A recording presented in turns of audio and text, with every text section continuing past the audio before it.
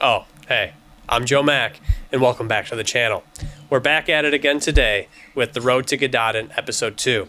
This time we're going to be going over Demon in White, Ashes of Man, and Kingdoms of Death, but in the correct order, not the way that I said it.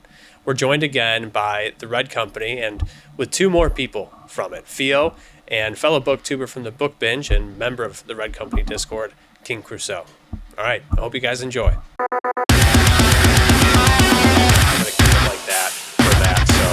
But welcome back, everybody, for episode 2. We're going to talk about Demons in White, Kingdoms of Death, and Ashes of Man. Is there anything that anybody wants to say before we get into it, or get off their chest about this particular arc of Hadrian's journey? Anybody? Don't all jump at once. Yeah.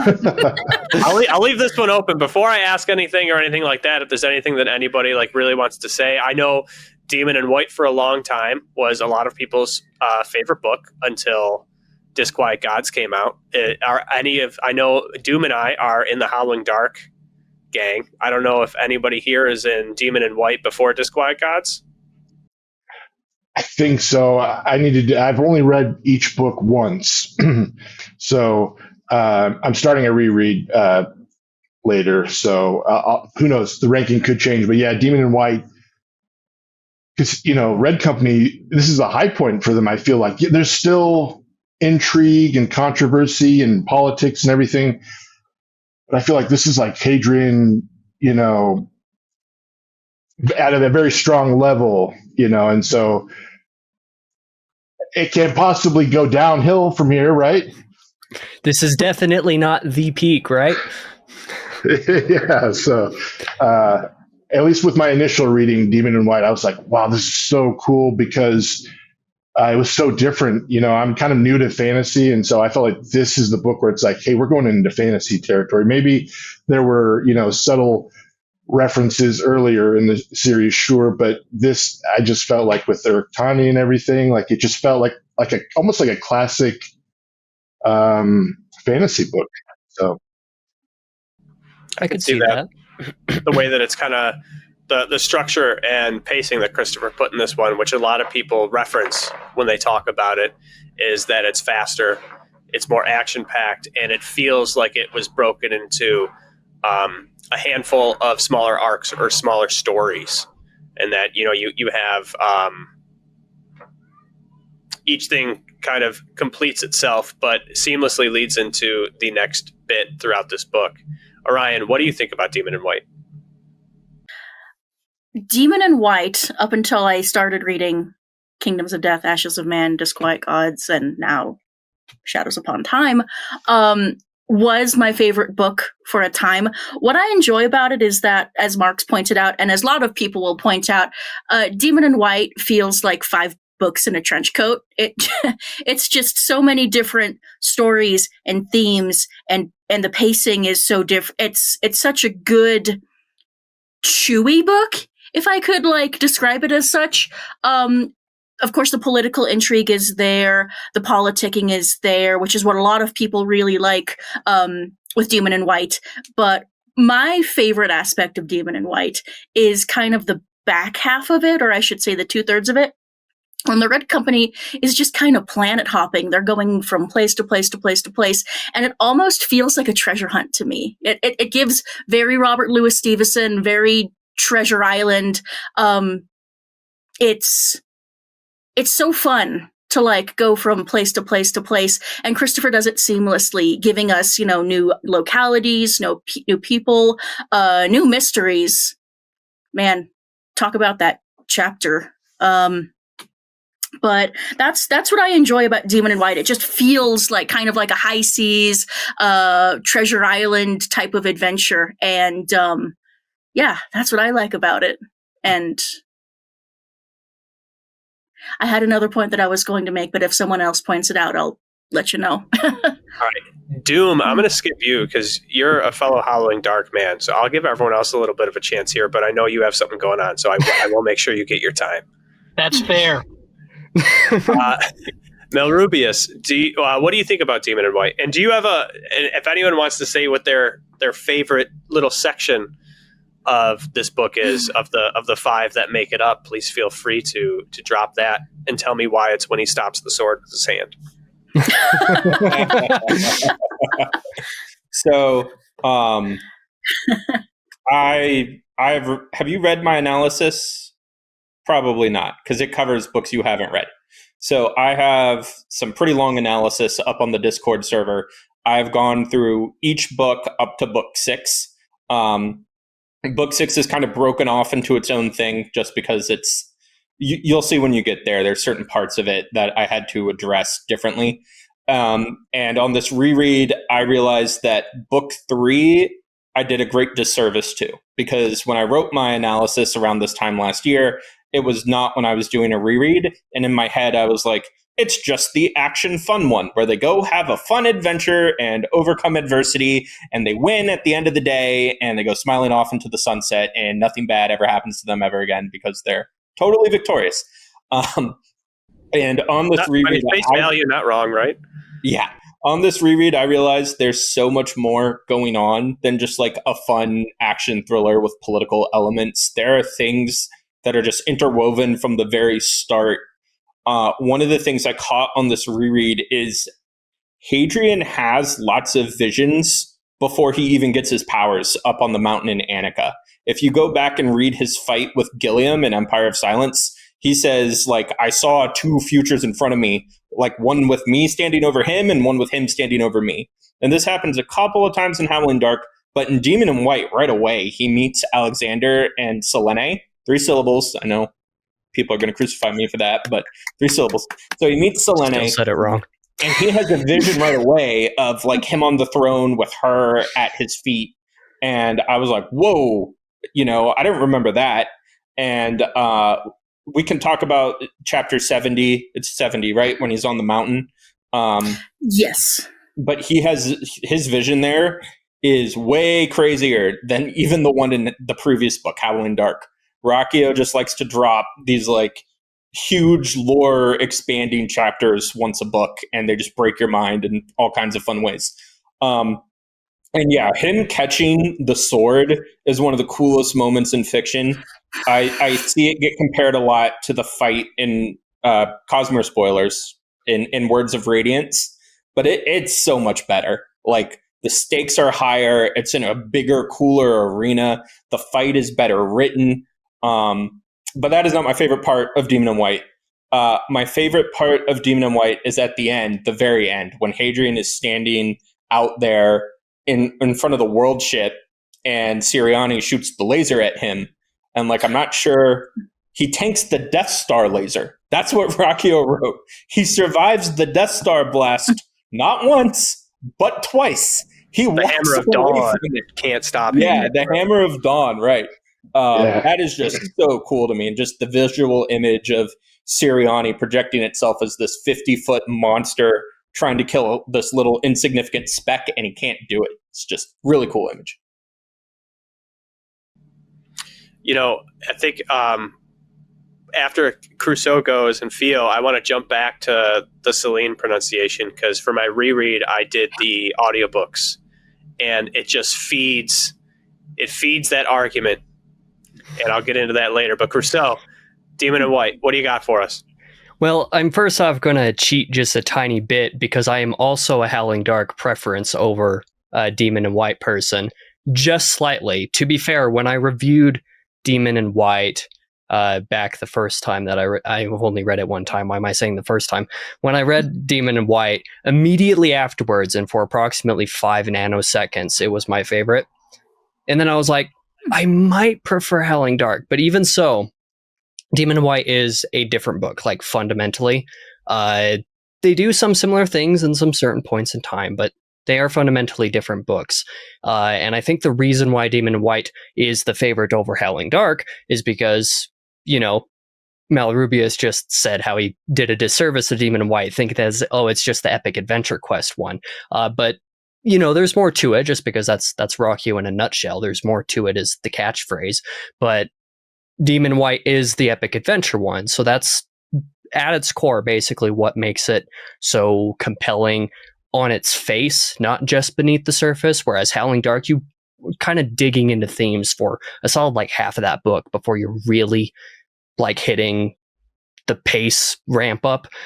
So if you're not invested in any of that, or if that doesn't immediately strike you, that's harder to work through. Demon in White, the very first arc is like, oh, the Red Company is an established outfit within the Imperial system, and now they're going to infiltrate a world ship. And that is the first arc of that book, and is the coolest thing. So as far as like a favorite moment or something like that, I think I'm going to be like the one that subverts the expectation and not say Baronique or, the Death Star laser moment, because those are the obvious answers, right? You have also Annika, which is an obvious answer in the not epic battle type of way, but in a very philosophical type of way. And then I also have other friends like Isaac, who really likes Colchis, but I really like the world ship infiltration. I think it's kind of underrated, actually. I've seen a lot of people, not a lot of people, but I have seen a couple people personally reread Demon in White and be like, this world ship infiltration isn't as good as I remembered it being. And I'm like, I don't know if I'll feel that way on a reread, but I find myself very confused because I loved that section the first time. It was like, this is the first act of a Sun Eater book that is like really driven to something. And I really, really liked that. You get to see a lot of imagery that you haven't seen before, unless you've read Not Made for Us from Tales Volume 1, but that's a deep cut. So, it was just something different. And it's not like trying to make peace with the Sealson and, everything's gone wrong like Howling Dark. No, that's a infiltration. You are straight up there to do damage, and that's a very different type of angle to approach the interactions and that battle. It's not one of, my entire dream has just shit hit the fan. No, like that's gone now. You're the Red Company. You're here to take over this world ship and get what you can and go. So that's the part of the book that I really like. Awesome. Pheo, what did you think about Demon in White? And in addition to that, I'm going to ask you how you felt about Demon in White having a time jump at the beginning, the same way that Howling Dark did, but not a lot of people complain about this one. Ooh. So, just to start, I have like kind of a weird situation with Demon in White, because when I first read it, it wasn't really my favorite. I actually stopped dead in the middle of it to go back and reread a lot of the novellas and the short stories that I hadn't read up to that point. So I got a little bored during it, which, looking back though, I feel much more fondly about Demon in White. It's probably the book I think about the most. So oddly enough, but as far as the time jump, personally, it didn't bother me. I mean, the Howling Dark one didn't bother me either. I love how all the Sun Eater books, almost all of them, start out with this big time jump, because I like putting the pieces together. It's always just really fun for me. So it didn't really faze me much. I thought it was cool. We got a new Hadrian who felt a lot more mature, and I really liked that about him in Demon in White. Especially like his relationship with Valka and with a lot of the other Red Company members. But my favorite scenes, I swear me and KC have so many of the same takes. I have noticed this in the Discord, because the scene in the world ship is like one of my favorite battles in the entire series. Love that sequence, because it's just the fear of the unknown. It's like the first time you're going into a Cielson area in the main series, at least. And so it was so cool. I didn't know what to expect when I first read it. It's like, there's danger around every corner. What's coming at us? Like, it was awesome. And then I also love just the opening of Demon in White, where you meet the Emperor and you get that gravitas for the very first time. And it's just so epic. And then obviously Selene, pronounced Selene. Okay. This is the take we don't share. Doom. Yes. Demon in White. Demon in White. What do you think? Good book. Good book. That's Doom. It is. It's true. I'm right there with you, brother. Very good book. Not as good as Howling Dark, but definitely close. And I mean, like, what hasn't been said already, all the amazing scenes and battles and revelations. I will say, when we first meet the Emperor, I was immediately like, this guy sucks. But I think I'm in the minority. I might be the only person in the entire Discord who doesn't like William. I never have. Because you're wrong.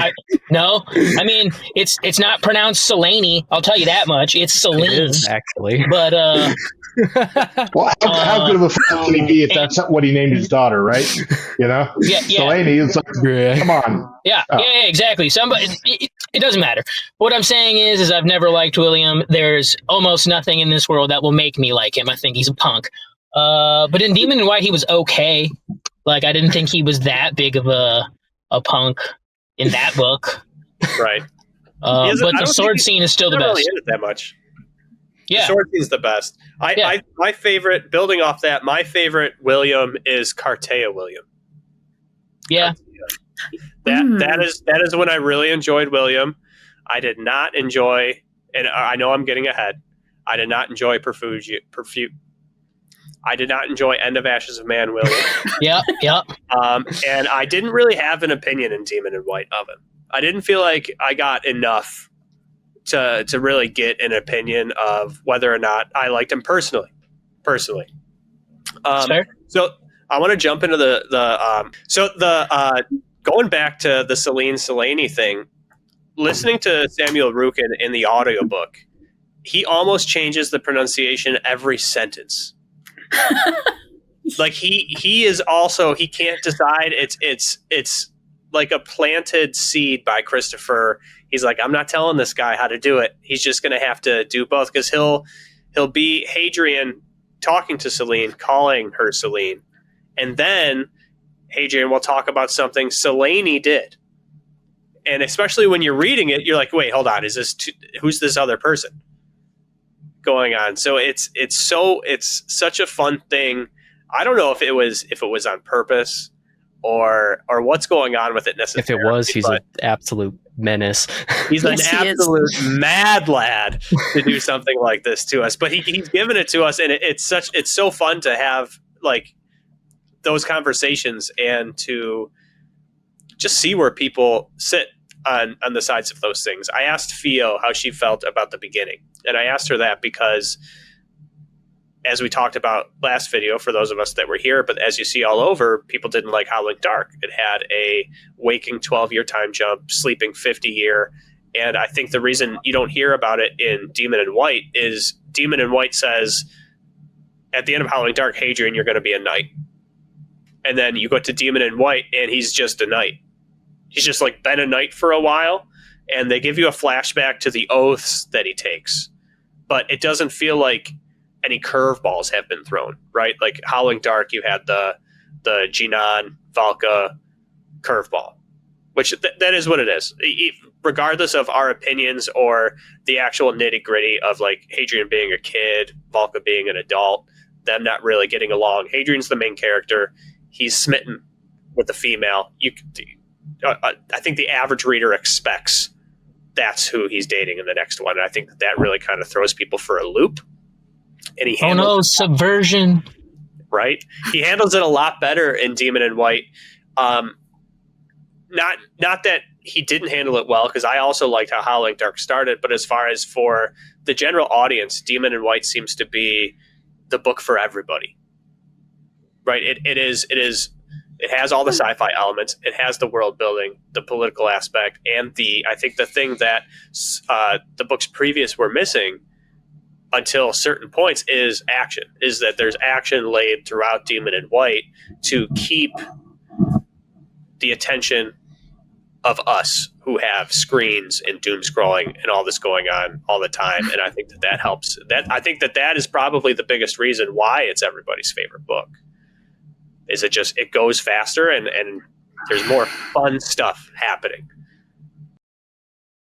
I think that's probably true, and we'll probably get to this point a little bit more deeply eventually when we talk more on the final act of the series. But that's what makes like the Demon and White versus Disquiet Gods conversation so interesting, because Disquiet Gods is absolutely not the action book.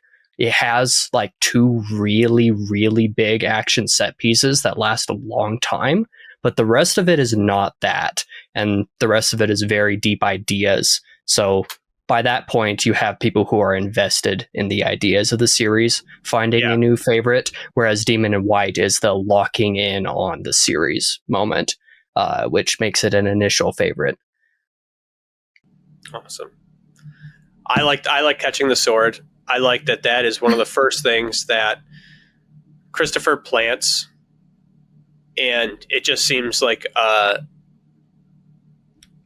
possibly important but cool little point that at the time, especially the way that the Extrasolarians and Hadrian's opinions of these people are shared to us, that because part of him, even though it's against his will, has become like them, that a lot of the way that his worldviews are changing, moving from Howling Dark to Demon and White. He wanted to find peace with the Cielsen. He discovers he's unable to do that. He is afeared of thinking machines and changing himself with machines until he meets Valka, and so she's the exception, and everything else is too much. But then part of him becomes that way, and then I thought that was all that was going to be. So to have that adamant is used all the time. And Christopher's very good at not letting you forget certain important facts, like that adamant and its long chain molecules can stop the high matter sword. But even so, when it happens, that to me was incredible. I think we need to dive into Annika a little bit because there's a lot of lore in there. And what I want to say about it is that we're reading a book, and these visions are the closest thing to a montage as you get in the written word. And Christopher's able to take these visions and have so many sequences kind of if you stick with me with that, but like flash before your eyes, where if you don't take a second and go back and reread it and really pay attention, or rewind if you're listening, you're going to miss a lot of what he is presenting to you and revealing to you. So I think that is something that's worth talking about. I want to go to Doom first for this. If you have anything, otherwise I'll pass to Malrubius. What, for Annika? For Annika, yeah, and the vision and Hadrian unlocking some more power. Oh yeah. I mean, the vision obviously lays the foundation for like the rest of the series, right? I can't count how many times in the other books Hadrian references what he saw in Annika or mentions Annika in general. I will say it was a clever way to then like give him more power, which I think was pretty cool. And that's, you have a bunch of crazy scenes, but like Malrubius was saying that his favorite scene is him tanking the Death Star laser, I think is exactly how you said it. Like tanking the Death Star laser and being able to like explain how the power works, and then all of a sudden you're like, I don't know what quantum foam is. I don't know how all of this probability matrix and all this crap. And then all of a sudden Hadrian's like, yeah, cool, lasers don't work, and you're just like, okay, and you just start cheering because you thought he was smoked, and then he's just standing there completely unhurt. So I really enjoyed the way Christopher kind of weaved that in, like you were saying about the arm too. He always like makes these offhanded references like you would in a movie, and that's the foreshadowing to what happens later in the film. Like, oh, we had the answer the whole time. Like, oh, Hadrian's about to get cut in half by a high matter sword. Psych. His arm's made of that stuff I've been mentioning for 3 books now. And then Annika and the vision and unlocking more of that power and how the power kind of works. Then you're like, he gets blasted by a giant space laser, and then he's like, no, it doesn't work. And you're just like, fuck yeah, this is awesome. Annika is when he becomes Himdrian, as we've said in the Discord. Himdrian, which I absolutely love that. Yeah, for sure. Malrubius, Annika, what do you got for us? So Annika, is the first time you get the curtain pulled back, somewhat literally. I believe the phrase, we are behind the stage is used a couple of times. And we get told a whole bunch of information, and all of it is very relevant. And it comes at you in such a flood that no one is going to retain all of it, right? Rereading the vision, I was like, oh my gosh, there's this and this and this and this and this. And it also ties into some of the spiritual themes of Sun Eater, which get very controversial for a couple different reasons. One is that I think there's a certain segment of sci-fi fans who are like, sci-fi is real. It's what's going to happen in our future. And obviously there's no such thing as religion in the future. So any books with religion in the future are just crap, which I disagree with that take. I think those people are much diminished, but there's still a loud minority of them. The other complaint is that it's too on the nose, or that the religious themes are very obvious. And I think that comes from Hadrian makes a lot of classical references where these religion things are more explicit. I think in Sun Eater, everything is a little less specific than what the critics say. Hadrian is not tied to any sort of particular religious group, not even the ones of his own empire. And while there is sort of a creator god and these other supernatural beings that oppose him, you will find that in tons of mythologies, including the Jadians, right? Who are space Zoroastrians. They could sit down at a table with the Museum Catholic and a couple others, and they would all sort of agree on like the general outline. And that's all Sun Eater has specified. One line that really caught my attention on a reread is Hadrian is sort of seeing the whole universe, and he mentions offhandedly that there are empires in the far off Coma Wall who hop galaxies the way we hop planets. That's as close as I can remember the line being. And this time I was like, what's the Coma Wall? I've never heard of that. So I looked it up. The Coma Wall is a galactic superstructure. So our universe is made up of these superstructures. There's these various walls of galaxies. And in between all these galaxies are these voids, these spots that have a lot less going on. So the Coma Wall is like billions of light years away from our galaxy, right? And it is a huge, huge universal superstructure full of galaxies. And Hadrian says it's inhabited by some very strange empires that can hop galaxies, which, like, when people talk about the cosmic horror of the series, they're often talking about things on a smaller scale than that. But that to me is pretty terrifying. Because we get told in Howling Dark, there's like lion, leopards, wolves, right? Which the way I interpret that line is that there are predators and bigger predators and bigger predators, right? And I don't know how critical those are to the story, but just knowing that like there's a bunch of galactic empires out there that could look at our galaxy at any minute and squash it like a bug if they so desired, it's pretty terrifying. Yeah, I love that. I had no idea about the Coma Wall, so that's insane. That's crazy. Crusoe, do you have anything to say about Annika, or generally, I don't want to be too specific, but generally the lore revealed to us in Demon in White?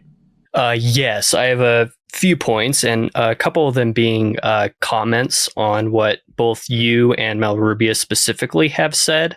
One of them was something that I thought of earlier, so I'll just go through a few of these, and I'll try to be brief.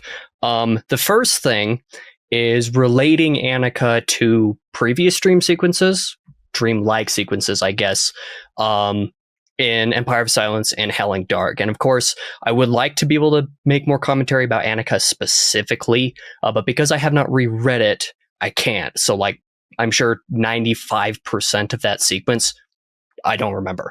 Unlike I Dare Not Meet in Dreams, the chapter in Caliga from Empire of Silence, or Brethren from Howling Dark, where I have reread those and I have context for what those things mean, especially having read now Shadows Upon Time and how much even more is foreshadowed with that in context, even beyond just Disquiet Gods, because the jump from Ashes of Man to Disquiet Gods already is huge.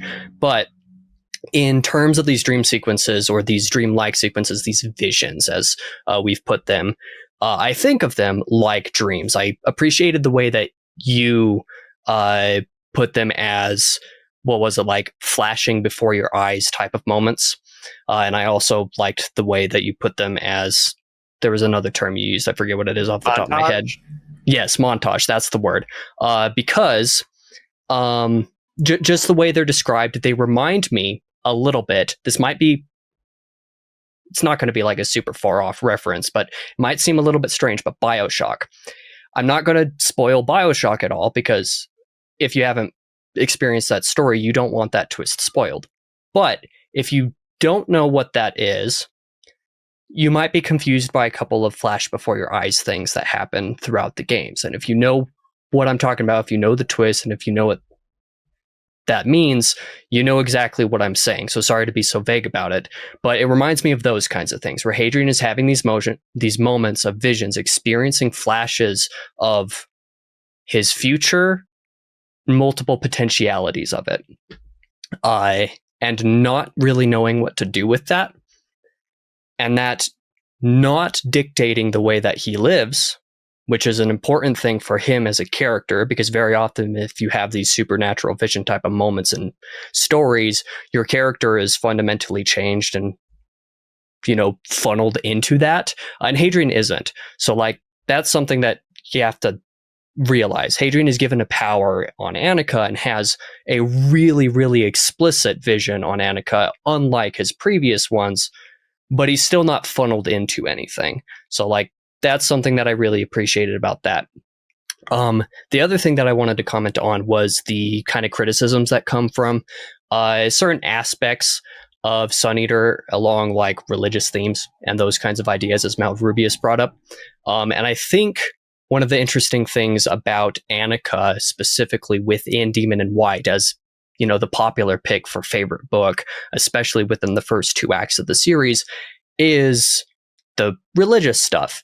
You can read Annika and like be, what was that? And then kind of forget it. And then if you're not focusing on those ideas as they come up in especially Kingdoms of Death, but over the next couple of books, you end up with a very a higher chance of being surprised by things like disquiet gods. And that's where that criticism is primarily going to come from, is people who like did not really internalize Annika specifically. Whereas, you know, anybody who's rereading the series, you read Annika and you know exactly what's happening. And that's, you know, it's a much more important scene than I think some people realize, even though it seems so important in the moment. It's like, oh yeah, that's epic, that's big, that's huge. And then you forget because space battles. So, you know, anybody looking to reread, I urge you to focus on these types of chapters like Brethren, like I Dare Not Meet in Dreams, and actually like really internalize those, what they're saying, their wording, and how their relationship builds in accordance with the rest of the series, because it's huge. I'm saying this also for myself because I have not reread Demon in White yet, so that's my commentary. Fantastic. Marx. Yeah. So yeah, because I've only read it once, I just have scraps of memory about Annika, but I would agree with those that see religious significance to it. You know, if I remember correctly, he's like wandering a lot, right? Like there's moments where he's like almost feels lost. And so to me, that just kind of reminds me a little bit of, you know, Jesus in the wilderness for 40 days. And I don't remember the visions that he had, but I just, that's about it. I just remember little bits and pieces, and I just remember the wandering. Yeah. That's what sticks with me, is just that, you know, he was trying to find answers, and it seemed like an eternity of just walking and walking. And honestly, you know, that's how it is sometimes when you have questions about life, whether you find those answers through religion or philosophy or nature, however you find those answers.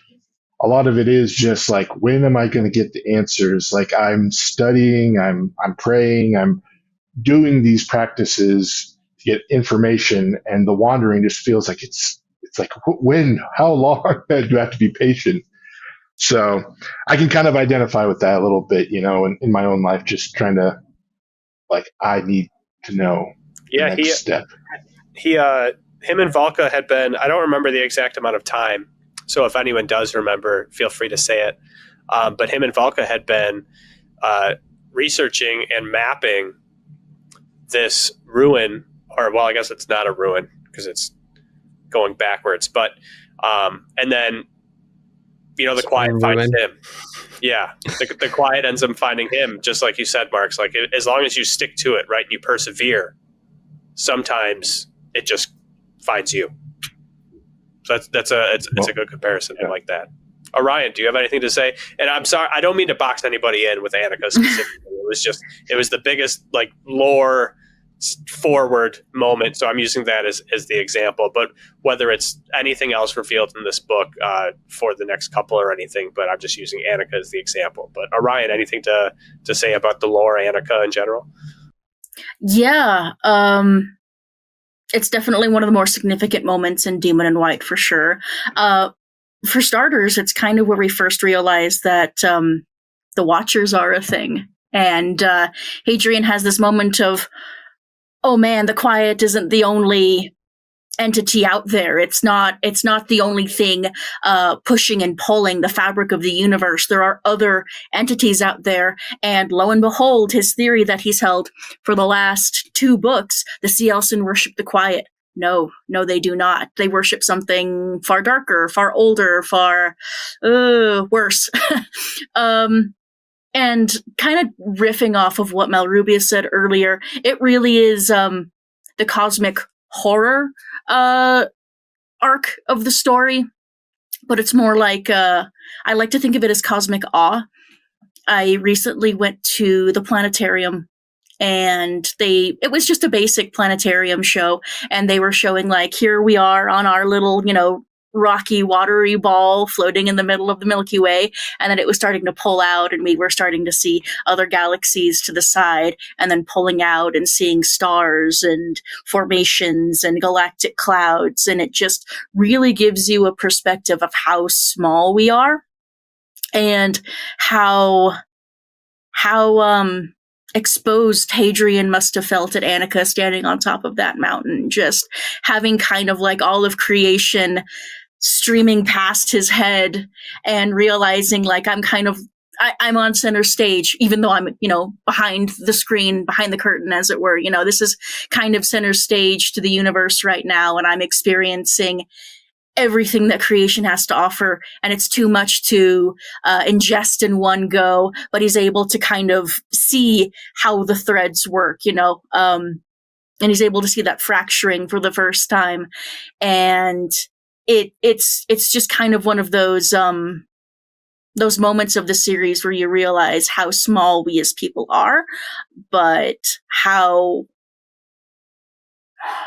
do I say, how necessary we are, how important we are, because we are small important. Yet significant. Precisely, yeah. Important says, right? Absolutely.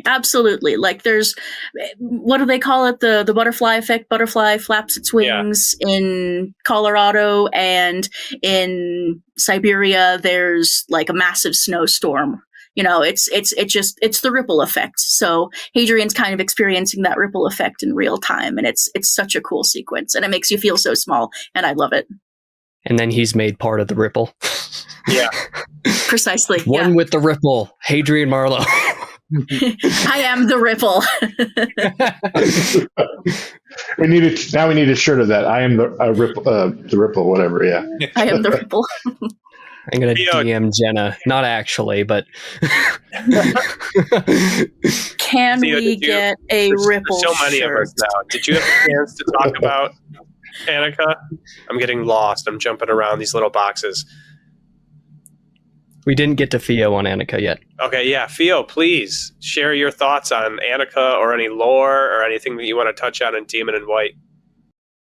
I really liked Orion and Marx's points about like one being small and then the wandering, because I haven't done like a full reread of that scene, but I skimmed over it a little in preparation for this video, and it was a lot longer than I remember it being. Way longer, because obviously Empire Silence, the vision there was very brief.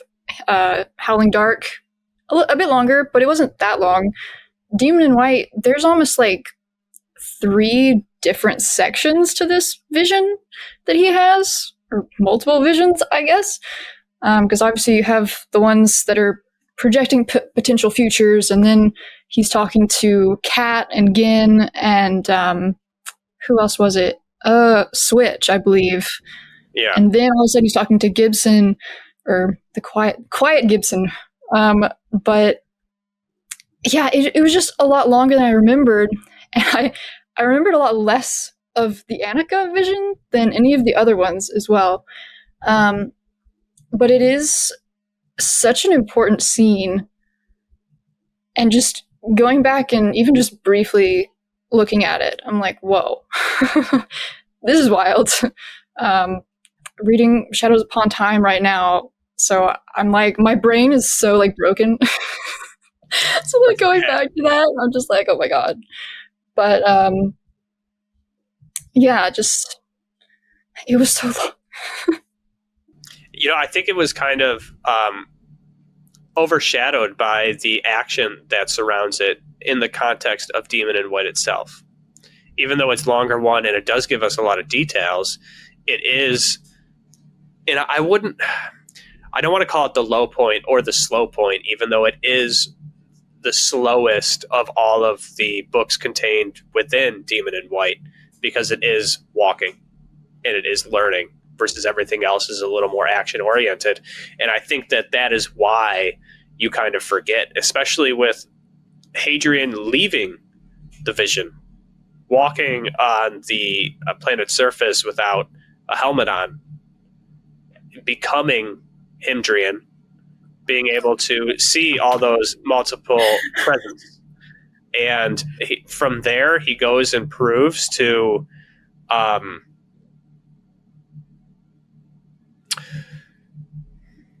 who's Corvo's second?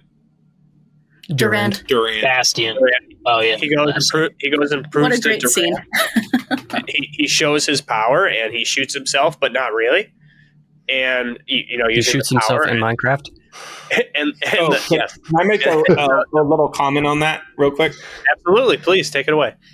So I think one of the reasons why Demon in White is people's favorites is because we get Lorien, who very much shines. He's a fantastic character.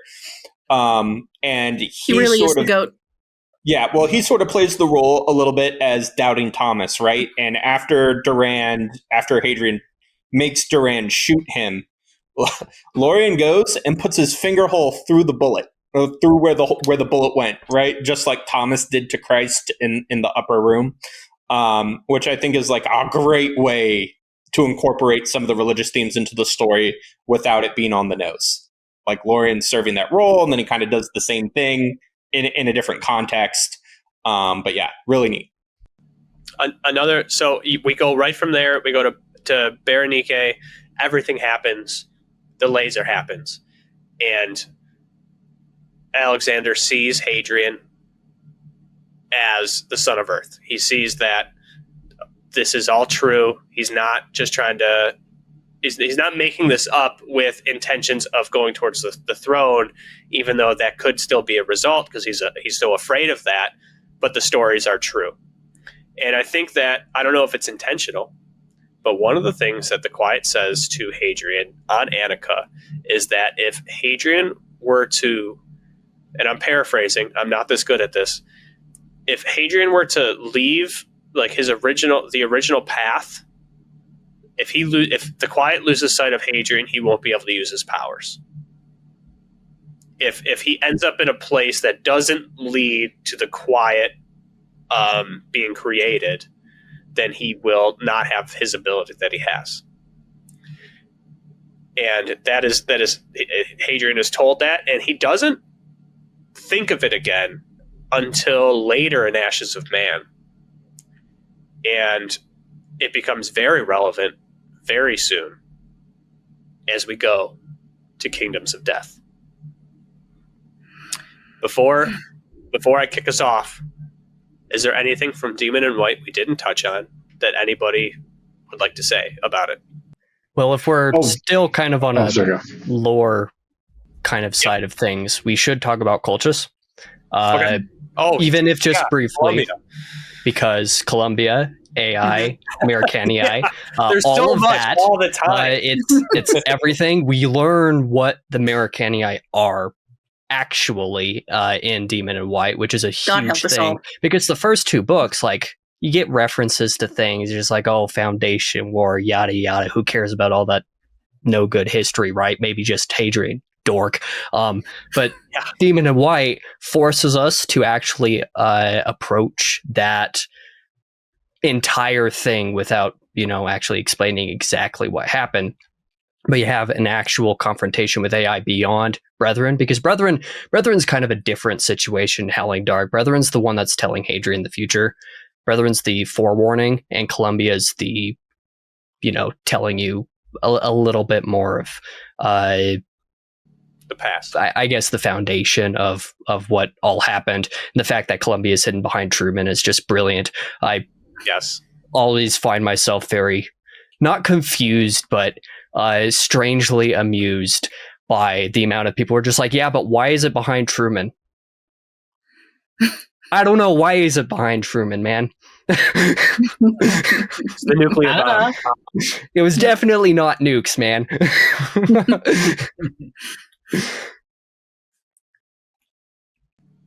Does anybody else have anything to say about that sequence? That's columned. That's Isaac's favorite part of the series is Colchis and Demon in White.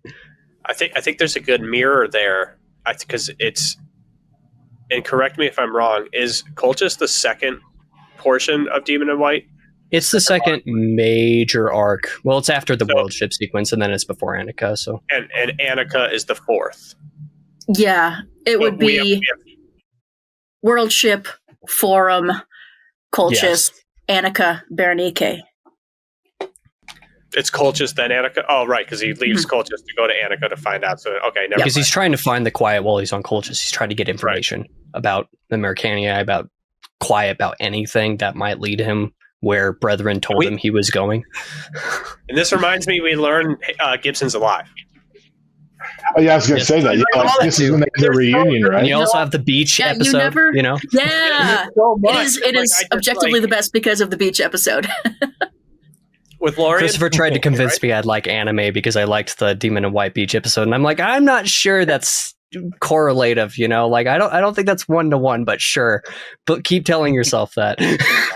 What I noticed when especially since we've got the server and we can watch people in real time react to reading the series, every single person who goes through Demon in White gets emotional when Gibson returns, and I just think that's so telling about what a cherished character he is, and how we assumed that we would never see him again, and then all of a sudden Hadrian is seeing his mentor again alive, and we're feeling those feelings with him, and like I said, it just goes to show what a wonderful character and what a wonderful mentor Gibson is. That every single person who gets to that point goes, oh my god, he's alive, this is the greatest day ever.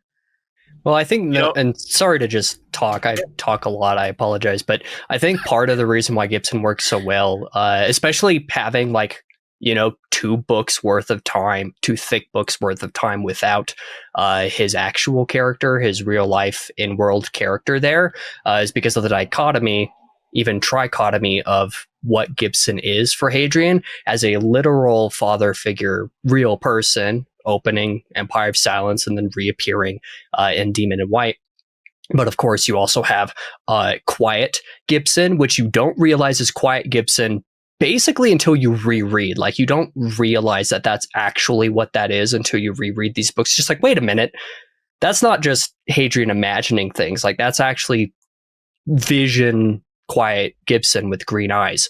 And then you also have Hadrian's personal Gibson, which is arguable to still be Quiet Gibson to a degree, but it's usually in the form of the aphorisms of talking to him, in his head, hearing him in his head, rather than being some like guiding figure there kind of on the outskirts that Hadrian thinks he sees, but more like who exists in his mind. So you have like these 2 or 3, depending on how you look at it, different versions of Gibson, that 2 of those versions still exist for the last 2 books. Sorry. So you have Gibson actually reappear and you're like, oh, wait, I'm not just hanging on to these threads like Hadrian is. He's here again. And that makes strangely an even bigger punch than if he was just straight up absent, because otherwise I would feel like, not Deus Ex Machina, because it's not God from the machine per se, but it would feel undeserved. It's because Gibson is still a thread outside of that. I don't want to. Doom, was that you raising your hand? Yeah, I have to go, so I'm just going to say a few things rapid fire. Do whatever you want. Alexander is a bitch. Okay. True. In Kingdoms of Death, there are 3 goats. Their names are Krim, Polino, and the number 1, Octavia Corvo. Okay. True. Corvo is the GOAT. I will accept no debate. Ashes of Man, I only have one thing to say. William got what he fucking deserved. Yes. All right, cool. How do I leave this and then let it go and you'll send me a link later? Yeah, I'll send you, I'll drop you a link. I'll DM it to you directly so you have it. All right, cool. I'm going to get out of here then. Goodbye, Thanks, Doom. Avenge us! Avenge me! We Bye, shall. Doom. Man, there goes the life of the party. I know. There goes the exuberant The rest of this one. is just gonna blow. I want to bring up, and I don't want to take away from criticisms, because everything deserves criticism. Not everything is for everybody, and everyone's opinion is valid. So now, like, the whole bless their heart type shit. I'm not going to make a joke here. That's fine. You should. All opinions are valid unless you say Celine. I'm kidding. There are a handful of things that go around the internet from naysayers, and one of the ones that I see is that people are struggling when they're starting the series because they don't care about the side characters, even though this is like. And I don't know if there's a disconnect with the fact that it is being written by the main character in a first person POV. So like he's literally writing about himself, and that is like Christopher commits to the bit so incredibly well and so hard, right? Like he's literally writing, like it's him writing it. It's not Christopher writing about him as like an author in real life. It's Hadrian's writing it. So it makes sense that you don't get a lot from everybody else because we are in Hadrian's head 24/7. It's why the narration, if you come from different audiobooks, is a little off-putting, because it's always Hadrian's voice. And it takes a second to realize that, that's because Hadrian's literally telling us the story. Like literally is telling us the story. And even with that being said, the impact of Gibson that happens on 2 different occasions is so profound, just on that one character, and we literally spend almost no time with him. Like big picture, right? Like Empire of Silence, the beginning, nothing else, only Colchis. And that's it. And then in the later portion, it's only the end. Like, and it just in that short period of time, because Hadrian cares. That's why we care, because we are Hadrian while we're reading the story. And if you don't care about anybody, it's because he doesn't. You're not meant to. You're looking for something else, or you just don't get it, is the only thing that I can say. And people who have that opinion, I think it's fine and it's valid. And if it's not for you, it's not for you. I don't think everybody needs to read this series. I would love it if they did. But I don't think a rant. It just, there's some things that feels like it kind of goes over the head of some. I have a rant coming on. Right. So Let him if cook. anyone else, Release everyone should release comment. yourself. Go before I start talking All right. again. So here's this criticism is mainly, I have noticed, is mainly coming from people who have read Red Rising and are now jumping into the series. And Here what- we go. Okay, What this is a bothers callback me to about video this, one. man. Malrubius and the Red Rising takes. I love it. Yeah, so I'll say Plotting up front, Patrick. there are elements of Red Rising I like a lot. I'm frustrated with certain things Brown does. This is not about that. But people say, I want good side characters. And what they mean is they want characters like Virginia, who is our main character's love interest, and Severo. Because there are characters in Red Rising, even POV characters as we go later on, that are like despised. Maybe despised is too strong of a word, but everyone sort of agrees that a couple of them are poorly thought out and they have these wildly different arcs each book. And it's clear Brown changed his mind with where he wants to take each character. And then these people come over to Sun Eater and they're like, the book was boring. Hadrian talked a lot about a bunch of old dead people I don't care about, and all the side characters sucked. And I'm like, guys, come on. Every character in this story has a plotted out endpoint in Sun Eater.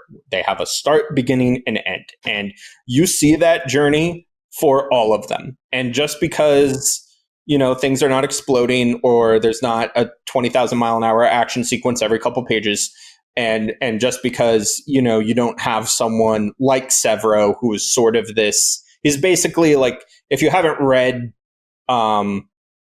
Red Rising, he's sort of like Paulino and Lorien's personality combined into one. So he's like always doing these weird, crazy things, and he's just beloved Dirty. by that. Yeah, he's just beloved by that fandom for some reason. I say for some reason. I didn't mean to say that. I mean, he's beloved by the fandom for a very good reason, which is that he's got a lot of character that leaps off the page. So one thing I tried to pay attention to in this reread is, do we get identifiable character traits of all the side characters that distinguish them, that help us know who they are, that ultimately lead them to their final place? And I can say yes unequivocally for every single side character. And when I say side character, because people don't think villains count as side characters, and they don't think people like William count as side characters. When they say side characters, they mean Paulino, Ilex, Krim, Corvo, the Red Company, right? And like, go read the opening chapters of Howling Dark. Hadrian tells you a little bit about Ilex and Krim and their relationship. He tells you about Paulino and Gen and Switch. You sort of get reintroduced to these characters as we've been apart from them for a bit. And he just lays the groundwork. And so this criticism really bothers me. It would bother me less if these people didn't also criticize their own book for this, and then come over to Sun Eater and be like, why isn't it like the thing I like? It's like, well, the thing you like isn't perfect either, right? And I can fully get, not connecting with a side character. Not everyone is going to connect to every side character. You don't even get Lorien for the first two books, and he's like, I think him and Valka and Gibson and generally end up in the people's top characters. And Lorien is very interesting, right? Because he's an Intis, and because Hadrian had this bias against Intises. Inti? I'm not sure. Casey, what's the plural? Yep. Intai. It's Intai. Okay. Intai. So he had this biases he had to overcome, and then you see other people, other Palatines like Alexander have that bias. Hadrian's now overcome it, and he's now trying to show them how to overcome it. And Lorien is just awesome. He's this brilliant, tactical mind trapped in the body of a health deficient 12-year-old. Yeah. And so he has all these problems. Like there's a really interesting part in Demon in White when Leonid Bardstaws quits the field, and Lorien is like, so are we just going to shoot him for cowardice or what? Right? Like, it's like, this is a dude who might not be able to swing a sword, but he is a man's man, right? Like, he has fire, he's man. awesome. Oh, Yeah. Yeah. He's got rare fire in him. Yeah. So that's my I think opening shot against the Red Rising fandom because they think even the most mild criticism of their book is worthy of crucifixion and burning at the stake, even though I generally like the books. And, I just have more criticisms than most Red Rising fans, get in those comments. Let this guy know what's up. Let's see, in response to that, well, depending on how you view a response, I'm not going to be pedantic or anything. But what I want to say is, I think the reason why you have such a stark minority, not this isn't reference in size or even like just how vocal they are or anything, just such a recognizable minority of people who read Sun Eater who don't connect with side characters. I think part of this comes from expectations for side characters, and this is sort of what you're saying, but I'm not even referencing in terms of like any other particular like past thing they've read in depth or how distinguishable they are. The thing is that Christopher is subtle. Christopher is a subtle writer in a lot of ways, and I think that people undersell this and oversell when he's not subtle, because when he's not subtle, he's throwing everything at the wall that he knows is sticking. And he does that in very specific moments on purpose. But when he's not doing that, which is most of the time, he is being subtle. And with side characters, their characterization, their distinguishing traits, and their actions and personalities are very subtle. They're people written on the page, not just from Christopher's point of view, but from Hadrian's. It's to the point that whenever I'm giving Christopher notes about certain things that need fixed, or whenever there's certain inconsistencies in the text, I like 80 or 90% of the time I say Hadrian says, not even you say, because this is Hadrian's POV, right?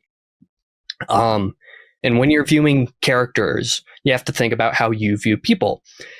People aren't just people in and of themselves, they're also the people that you know, to whatever degree you know them, and whatever those characteristics pop out, like, very often they're subtle. You learn those things over time, and sometimes they're not obvious, sometimes they're very obvious, but usually the obvious ones are pretty rare. They're few and far between. You have your distinguishing characteristics, like, oh yeah, Alex is, part plant. But you also have a lot of characteristics with side characters, and this is how they should be, that are like, you're only going to notice that if you're really paying attention to that character's minute actions, to the things, the way that they say it, the way that they word something, and the particular fiddling that they'll do in the scene, so to speak. And if you're not paying attention to those details, and most readers do not pay attention to these kinds of details, you learn over time. When people read fast, and most people read quite fast, especially compared to me, you're glazing over words. You're not internalizing every word of the sentence. And when you're not doing that, you're missing those subtle things. And with the way that Christopher writes, that means that you're missing a lot of the side characterization. And that's why they don't click with no small number of people. I'm not saying that reading fast is a bad thing, even though I do recommend for people to generally read a little slower than they tend to. But you do have a lot of people who just skip over those details, quickly forget them in one ear, out the other, and wonder why there's no distinguishing characteristics. It's because they're not the obvious ones, and that's what's bothering them. Yeah, So you got to chew before you swallow. So savor it. Marx. No, you're right, because even like Hadrian, because these are just actors in his story, right? He's telling it to us, and we get Paulino has very blue eyes. Well, and then eventually Isa. Krim has a bandolier of knives, and he always has those little candies that he gives out to others, and he's a kind person. Ilex is part plant, and there's more to her than that, but that's like the big thing. Alara is Paulino's woman, and she's kind of like... She's as fiery as him, a completely opposite way. So we get all that, but it's without doubling down with Malrubius and talking about one particular group of people, because that's not fair. It's just that these series became popular. Well, these series came out at the same time. It's unapologetically first person, and it's not an author writing a first-person story. It is the first person writing the first-person story. And I think that is a little different for when people read it. But the whole reason I brought that up was just to say that the impact that Gibson has when you come back to him. I don't get very emotional reading things. It's just, I don't know. But I get watery-eyed about Gibson. The way that Hadrian feels about this character and everything else that happens, like more so than what we're about to talk about in the next book. That stuff, I know how I'm supposed to feel, and I know how Hadrian feels, and like that stuff's bad. But it doesn't get me. It doesn't like get me emotionally. It's like, damn, that's just crazy. But Gibson gets me teary-eyed. Please, Orion. I wanted to riff off what both you and Casey had just said. I feel that the side characters in Sun Eater are, they're made greater by their absence in a way that a lot of series don't really, they can't really put a finger on, because, Hadrian is writing this centuries and centuries and centuries down the line, when of course all of his friends and loved ones are no longer there. And so he's kind of, he's kind of reviewing them through rose-colored glasses, I want to say. But, throughout the series, we see these moments of him, without his people, and then, reminders that they were there. For instance, you brought up Krim, who is one of my favorite characters in the series. Like, I immediately related to Krim so hard because he is an immigrant. He's kind of a self-made guy, but he's just like super kind, and he's very passionate about his company, his people, about Ilex, whom he adores. And as you said, we first meet him, and he has his little candies, and he's offering one to Hadrian, and that kind of is his thing. He's got a sweet tooth. He's always walking with these candies around. He's offering them to people, just kind of as like, just, hey, you want a candy? And he does it again in Kingdoms of Death, just kind of like in the middle of a crisis. Oh, I need a piece of candy. It calms me down. This soothes me. And years later, Hadrian is standing on a ramp on Cartia, just kind of, doing whatever. And he realizes that in his pocket is a crystallized piece of Krim's candy. And I don't know why, but that just decapitated me. I was like comatose on the ground, just non-responsive. It was that stark reminder that, there was this wonderful, loving person who's no longer there. Why am I getting watery-eyed? I love these You're books talking so about much. why, Orion. There are. You just told us. So just their absence makes them, more cherished. And Hadrian realizes, I loved these people. Yeah. And I think Gibson why specifically the Sun Eater also, side characters mean so much to me. Anywho, sorry, I will get off that soapbox. I think Gibson also makes a slight difference, because especially in Empire of Silence, you have like a handful of characters that Hadrian knows. You meet the Red Company or early members of the Red Company in Empire of Silence, but you only have like a few characters that you really get. And that's Kat, for however short of a time she's in there. That's Volka, and then that's Gibson, and Gibson is the first one. So that's probably part of why Gibson hits so hard, is because you learn those minutiae, you learn the subtleties of his character, and he has a lot of them. You learn them immediately, and then as I was saying earlier about Quiet Gibson and then Hadrian's internalized version of Gibson, those also permeate the next couple of books. So that kind of makes Gibson a special case, even compared to the Red Company. Moving to, if that's okay with everybody, moving to Kingdoms of Death. Pheo needs her turn. Oh, Pheo. We were riffing. Sorry, I'm getting lost. We're having so much fun. Pheo, would you like to talk about the side characters? I'm sorry. Too many cooks in the Getting kitchen. forgotten.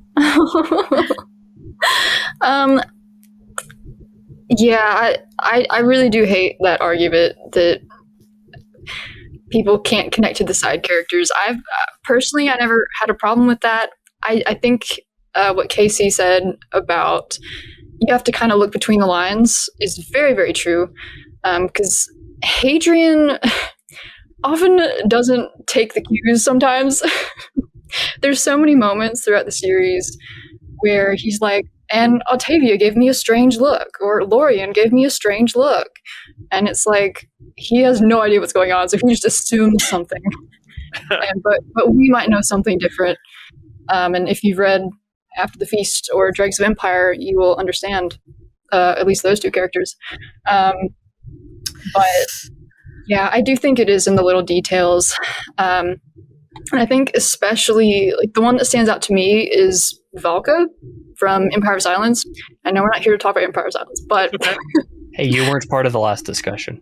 Take your time. Fire away. Yeah. But... I have no curfew. We're good.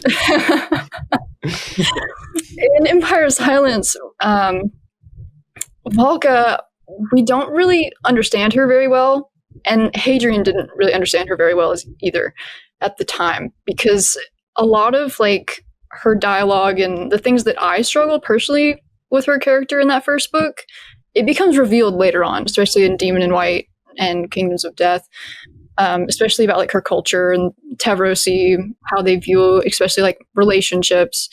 And a lot of that was the reason why she was so distant from Hadrian, even though she's supposed to be this love interest. And older Hadrian is like, I love Valka so much. But yeah, I think the longer these characters are around, you get to know them better. And I think the side content as well adds a lot to them. So I kind of, whenever people say, I can't connect to them, I'm just like, read the side content. Side content, it might help. Side content for side characters seems to be on point. You said After the Feast. I'm reading Dregs of Empire right now on my way to Disquiet Gods for the first time. Where can I find, and our viewers at home, After the Feast? Tales, Volume 3. Fantastic. Sorry. I did know that off the top of my head. I apologize. First story of Tales Volume 3. I'm going for my third attempt. Nope, go ahead. I was going to say it's the first story in Tales Volume 3, and do not read it until after Kingdoms of Death, people at home. Mm-hmm. Okay. Yep. Just in case. Like, I know we're doing spoilers for this whole second arc through Ashes of Man, but like, seriously, don't do that. Have we even gotten into Kingdoms of Death yet? Nope. This is. I'm about to try for the third time, but listen, there were good reasons. There were good reasons not to move on. We didn't talk about Colchis. We didn't talk about Gibson. And to be fair, we still haven't really talked about Colchis because we got derailed with Gibson and side characters. We also haven't talked about Baronique properly, but like, we just. Okay. We can cover that like tangentially through like Ruocchio and other stuff like that. I do want to use Krim as my segue, if that's okay with you, Orion. Yes, of course. Hadrian pulling the candy out of his jacket so far in the future after everything that he's been through. Really? I'm okay. It's an example that I take of Christopher taking this fantastical book and making it, I've said it a couple times in other videos, like grounding it in reality. And Kingdoms of Death, I think, as a whole, serves that purpose, which is like not everything can always go right. The hero can't always win, even though he's got sick jackets and awesome superpowers. Like, it's not, like, you know what I mean? Like, once things take a left turn, when things go wrong, or just like in real life, when you take your laundry out and you find $5, or you put your winter jacket on from last year and you find, whether it's sentimental and it's like a movie ticket, or it's $5. It's just, it's something that happens, and picking that piece of candy out is something that I think relates it back to real life. Like, it makes the story feel more real, that not everything always works. We know Hadrian's there at the end, that whole thing, but that it's not just conflict How does he get through it? Conflict. How does he get through it? Conflict. How does he get through it? Because we know he has to. He's the hero, right? That there are things that happen in this story that are small. That's a very the candy thing is a very small, almost. And I would never throw away Krim's candy, but almost a throwaway moment. Like it happens. Like he puts it on, he sees it, he says, "Oh my God, it must have been here when I took it off, and it's been here for forever." And like the story continues, but that's a real like this is Hadrian's real life that we're hearing. You know what I mean? With that being said, Kingdoms of Death. Hey. Oh boy. We are coming off. Nothing bad will happen in this book. No. Surely not. You just had Hadrian dodge 2 Death Star lasers, like, you know. And a bullet. He can do anything. Stopped a sword that's not supposed to be stopped. Hadrian is unstoppable. Haha. Long chain molecules. Dude's on a roll, yeah. Swords. It's not named dangerously in any way. Yeah, and then you awake with him under investigation from the Chantry for some reason. You are coming. Demon White leaves you at the highest of highs that you could be left at for a main character exit of a book, right? We are officially the chosen. We are him. We are the superhero, whatever moniker you want to attach to it. Half mortal. Right, yeah. I guess I could have just that guy. Universe for the it, army knows. Like a bunch of people literally just watched him not die. It's been, regardless of growing his head back, we know that this guy is the God Emperor reborn, the son of Earth, everything that they start saying. Or that's what the people are saying. Right, he's accomplished something in front of Alexander.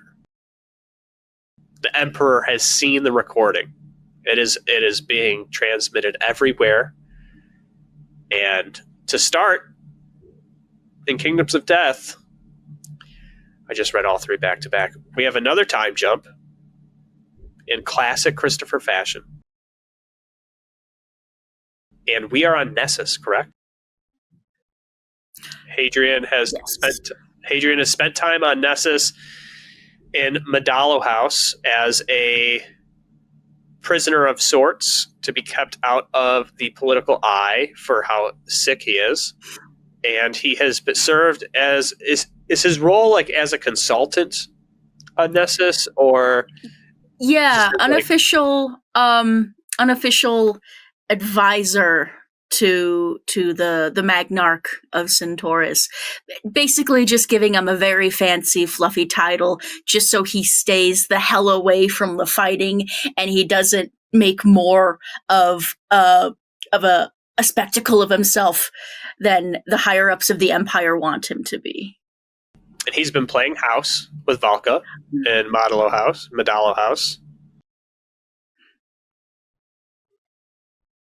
And once again, they have to call upon Hadrian because others just can't get the job done. Hadrian accomplishes the task in Hadrian fashion, and the Emperor goes out of his way to make a stop at Nessus to pick up his bestest boy and send him on a mission to Padmarac. I'm remembering this while I'm talking. I'm sorry that I'm going so long. To Padmarac to treat with the Lothrian Commonwealth to get them to join the fight, because the Jodians have also said for the 12th time that they're sending ships to help with the fight against the Cielsen, and they need it's the human fight. It's a human fight. So now that we're up to the real grit of this book, where it really starts, so that I cannot forget her, Pheo. Please, would you like to start with your thoughts on the Lothrian Commonwealth portion of this book, or anything from the beginning? I speed ran the beginning to get to where I believe is worth talking of. Go ahead. This is my favorite book. I love it so much. It hurts me, but I love it. The Commonwealth. A lot of people tend to not like this section very much. At least that's what the feeling that I've gotten from the community over the years. I don't know how. I enjoyed it. I thought it was very interesting. Just the culture of the Lothrians was very interesting. Then this whole like underground that you find out about people that are resisting. And I forget what is the book that they base their entire culture off of, and you can only speak words. Lothriad. Lothriad. The Lothriad. Yeah, I just found it very, very interesting. I don't know. I don't have that much to say about that in particular. If anyone else wants to go. I think the criticisms for Padmarak and the Commonwealth specifically come from one of two sides. One of those sides is the pacing, which Christopher says doesn't exist, but we'll disregard him for just a second. The pacing side of it is that it's a little bit slower. It's more slice of life relatively, if from a political sense, especially when you compare it to Forum in Demon and White. The politics of Demon and White is one of the things that people love about that so much, and that we just did not talk about at all. Kingdoms of Death does something like this with the Commonwealth in, just from a political sphere, but it's a little bit of a different angle, and it's a little bit more subversive. Technically, you're not seeing this mighty empire plus some extra layers to it. You're seeing this really dark version of what the empire could be if it was, a little bit different. For example, so you have a little bit of criticism from the political pacing of it because it's just a little bit of a different angle. And then the other side of it is people who think it's literally just USSR in space, and they think that's boring for some reason. And, not to disregard opinions, but, It does have some North Korean feel to the empty streets, I feel, as far as how Padmarak is presented to outsiders on their way through it before you get into any city proper or things that they want you to see. I think I would compare it to as far as the way that the city is portrayed. I guess to be a little more specific, if anyone wants to take it, is also, did you realize what was happening when we were being told, Marx? The kind of like Hadrian kind of like slowly being pulled into a trap and not really realizing he's being led, essentially. No, but yeah, I would say that section, it felt very like contemporary political thriller, like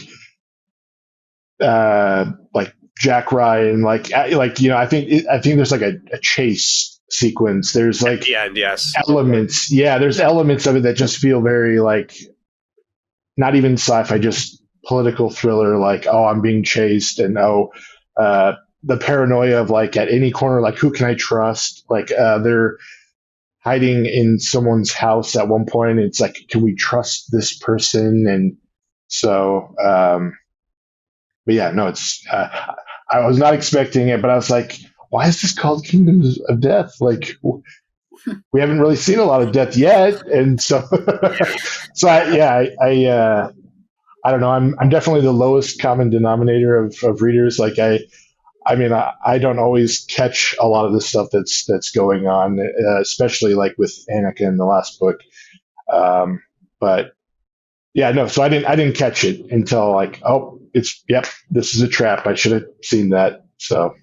I want more positive self-talk, Marx. You're great. Yeah. Okay. Mm-hmm. I didn't need validation. I'm just. I did not. I did not. The first time through this book, I did not catch it. The second time through this book, I can't believe that I didn't catch it. Just after learning everything that we learned, because there's the reason I don't catch it is because we don't really know as much, and then we're told more about Cielson culture. We're told, and there's a lot of connections that are made. They're not one to one, but you can see through the Lothrians' eyes why they would like, or why they could be convinced to be with the Cielson, as far as removing. You have, on one hand, removing this image of self, and they're trying to replace people with homunculi. And whether it's the removal of gender entirely and taking away all the organs, or having both so that there isn't two, the Cielson have both. And even though they're being led by one of the Minos boys in the background, and they're being convinced that way, and the second time through, you can see some similarities on how those cultures could kind of, like, how this could happen, even if there wasn't someone trying to do things in the shadow government. I want to go to Malrubius because I'm like triple dipping right now. I'm sorry.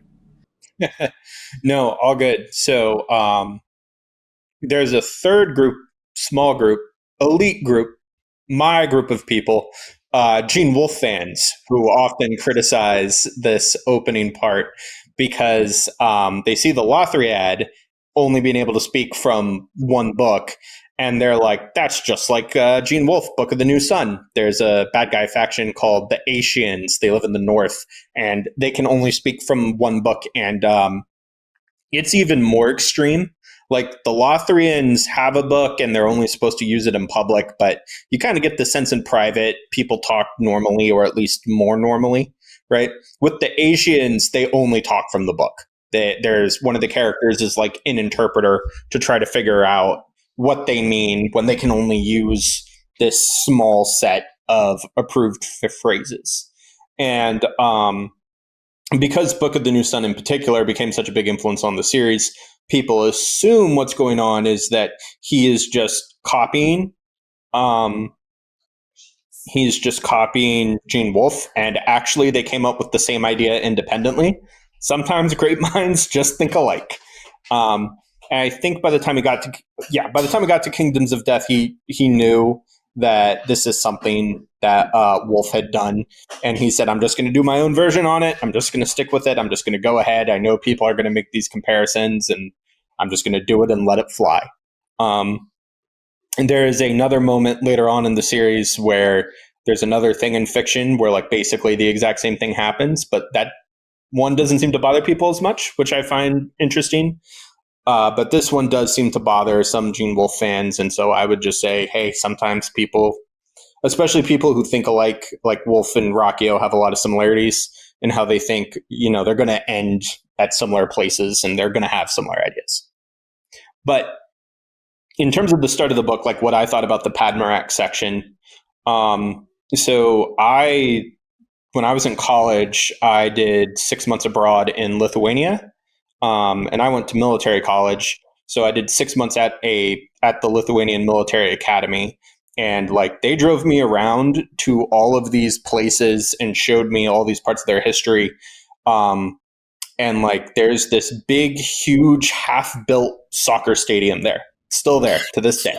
And it's just this big, mangled, ugly concrete thing. And they said in the early 90s, when the Soviet Union was starting to fall apart, the Soviets were like, oh, we need to try to do things to make our client states like us. So they engaged this sort of like public works type of thing, building things like that to try to keep the people happy.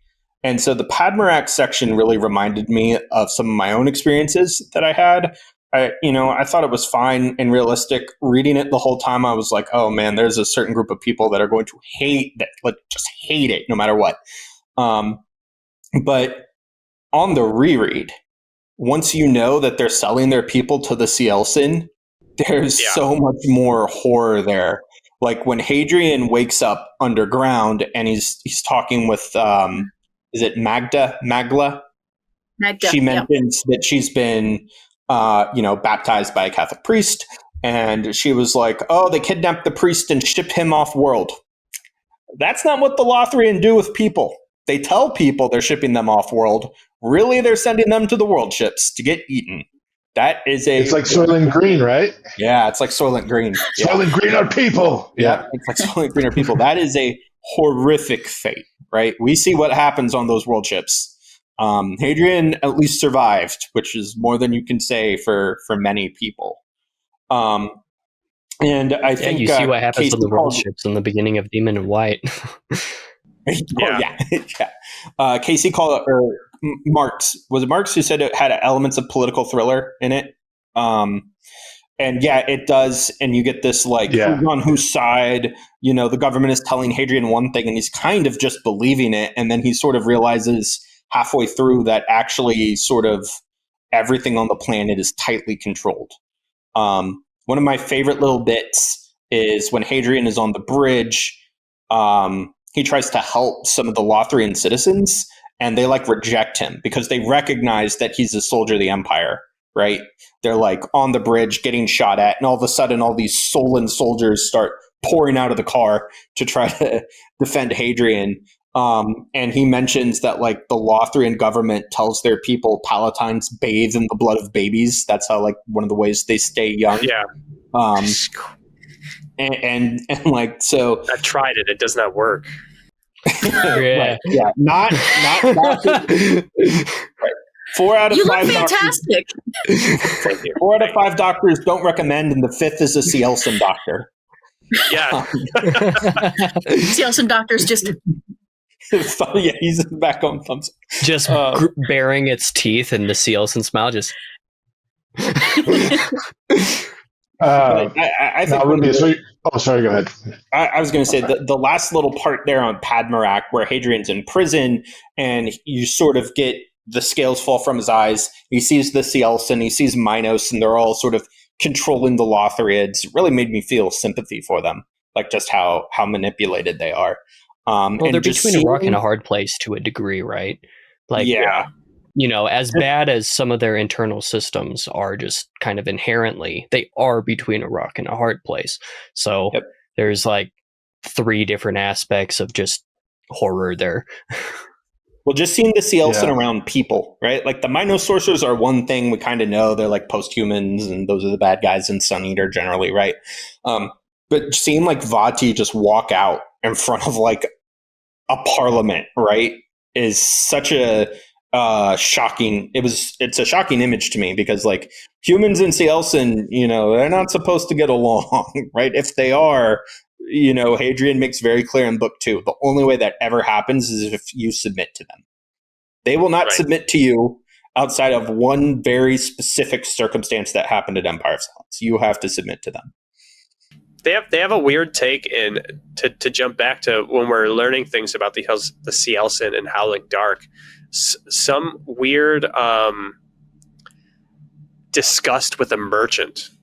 I remember. Yes. Or I seem to recall that Aranata has a repulsed reaction to thinking that Hadrian could be a merchant. And so there is a third, and I don't know. I'm beating a dead horse. I haven't read Disquiet Gods, so I don't know if that ever comes up. But it doesn't seem to ever be expanded upon that third leg in the Cielson, I guess, trichotomy of how their culture works, where it's master, slave, and then merchant. I don't know if this is ever really explored. I will say. You haven't read Disquiet Gods yet? No. Okay, so I will say that the answer to that question is in Disquiet Gods. I will not tell you where, but there is a Cielson cultural reason as to why merchants are considered unclean, and that's all I'll say on the matter. Just knowing that, I know Marx wants to ask Malrubius something, so I see you, my friend. It's incredible that I am going to get an answer to the merchant thing. Just once again, it's a throwaway. Merchants are gross. It from book 6 back to book 2, and nothing. It goes back to something we said last time, and I'll say it again. And it's repeated in the book that Hadrian's, when he breaks the fourth wall, he says, like, every action is important. Every action has consequence. Everyone has meaning, right?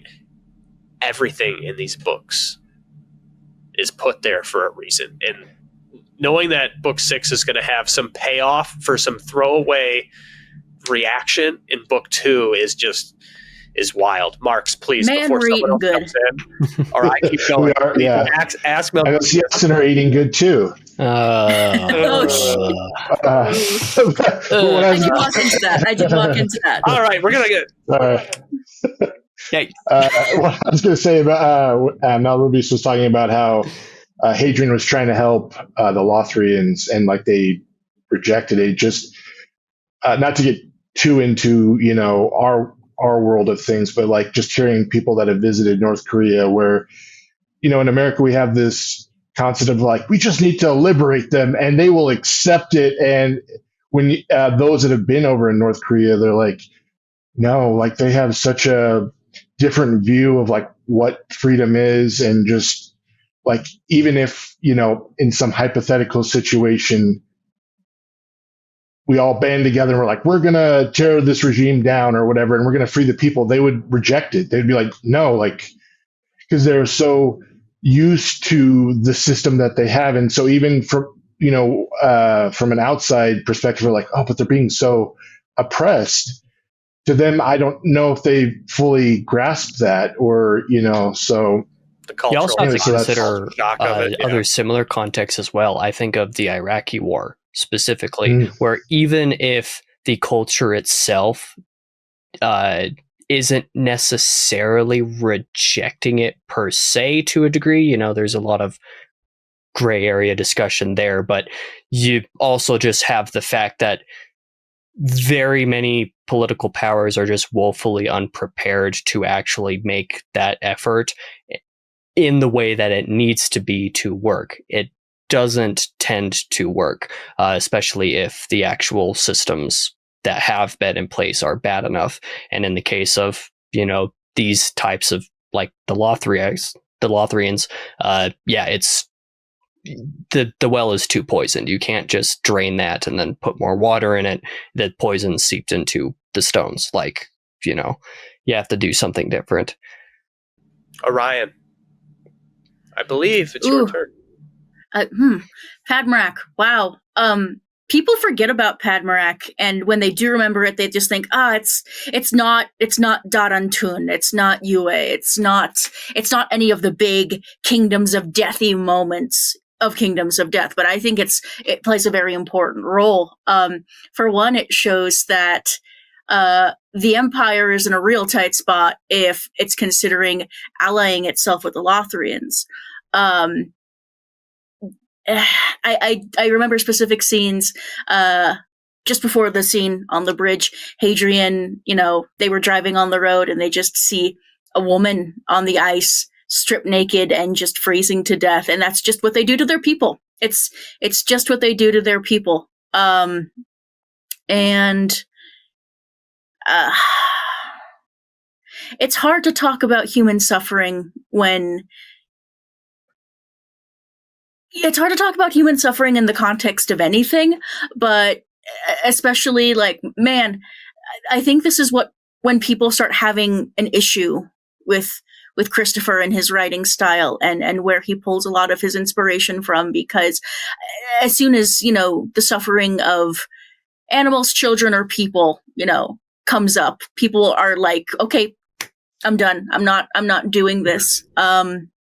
So Padmarak is a hard mouthful to swallow, because for one, the Empire's in such dire straits that it's considering allying itself with the Lothrians, and two, no one likes to see people being oppressed.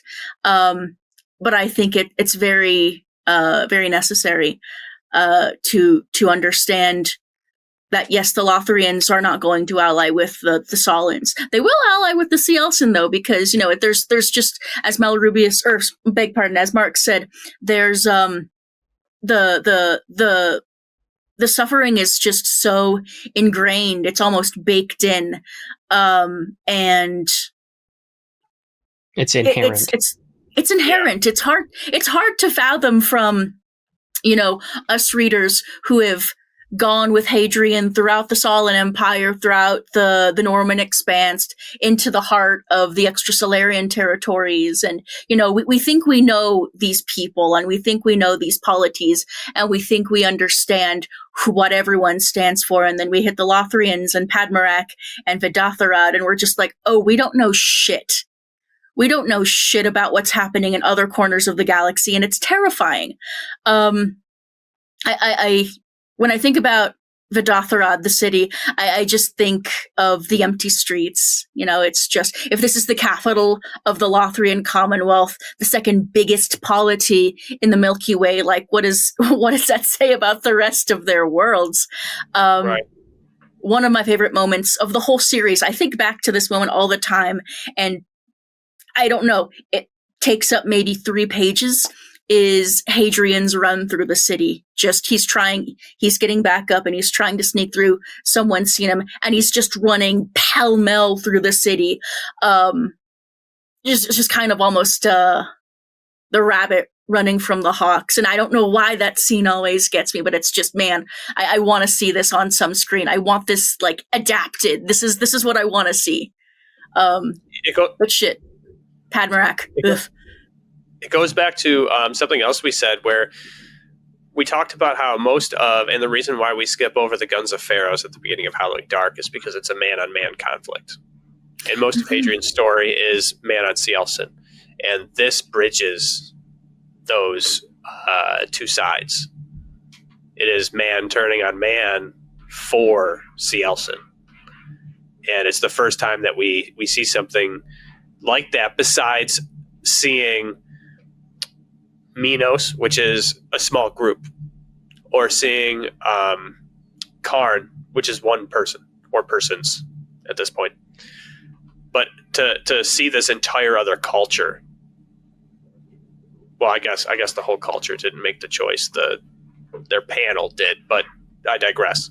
I think that seeing humans try and capture Hadrian for the ultimate purpose of handing him over, like their truly only hope, whether you've seen what he's done or they know who he is when he gets there, right? They say, why send you? Well, no, that's the Minos guy, so I guess that's cheating.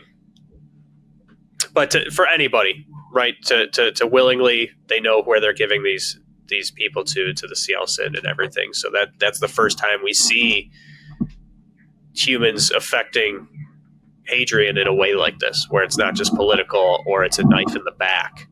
It is in the streets. It is so high stress, right? Because he's running for his life, and this ultimately culminates in meeting up and the further chase, where now they're on vehicles and they're going faster. And another point of when not everything works out. Instead of Hadrian turning his thing sideways and flying through the closing gates, right at the last second, scraping the paint off, literally crashes and his body smacks against the wall. And when he wakes up, the reveal is Sirianni's gonna get him. Whoa. You can't skip over the last stand scene. Please. One of the most badass scenes in the series. Yeah. Yeah, it is. Take it away.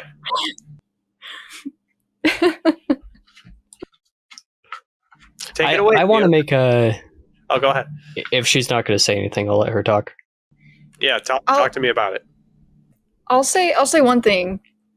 It is interesting looking back that we do see this ultimate cruelty of humanity right before we go into the full cruelty of the Cielsen. Yeah. And knowing that they're working hand in hand is wild to think about. That actually supports the point that I kind of wanted to make on just the topic of what Orion brought up about, trouncing around through the various different polities of the galaxy at this point in the series. And then also the point about selling people. and the dichotomy of that.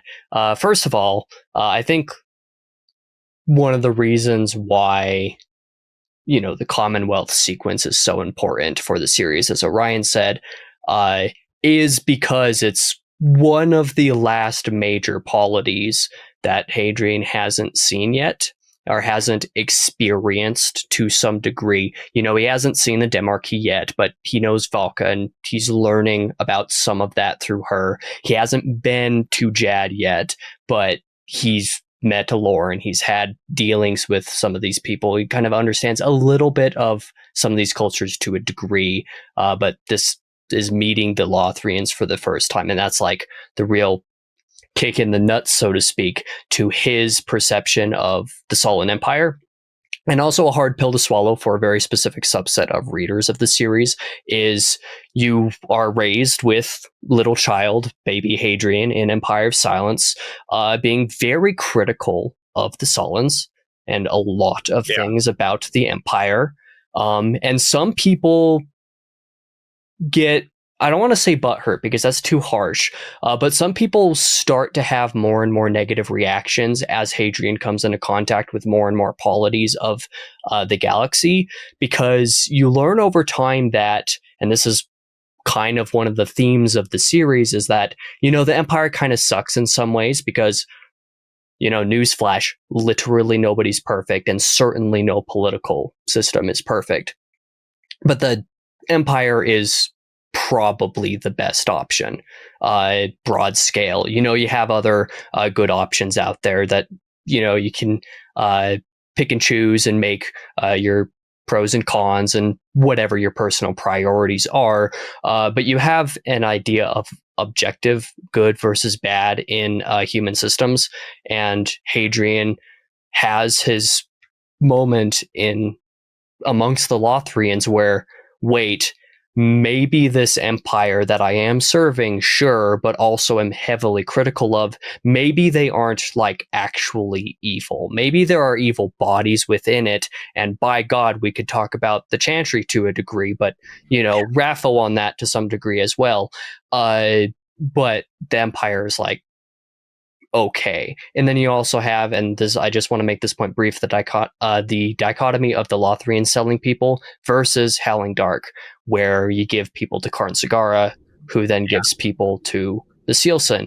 And the difference in priorities there. The Lothrians are making an alliance with the Sealson, and this is a very different approach to how they treat humans versus someone like, say, Rain Smythe, who Hadrian is extraordinarily, reactionarily critical of in the moment in Howling Dark. Like, you gave Karn Sagara these people, especially after Karn gives them straight over to Aranada. But you see remorse there, and the Lothrians don't have that. And that, I think, is an important callback that, is easy to forget amongst the rest of the book. But I'll let Orion go. The point that you made that Hadrian is very critical of the Lothrians, so is Valka, which is like one of the biggest turning points of the whole series, because she has spent the last 3 books like just bashing the Sollans as much as she can. It's just like, oh, this is how you treat your people. This is how your mass entertainment like celebrates its heroes. This is, you're barbarians, you're Anarayok. But she goes to the Commonwealth and she's just like, no, you people are actually worse. And I can't believe I'm saying this. So it takes a lot for Valka Onderavad Ada to say, these people are awful, because she has such criticisms, and the fact that she was willing to like stand up to that Lothrian diplomat and say, this is extremely hypocritical and you people are actually evil. Beautiful character moment from her. Love her. Love it. Yeah, because she's very critical as a rule. She's the pessimist, basically. But you don't see her have very passionate reactions too much. Right. She is a very critical person, but she's not passionate. So when she's passionate, that's a big moment. And the Lothrians is one of those moments of, no, wait, excuse me, what are you? And just total rejection. And you don't get that from her very much. And that moment is also following something we did not see in the books, but she's had this whole revelation about her own people in between books 3 and 4 Right. as well. Which I really hope we do get a novella on that, because I'm very interested in how that went down. But Someday, that TM. Yeah. I can't say shit. That's almost saying something. So, Hadrian, so Valka, Corvo, Polino, and Krim escaped on their Airbus. And Hadrian crashes his air motorcycle. I don't think it's Krim. No, it was Krim. Sorry. Krim was one of the Was ones it that Krim? escaped. Yeah. Yeah. Okay. My bad. Don't listen to me. Sorry. And so they escape. Hadrian crashes. Hadrian wakes up. The Cielsen have him. He is being delivered, finally, to Siriani Doroyaika, which is another point of pronunciation that I'd like to bring up before we move on into what will be a very long discussion. The narrator in Book 3 uses Siriani Doroyaika, and in Book 2, it's Doraica. Do we have any takes on that? Former. I am Former? of Camp Doroyaika. Yeah. Yes. I love Doroyaika. And I mean, I used to say Doriaika in my head, but the first time I heard Doriaika, I'm like, yeah, that makes sense. Duh. But of course, I've not done any audiobook. Literally, the only audiobook stuff for these that I've listened to is like, I don't know, like 35 seconds from a random discussion or a Colosso meetup in the Discord we had once. I'm purposely avoiding it to not ruin the voices in my head. that's absolutely fair, because the next point I have to make, and I read them all the first time, and now I'm using this as an opportunity to listen to them to see because I have to hear every single word, right? Like how you referenced earlier, if I think you used the word glazing over the pages, that I might miss certain things. So now I have to hear everything, and it's a nice different way for me to consume the story. There is another set of clashing, because Doroyaika's voice is described as high and like glass, and in Demon in White he has like your classic like villain tone, right? He sounds like it's a little bit deeper, and he sounds like a bad guy. And then you hit Kingdoms of Death and you meet him, and I mean, he really sounds like nails on a chalkboard. Yeah. Like his voice is up there, and because there's an in-universe reason for it, right? Like I just move on. Like it is what it is.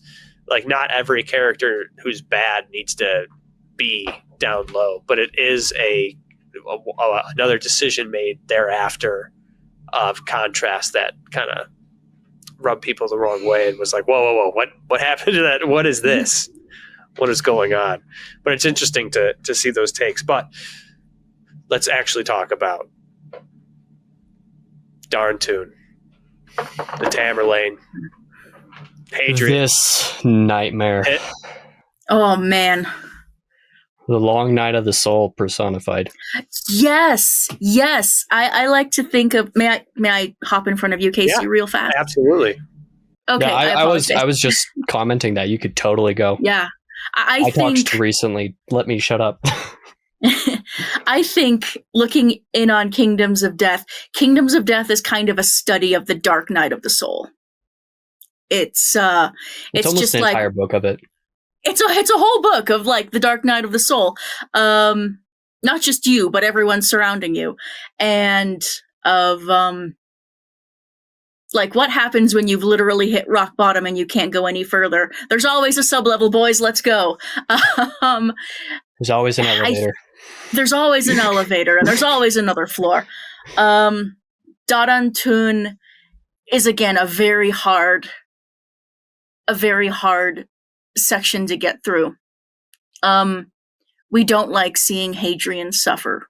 We don't like seeing him alone. We don't like seeing him in pain confused and in agony, and essentially betrayed, because he feels betrayed by not only the Quiet, who has evidently rescinded its powers. He no longer has the ability to, choose his moment precisely. Reality, or his but he waveform thing. Yeah, uses potentiality. His potentiality. The word escaped me. But he also feels betrayed by humanity. Like how could the Lothrian stoop so low as to get in bed with the Cielsen, and he has to, suffer under their hospitality for 7 years. I just want to sit with the knowledge that he suffered for 7 years. I think that would break most people, and in a way, it broke Hadrian. And you get the slave girl from Howling Dark, someone who is literally destroyed to the point where her basically dying moment is the only time when there's light in her eyes is her dying moment when she says, "Kill me," and that's it. Yeah, that's what you get when you're on a world ship. Yeah, I think, and people who have talked to me about Kingdoms of Death in other places have heard me say this before. Kingdoms of Death is the most, in my opinion, the most necessary book in the whole series. As much as we dislike what happens to Hadrian and to the people he cares about in Kingdoms of Death, it needs to happen. He needs to stand firm in his conviction that I can't help the Cielsen. I might have been this, bright-eyed boy at one point who, wanted peace between our two peoples. He needed peace between his two peoples, but he needs to understand that there's no coming back from this. Again, this must be. And he needs to be firm in his convictions that this has to happen in order for the war to end. If he wants to see peace, the Cielsen need to die, and unfortunately, that's the reality of it. This was part of his, I'm sorry to jump in, this was part of his vision on Annika, I believe. Mm-hmm. It's making me remember it, right? Where he was shown the end. He was shown the Demiurge plunging into Gododdin's sun. He saw that as early as Empire of Silence, too. And but the Quiet says to him, or he sees himself say, "Do it." But he sees in more detail this sequence and how it passes, and the Quiet's like, "You have to do this. Like you're going to do it, right? We'll give you the powers, but you got to follow through. You got to see, just like the oath he makes to the Emperor. You need to see anything that you start to its end. We're going to help you. You're the shortest path. This is how everything works out, but you got to do this." And even at that moment, Hadrian doesn't want to do it. There's more consequences to that sun, right? Gododdin itself, their human lives will be lost. It's not so clean as wipe out the Cielsen. Everybody has cake, but he's not like I'm in, right? He's like he's not really sure. And so I agree 100% with you, Orion, that this is a necessary evil of a book that at the end of this book, I don't think there's, if you continue, everybody's on that page. Let's blow up the sun. Yeah. It's such a stark contrast to Demon in White, too. We talked about how Demon in White is the, epic space battles, Death Star laser avoision. Yeah, let's go. You're hyped. And then you have Kingdoms of Death, which is a very, very firm reality check.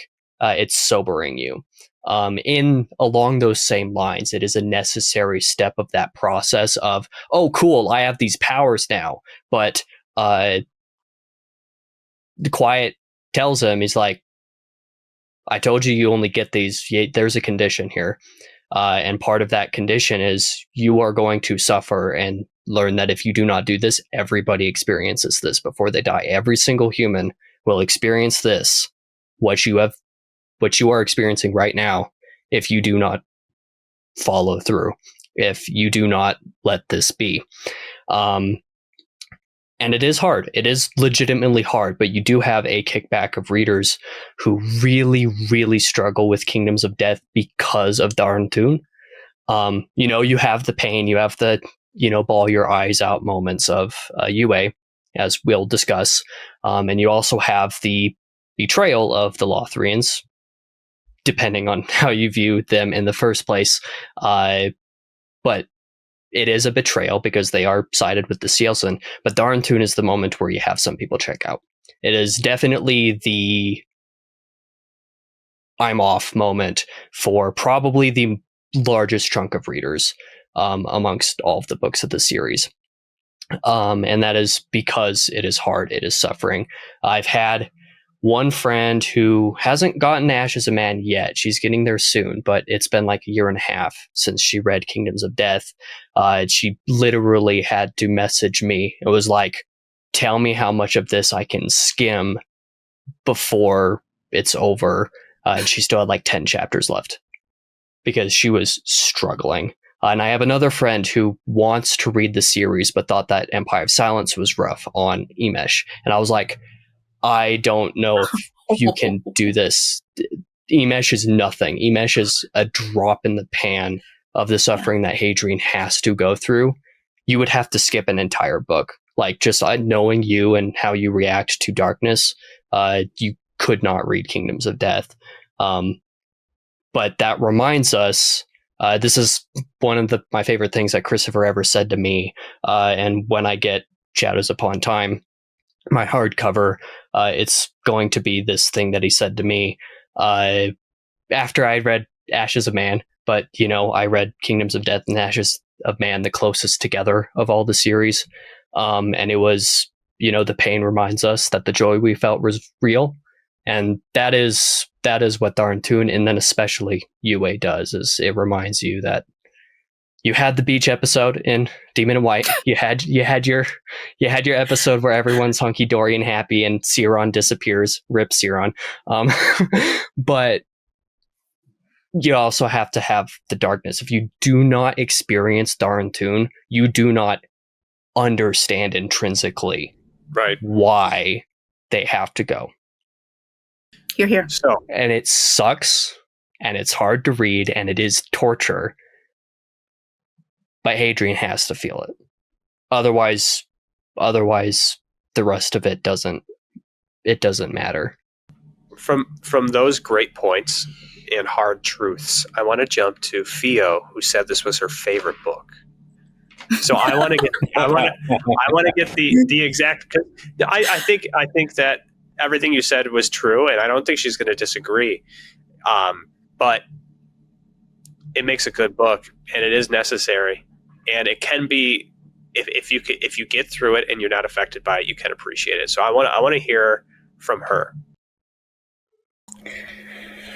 Well,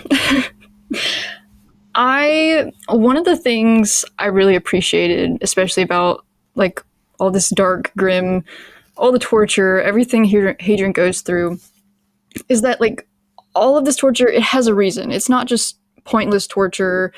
Even more, it's even more than just showing him being in pain and suffering, because even everything that happens to him is also a lot of world building. Very good world building for the Sealson. I mean, obviously we have the more explicit world building where Doriak is telling Hadrian all this stuff, but also you see so much of their culture from the different ways that they torture him. And not to get too graphic, but like that one torture where they're like hanging him, was it by his arm? By his arm. Yeah. His shoulder is fucked for the rest of the series. Right. And like he can see all the humans down below that are just looking up at him, and Hadrian knows he's there as a symbol, more than anything, to show the humans that they should have no hope at all. Yeah. Here's your savior. Watch him here's suffer. Your savior. Exactly. And I think Christopher was very clever with a lot of the torture and the stuff that he goes through, because it's not just how you see in some other books where it's just torture. There's a lot more to it than that. It's a lot deeper. Yeah, some Becoming a people try to successful call thing it is torture very porn, clever. and I push back against it I so hate hard. that. I hate that term. It's like, it is not torture porn, actually. Because it is There's not nothing sexy it's about not this. gratuitous, and it's not engaging's not the right word, but you know what I mean. It's not, you're reading this for the glory of it. It's not glorifying it. And that's why Right. it's not torture porn. You know, it is dingy and gross, and it sucks. So Mark, there's a lot of Go ahead. as Pheo was saying, there's a lot of character stuff that's worked in, right? Like one thing we get throughout the series is anytime someone gets eaten or mauled by the Cielson, narrator Hadrian has this really strong reaction. Someone I know was reading the books and was like, why is he reacting so strongly to this? And I'm like, dude, it's cannibalism. He's like, yeah, but why? I'm like, if being eaten in front of you, like he sees Smythe and Crossflame eaten in book 2. And he sees, victims of the Cielson and Queen of Mid-Ashes and Demon in White. And then he got to Kingdoms of Death, and he was like, oh, that's why Hadrian makes such a big deal out of it. He was the because victim. he saw his whole people essentially have this happen to him. That dinner scene on Darren Toon where they reveal they've captured the Tamerlane and they're serving, is it Adriac White, I believe? One of the junior Palatine officers. Hadrian basically It was White and ignored. Koskinen, yeah. Yeah. Is that dinner scene is so great. I have so many things to praise about it. Just seeing Siriani demonstrate what it thinks is power, because it orders a subordinate to go jump off the cliff just to show Hadrian that it can do that. And yeah, so lots of brutal moments, but we start getting into one of my favorite aspects of the series during all this darkness and bleakness and terribleness, which is Siriani starts explaining what the Cielson believe and what they're trying to do. And we learned last book they worship the Watchers, and now we start to learn who the Watchers are. That it is this pantheon of dark gods that demand human sacrifice, that say this being called Utanash created the world, but it's a lie. And we have to destroy it, the whole world, which is how the Cielson justify all their atrocities. They're like, this isn't real. It's all going to be undone. Once we end this false cosmos, the gods are going to make a new creation for us. Hadrian hears this and he's basically like, you're insane, right? I think he says that to Siriani. He's like, this is not possible. And Siriani is like, well, I think all I need to do is kill you to make this happen. And we see the statues of the gods, and that the Cielson don't really have art. They have this sort of oral priest caste that carries down traditions. And they do have a writing system, but really the only things that are allowed to be made are these gargoyle, sort of eldritch horrors, right? One is described as a brain with wings and many eyes. I believe that's the PH one, Pharmathru, something like that. And so you just see these beings, and they're horrifying and terrifying. And you realize the Cielson believe this, or at least Siriani believes it, and is forcing the rest of the Cielson to. And so some of those were Siriani is this great villain. I am not an audiobook guy, because I think one thing about the series that is just universally panned is the later book Siriani voice. But on the page, just reading it, Siriani comes across as this mixture of pious and cruel in this really interesting way that you don't see in a lot of visions. And it is 100% devoted to its belief system and believes it is the chosen one. It asks Hadrian at one point, he's like, have you seen the future where my people rule over yours and then you all die out? Hadrian doesn't respond because he's had the exact opposite vision, right? He's seen humanity victorious, in a sense, multiple times. But yeah, Siriani and the other members of the White Hand, we get Hushana early on. The White Hand has all been put into robot bodies by Minos, and they're all interesting villains. No one is alike. which sort of like replicates their gods, right? Their gods are like that. Each one is a species unto itself, and now the White Hand is kind of emulating that. And so you get this like religious devotion. Elements of it are taken from Gnosticism, which is an early Christian heresy, and there have been a bunch of different Gnostics throughout the centuries, but the one he's drawing from is like the early 2nd century, 100 to 200 Gnostics. Saint Irenaeus wrote some stuff against them, which is where we got sort of a lot of their belief systems till we found some of their own writings in more recent history. But they basically believe the world matter is evil, and it was made by an evil god, and like spirit is good, right? And there's a good god of the spirit and an evil god of matter. So that's where a lot of these ideas are coming from. But to just sort of, you get the unveiling of the Cielsen, right? The whole book, there's been questions about them. Who are they? What are they trying to do? Behude in the Battle of Bernic says to Hadrian, "You liberated Ibelu." And Hadrian thinks for a moment. He's like, "Liberated? I killed him. Like, what are you talking about?" And you find out it's because they think they're trapped in these physical forms. The other thing we learn, very important, is that the Cielsen have more than one language. You know, it's been a couple books since language has really played this ultra important role. But Hadrian hears this word called teke, and you hear it in book 3, and he's like, "What? That means jar. Like, what are they talking about?" Yeah. And you come to find out they have this older, different language that they inherited. And I know what that is, and I know what they're saying, and I will tell you no more than that. Before I jump to Marx, because I want to hear his take on this as well, I had a thought, and I'm going to talk till I remember it. And that thought was how the exposition that we receive from Siriani, and not so a classic villain gives you that monologue until he gets defeated by the character off screen. And I felt like this was done in a very nice way, because Hadrian doesn't know this stuff. This isn't like your classic character thinks thoughts or says things out loud or learns information that should already be known, but says it for our sake. But the exposition about the Cielsen culture and everything that's being done is Hadrian literally learning it in real time. And it was done in overtime, right? It wasn't like one big speech that Siriani gives. We learned this throughout the 7 years in between torture points up until we approached the skull that one night. But I just wanted to make that comment. Marx, please, what do you got? Marx, you're muted.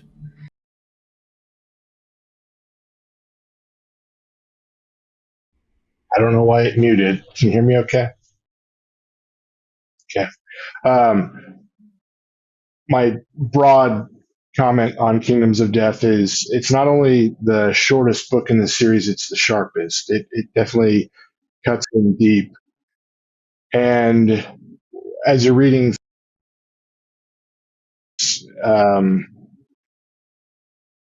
it feels like, oh man, Chris is just punishing the reader. Like, why do we have to endure so much of this? But as like Orion was saying, and you were saying too, Joe, like Hadrian needs to go through this. We all have our own like crucibles that we have to like experience, and they make us who we are. Hadrian post Kingdoms of Death is absolutely different. He is remade, almost like reborn into someone new. And it's very, very hard, and it is kind of funny that it is the shortest book, but there is so much just suffering and pain in just that the smallest book, the shortest book in the mainline series. It's heavy. So it reminds me when Hadrian loses, whether he loses access to it or loses his powers or is too traumatized to successfully utilize them, I think is the reminiscent of Spider-Man. If you know the story of Spider-Man in any way, but there's a moment where Peter begins to question everything that he's doing and if he's doing it right, and he experiences another trauma after taking care of the guy who he thinks killed Uncle Ben, and he can't like swing anymore or stick to walls or do anything until he has that like existential crisis, and until he's able to overcome that and justify himself again, he loses those powers. And the Quiet did tell us on Annika that if Hadrian like goes off script, he can't help him if he can't see him, right? And he is on a Watcher world, and I don't have all the information because I didn't read Disquiet Gods, but at this point, with the information that we do have, and then just like that tidbit without saying specifics, because we'll get to it with Ashes of Man, when he does get his powers back over the what, where, when, and why at that moment, it could be seen that whether Sirianni was doing it on purpose, but the torture not only strips Hadrian of most of the people he loves and everything else, but it does end up stripping him of his power to a point. He gets like one shot later in this book, which I'm sure we'll get to shortly. In fact, let's get to it now. After the torture, we get, well, it's not really even after the torture, but close to the end of the torture, Hadrian, you know what, actually, I don't know where in the torture this takes place, to be honest. I don't want to point at the wrong place, but Hadrian starts to have a dream, and he falls out of a window, and he makes his way over to Mudinar's skull. He walks into the skull, and he has a vision of the Inar, our first big universe-expanding lore drop for the precursor to the Cielsen. We also learn... No, forget that. The precursor to the Cielsen being the Inar. So does anyone have anything they want to comment on that portion of the story, learning about these crabs? Carcinization, baby! Sorry. Forget monkey, return to crab. Return to crab, baby! No, that's all I want to include. It's just the NR are cool, but also extremely freaky, and the galaxy is all the better that they are not there anymore. For sure. What do you mean you don't want giant cosmic crabs ruining literally everything? I don't want this, Casey. I don't want this. Sounds like you and I have different end goals here, man. Man, I thought we were so lot. similar. I have a lot to say about the crabs. Absolutely. Yes, give all of your analytical symbolism of crab. First, Please. are they crabs or lobsters? They're crabs. They are crustaceans. Okay. All right. They're crustaceans. But we see in this vision them conquering the universe, and Hadrian comes to understand this is why it's more or less empty, that humanity is not the first, but rather they were simply a little earlier than a lot of other species, that, you know, the giants of Sal Sud, the Umanda, the Urchtani, and that the Cielsen, as part of this vision, we see the Cielsen were sort of called by the Watchers. Mudinar specifically called them to Iu, which is a sort of 50-mile north to south city. This is how the crabs build the cities, the Inar. And we see that there's this Inar leader after we see these visions of them going around and killing a bunch of people, and it makes everyone drink something. And one thing I caught on this reread is that it's part machine. Hadrian notices it's cut off part of its limbs and has metal limbs. And it makes them drink something, and then the Inar all dissolve. And Hadrian sort of comes to understand this is because they wiped out every sentient race they could find, but the universe kept going. So they said, well, there's one sentient race left. Now that we've killed everyone, that would be us. And so they wiped themselves out in an act of mass suicide. And then we see early Cielson. And they're a little different, and they're talking a little different, and they're acting a little different. But we basically see this one named Elu sacrifice its lover Avara. And then we get a vision of the Cielson conquering the stars. Now, the interesting thing about this vision is that we see the Cielson doing this with living, alive Watchers. And we know Midunar is dead, and it's been dead a long time. It was a skull when it called Elu to Yue. Sorry, sometimes my pronunciation of things can be bad, which is terrible because I'm the one working deciphering a lot of the languages in this book. So I was going to say, like, we're going to have a talk about the way you pronounce some of the alien names. I'm terrible at it. I apologize. But the thing about this is it gives us a lot, right? Because in book 2, we learn about this ancient civilization called the Deeps. And we're like, what happened to the Deeps? And Belka's like, I don't know. We found maybe a building, a couple of ruins, but there's like this weird sort of thing left over where you jump into the water and it like rebuilds you entirely into some weird thing that might be able to see the future. So we aren't told this specifically, but it seems likely that the Enar wiped out the Deeps, or the society that made it. The timelines line up right about a million years ago. And the big question is, where did all the Cielson gods go? Because they were campaigning with them in space. They were conquering things with the Watchers, and now they aren't there anymore. And Sirianni even calls his people a fallen race. He's like, we were great once. We were great under Elu. And then we split and we fell and we raided. And, our capacity for destruction is so high, we weren't able to preserve the things we need. And it's only now under me that we're going to rise again.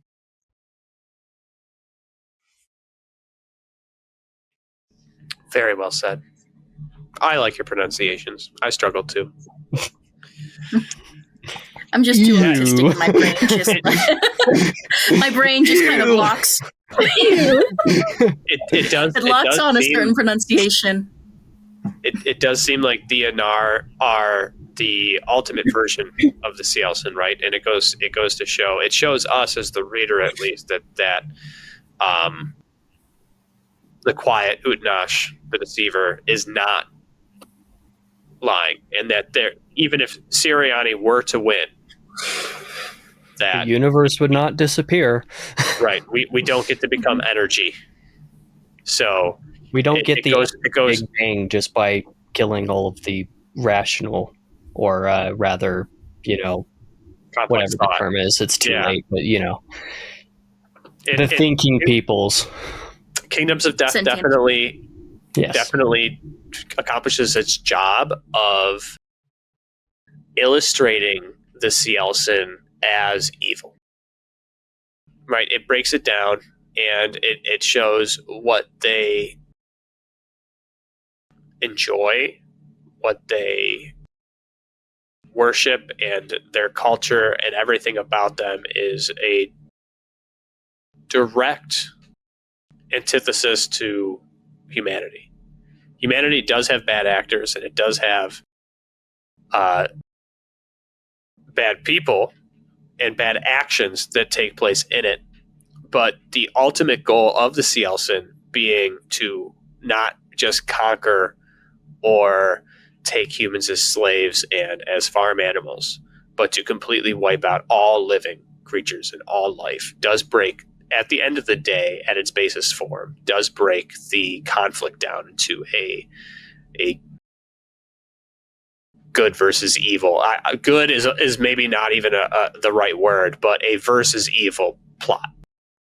Well, it is a creation versus destruction. Better said. Yeah, much better said. Yes. It one is, little addendum to creation that. and active formation is one side, but yeah. One little addendum to what Joe said. Go ahead. The Enar, or the Cielson, that's not what they were. That's what they became under Elu. which is not to say the Cielson originally probably didn't have some of these traits that seem to have been cultivated on purpose to eventually turn them this way. But Cielson is a title. It means God's born. That is what their race is now. That is not always what they were. So definitely, a theme of free will choosing this, because sometimes people criticize the series. They're like, "Oh, you're just saying humans are good, aliens bad." I mean, no, not even kind of, sort of. Even the bad aliens, this was something that they were not inherently bad. This short story Casey mentioned in Tales 1, what is it? The one with Karax going on the world ship. Not Made for Us. It's First Contact. That touches on that a little as well.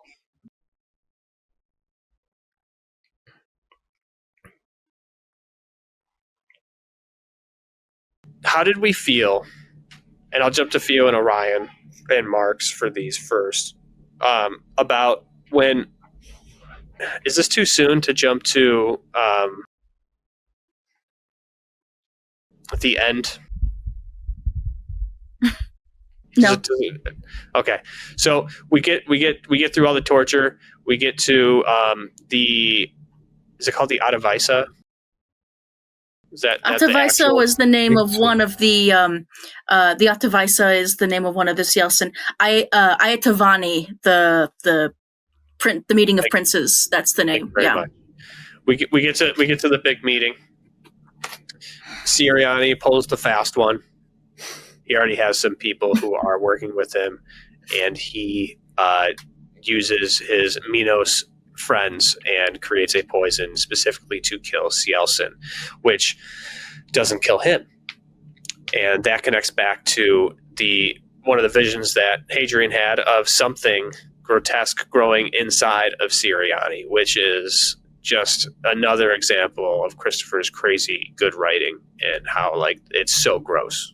Just even thinking about something slithering beneath his skin and it just crawls his way out of his head is just absolutely insane. Or sorry, where his head was in that vision specifically. And we get the reveal that his company isn't dead. They're just there. And I mean, the chapter's called The Black Feast. So we have, I forgot his name again. Corvo's second. Durand. God, I'm so sorry, Durand. But Durand approaches, confirms that it's Hadrian. Just has his head taken off.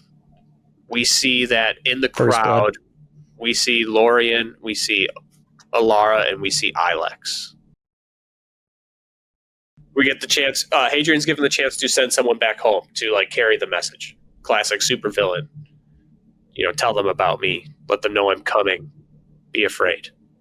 He chooses Lorien, who is the ranking officer, and there's also probably some guilt for Gilliam in the past, and Hadrian constantly trying to make up for past wrongdoings, maybe.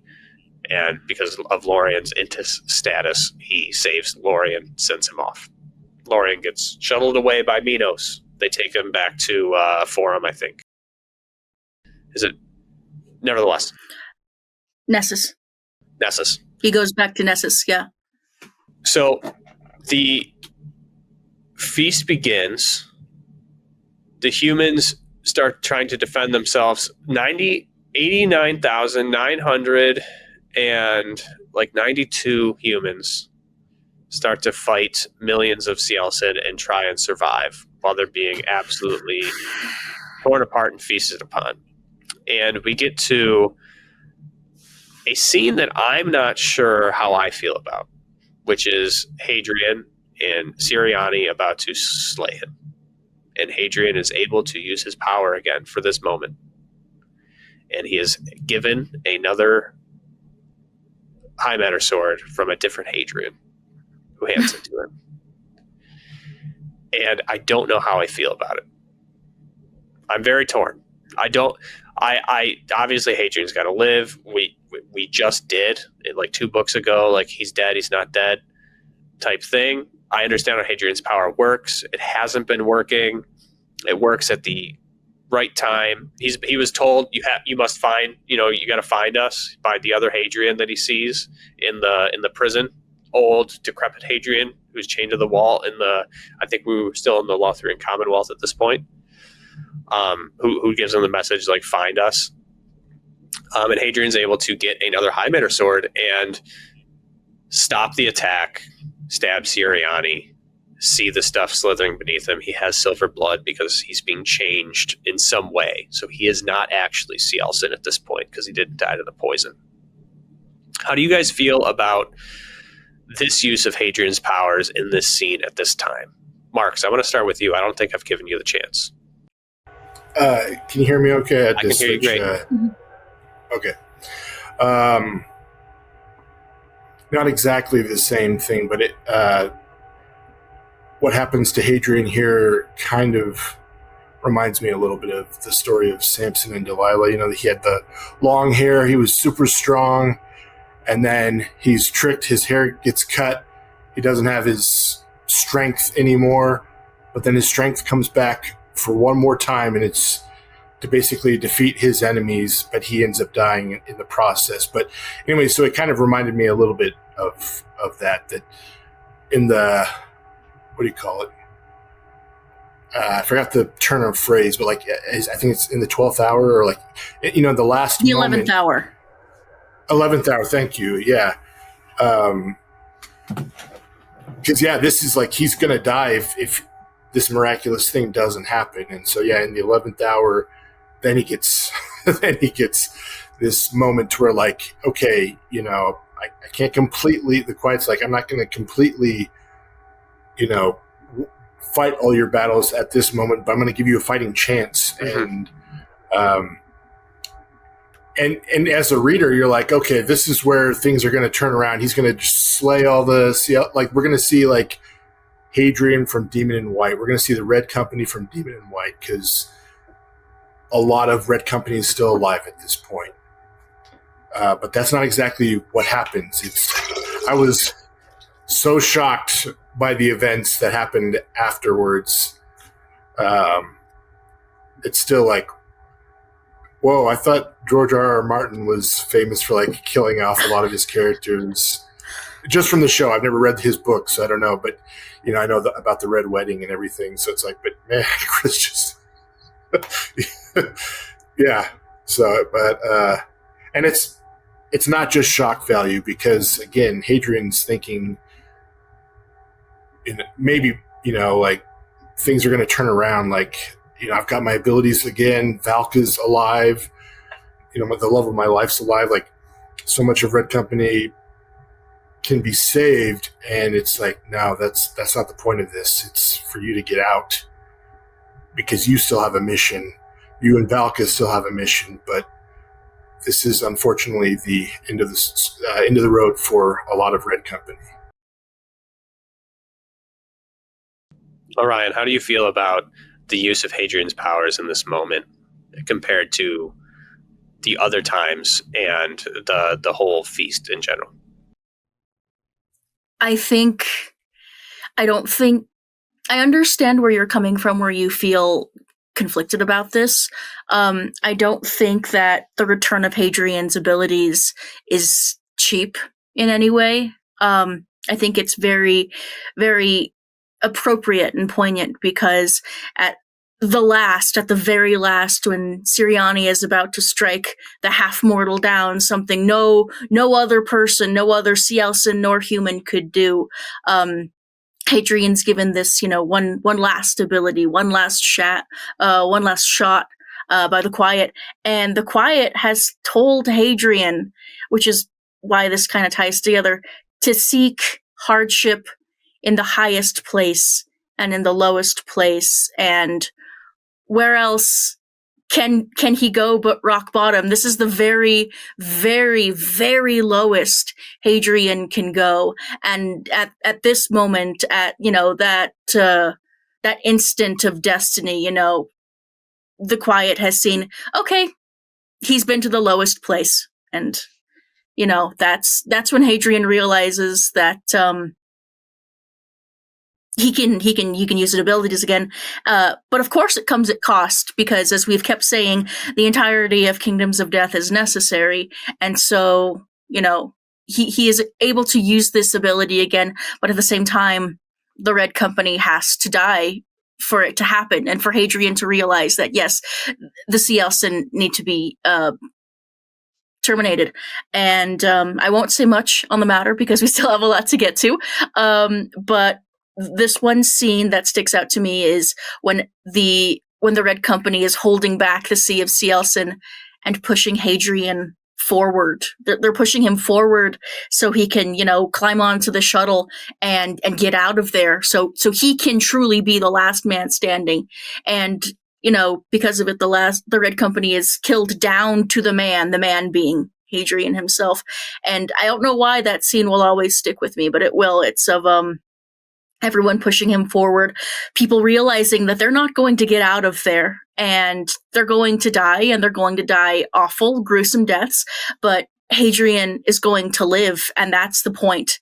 That's the point of everything. It's just, if Hadrian's alive, then humanity has a shot. So that's the moment in the Black Feast that sticks to me, not necessarily all of the deaths, but, of Hadrian escaping and Hadrian living to tell the tale. But he had to hit that lowest place in order to find the will to fight again. So that's just my take. To me, the reason why it doesn't feel like cheap Deus Ex Machina is because it's a revitalization of conviction in the moment of crisis. Not just a moment of crisis, but the final moment of crisis. There are no more if he doesn't live. The reason why, for me, the powers work here is because Hadrian finally sees that the always down and never left or right are no longer options. He is down at the very end of the road. But plot twist, he can still take a step over the ledge. And he takes that, which is why he's able to make the stand against Siriani, because there is still the path forward. He had not yet accepted it.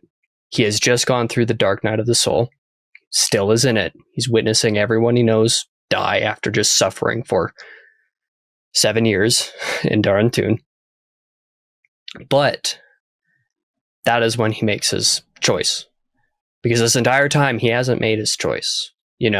Demon in White is epic because, Hadrian has his powers, but he hasn't made the choice yet. He doesn't really understand it yet. He comes to understand that through suffering. And in this last moment where there is no way else except for to take the step off the ledge, he can still choose to take that step. Otherwise, he will be ran through from behind. What other choice is there? Well, uncertainty is better than certain death. And that is why he's able to go forward. That's why he's able to resist Siriani, but not save the Red Company. That's what we want as the readers, is the epic moment, but that's not Hadrian's choice. Rubius? So I'm a little surprised to hear you say this, Joe, and just other people talking about this from like a thematic perspective, because we get a one-line explanation of what exactly happened. And that one-line explanation is a potential Hadrian in a future where he did die, reached out in the moment of his death to our Hadrian because he saw that one could succeed and gave him the sword. So this is not a return of Hadrian's powers. That's why his powers don't work after this. This is essentially because Hadrian can see all potentials, another potential Hadrian intervened to him. Okay. That makes perfect sense to me. I guess I missed that because that's awesome. Yeah, that all lines up. That all works. But here's the thing. I've been waiting this whole stream to get to this. This is going to blow your mind. This is what I caught on the reread, is that everyone always talks about Hadrian's arm being adamant, catching it in the arena. But I think the Quiet really gave him that arm for the fight with Sirianni, because he mentions in the fight with Sirianni, he catches the blade just like he did in the arena. And it's just like one line and then you move on. He's like, I caught the blade again. And I was like, wait, what? He did? I like totally either missed that or it had left my mind on the first time. But like even more than the fight in the arena, the fight with Sirianni is like the moment Hadrian needs to survive. He needs to have that arm so he can catch Sirianni's blade and get to his people and get out. And Marx brought up Martin and A Storm of Swords, which is the book where the Red Wedding happens. And so I read those books in high school and I have not reread them since. So my memories of the Red Wedding are a little fuzzy, but I think in terms of just like scale and epicness, the Red Wedding is kind of the only thing that compares to just this brutal massacre of 90,000 humans. And it's not like they're armed, right? They're basically standing there in like a underclothes, more or less. They were forcibly put half of them were woken up 2 seconds ago. Yeah, and then pulled out, so they're disoriented, and they put up one hell of a fight, right? Like I think it mentions one of the reasons why I thought Krim was not in with the people, though he is because it mentions like a couple fighting, and they managed to get swords from the Cielsen, and they're like fighting them off with swords. And then we get one of the most epic, awesome, but also heartbreaking scenes. And, you know, I really want to compare how Ruocchio does these sad scenes and like scenes of grief and stuff, because all of our favorite characters that we've been with for 2.5 books now, they go out as badasses. Krim throws a knife into one of the eyeballs of the White Hand, right? Like Alara gets killed by Nahute at the last moment. Ilex gets her head, she gets shot, right? But not before. No, she gets a knife in her eye. Polino gets shot, blown up, stabbed, and like keeps going. He just keeps going. Son of fortitude. Fortitude's done. Son of freaking fortitude. Yeah. He's the one that tells Hadrian he has to about go. It. Mm-hmm. Yeah. Well, you talked about it as well. You talked about like good and evil and what it is. Polino's last words as he's dying there, he's like, I used to think it was a dog eat dog world. It was just, you know, you just seize power for yourself and force your views on others. He's like, but the Cielsen, man, they're actually evil. Yeah. And then of course he dies, and it's tragic and heartbreaking, but also awesome. After you get this whole book of torture, you sort of get this like madcap escape, but like it's just such awesome, epic sci-fi fantasy that it's, you know, it feels cathartic even though everyone is dying. Yeah. You don't get to feel the catharsis until Octavia, and then it's just awake for years in space. That's when you have old man Hadrian before he's old.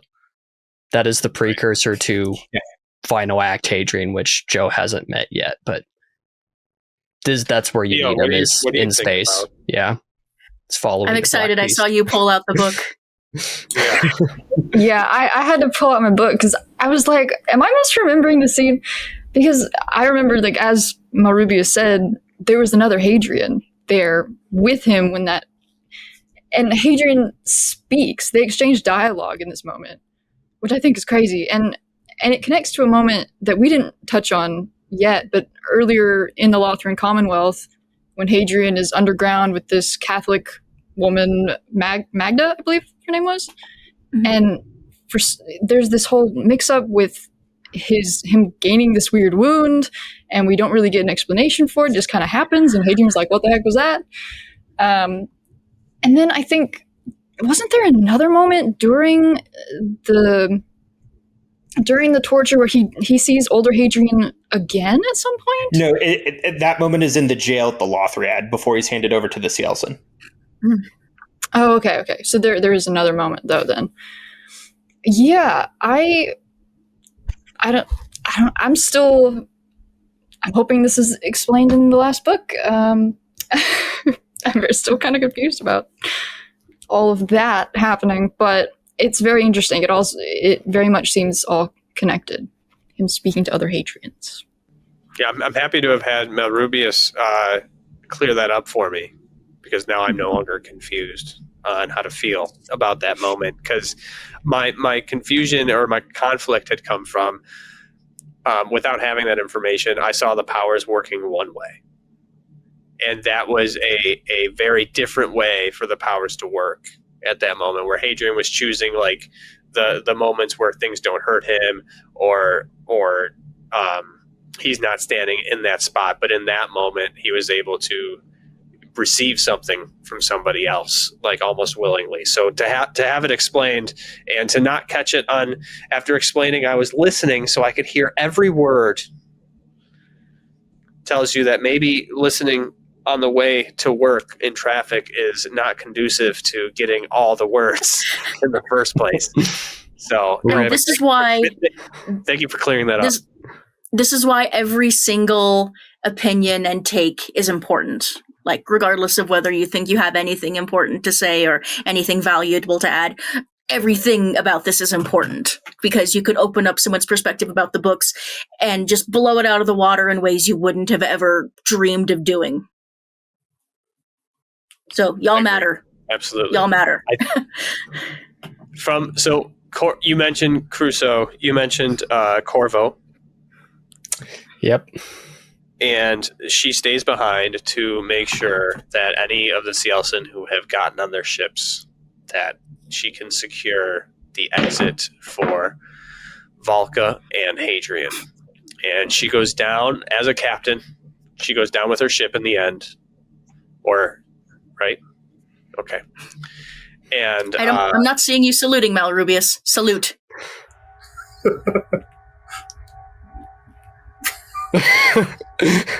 Not a cult. Valka and Hadrian escape. There's the moments that Valka and Hadrian have on the Ascalon before Valka gets put in a fugue. Hadrian chooses not to go, and we travel back to Colchis. Is everybody okay with moving to this point in the story? Yeah, I just want to say, don't we all wish to some degree that we could reach out to our younger selves, like older Hadrian reaching out to save current Hadrian? There's so many times throughout my life where I'm just like, it's never going to get better. It's never going to get better. I'm at my low point and that's it. Like, there's no up. And now I wish I could just be like, it's okay. Like, just keep pushing forward. Just keep pushing forward. Just keep swimming. Mm-hmm. Just keep swimming. Yeah, just keep going.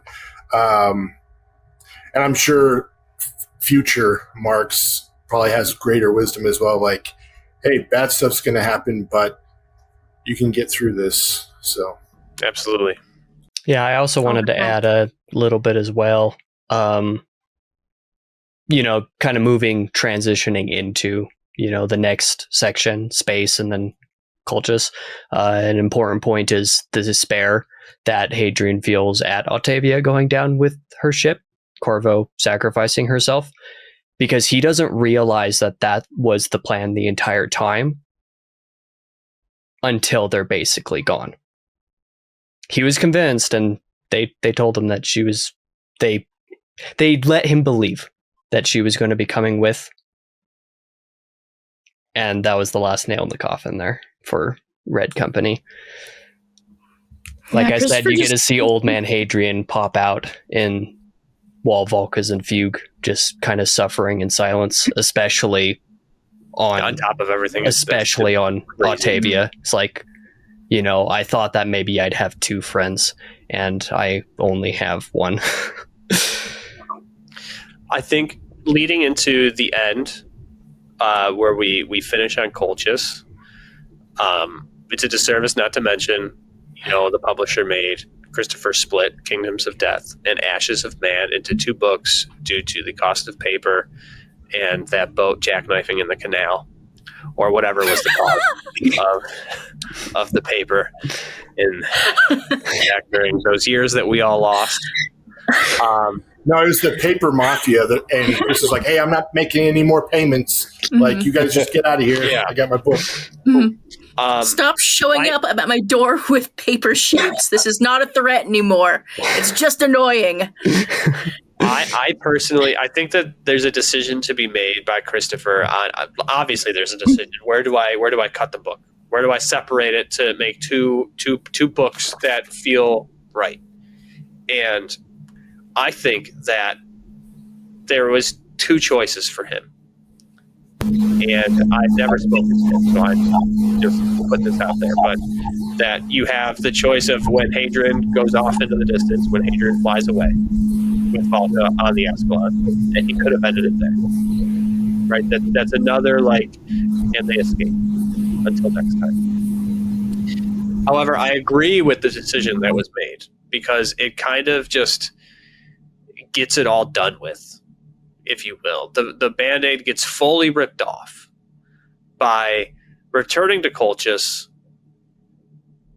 finding out that Gibson has kept himself alive, and ultimately, and we will discuss this whole thing. I'm just going to finish my thing with the ultimate end of the book, if that's okay. But then ultimately, with Gibson passing, that the book is very much the Kingdoms of Death, both from dramatically at Darntoon, on UA, EU, whoever pronounces it correctly, you can throw it in there. But but on that, in front of Mudinar, everyone dies. Corvo dies, and then Gibson dies. And I think that, especially with the name that he chose for this book, feels very appropriate. As much as I don't like Gibson dying, that he just kept popping back up. He kept finding a way. He died 3 times and lived through it all. Right? It feels very appropriate. It feels like it was the best the of the multiple choice answers. If that, having experienced it the way that we did, that does feel like it was the best choice. I think that Kingdoms of Death, in and of itself, and Sun Eater as well, because of all the extra content that we get because of the things that Christopher ends up adding, benefited from the split. I think Kingdoms of Death as itself, and I on the reread, I went back to back because I owned them both already. I literally put one down, picked one up, no time in between. Right, so I kind of got an experience of, is this one massive book? And they still feel like 2 separate books. They no longer, even if you cut them apart and put them together, they don't feel like one book. I think he accomplished the task that was given to him, and I think that, at least in the sense of Kingdoms of Death, I won't speak on Ashes of Man until we get there, and for Sun Eater as a whole, it was beneficial. Everything happens for a reason, and even though the reason was silly, I like where we ended up. And with that, I don't think I've started with Malrubius. I apologize, sir. But if you would like to start with ending the book on Colchis and Gibson and his fugue pod. So this book is all about grief. And one thing I really like about Ruocchio, Crusoe said earlier, he's a subtle writer up until he isn't, right? The themes will be really subtle, then something will happen and you'll just get it. So seeing Gibson die, surrounded by loved ones, his family, right? Not by blood, but by choice, Hadrian and Valka, and just the children of one of Hadrian's armsmen, who came to this remote little world that is important, but it's remote, it's far away. You have the keepers there, the people who are responsible for burying the dead and tending to the graves, and they're all descendants from Siren. You get this beautiful moment. You see that not every death is going to be ripped apart by evil, hungry aliens, right? Death is a natural part of life, and it can be beautiful. It's sad for sure, but it can be moving. It can be something that you accept in a way that helps you to handle that grief. It's still a loss, but it doesn't have to be how the Red Company went out or how Corvo went out. I think it's really beautiful. And I think without the split, you would lose that beautiful moment, right, with Gibson. Because apparently the original plan was just Hadrian would be just going straight back into the fray. And I think that moment is one of the most important in Sun Eater. And I think the split, even if on an initial reread or read for some people, it does cause some issues. What it sets up, what it's building to, how it connects the themes of the story, all very, very worth it. And you're right. One of the things I was curious, because I just read these books all the way through the first time. On this reread, I wanted to see, like, does Ashes of Man and Kingdoms of Death feel like distinct books? They're the shortest, and you can tell a little bit that they're connected more thematically than other books in the series are. But they definitely do feel like their own novels. That they're in conversation more than copying. Yeah. I would compare it to Mistborn Era 2, if people have read that. Like, some of those books are very much in conversation with each other. The middle two, especially, where they're still distinct, but they're definitely very connected. And so my advice to anyone reading these for the first time or on a reread, Ashes of Man and Kingdoms of Death actually do have a jump, because people always say there's no jump. There is a jump. It's a 1-day jump. And I really recommend give yourself that 1-day jump, just like Hadrian does. You can't give yourself a 70-year jump or a 100-year jump or whatever, but give yourself that 1-day jump. Let that Gibson's death sort of wash over you, sit with you. Give yourself 24 hours, then go back into Ashes of Man. Highly recommend that. I do want to add to what you said, and this, if you don't mind, will be my commentary on the end of Kingdoms of Death, is you can't forget that the cultist part of Kingdoms of Death it's not just about Gibson. It's not just about processing that. It is a lot of time spent there actually waiting for Gibson to die.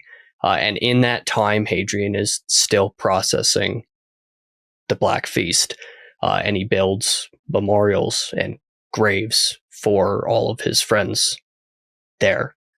And that makes even more the counterpoint that Gibson is for A Beautiful Death, because it comes after Hadrian actively grieving the rest of his friends before Gibson dies. And I think it's worth not overlooking that. He does build those graves. And he builds those graves in the same place where we had our lovely beach episode that was so happy and nice. And now it's not so happy and nice anymore. I know. He's like thinking about everything that all the shenanigans that the Red Company got up to when they were there, and a lot of them left children behind. So he sees like members of the Red Company in a lot of these people, not just Siren's grandchildren and great-great-great-grandchildren. And it's just, it gets me. Oh my gosh. So many degrees of mourning and acceptance and just all of the pain. All of it being washed over him. Life goes on. Always forward, always down, and never left nor right. Orion? First off, I would just like to point out that we've been talking about Kingdoms of Death for 2 hours, and that's astounding to me. Has it really been 2 hours? It's been 2 hours. I'm looking at the timestamp now. It's 3 hours and 4 minutes. 3 hours and 5 minutes. Hallelujah. So I'm going to keep this short and simple. I absolutely believe that, the split of Kingdoms of Death and Ashes of Man needed to happen, regardless of the paper shortage or that big boat jackknifing in the Suez Canal. Like, it had to happen. It needed to happen.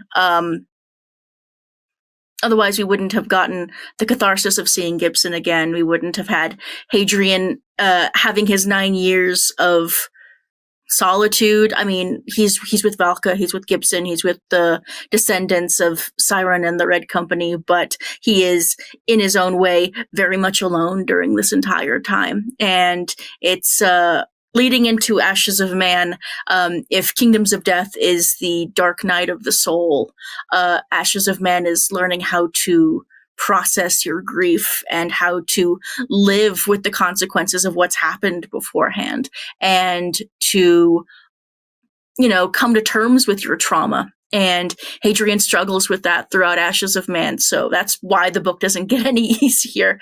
But those are just my 2 cents, because as I've said, we've been talking about Kingdoms of Death for 2 hours. There's a lot to it thematically. It is. Yeah. Marx, you wanna close us out on Kingdoms of Death, and we can not rise from the ashes of man like a phoenix? Rip. Yeah, I'll just keep my comments short as well, but just basically echoing what everyone else has said, which this is where the catharsis happens, and to see so much unnatural death, like truly tragic death with the loss of Red Company, and then for their to contrast that with this like natural death is, yes, very poetic. It's very beautiful. Like anyone who's had a family member or a friend that, died when they were, younger, it's like, it's shocking. It's like, like they're gone too soon. Like why were they taken from this earth? And then you contrast that with like maybe a grandparent that passed away or an older person, and it's still very sad, but you're like, there is a beauty because they had this full life. Right. And you got to share a small part of it with them. And in both instances, you want to keep their memory alive and honor them. But without that, that natural process, it's hard to see death as a beautiful thing. Like if you only attribute it to just tragedy and war and all that nasty stuff. But it is good to be reminded that the naturally occurring things, when it just processes as it should, there is a beauty to it. So, Well said. So, as I said, Ashes of Man, not named because we rise from those ashes, but because it's not over yet. Ashes of Man, we are back on Colchis. Hadrian is at Gibson's. He has built Gibson is it a cairn? Cairn. A cairn. He's built Gibson a cairn, and him and Valka are prepping to leave Colchis finally after so much time.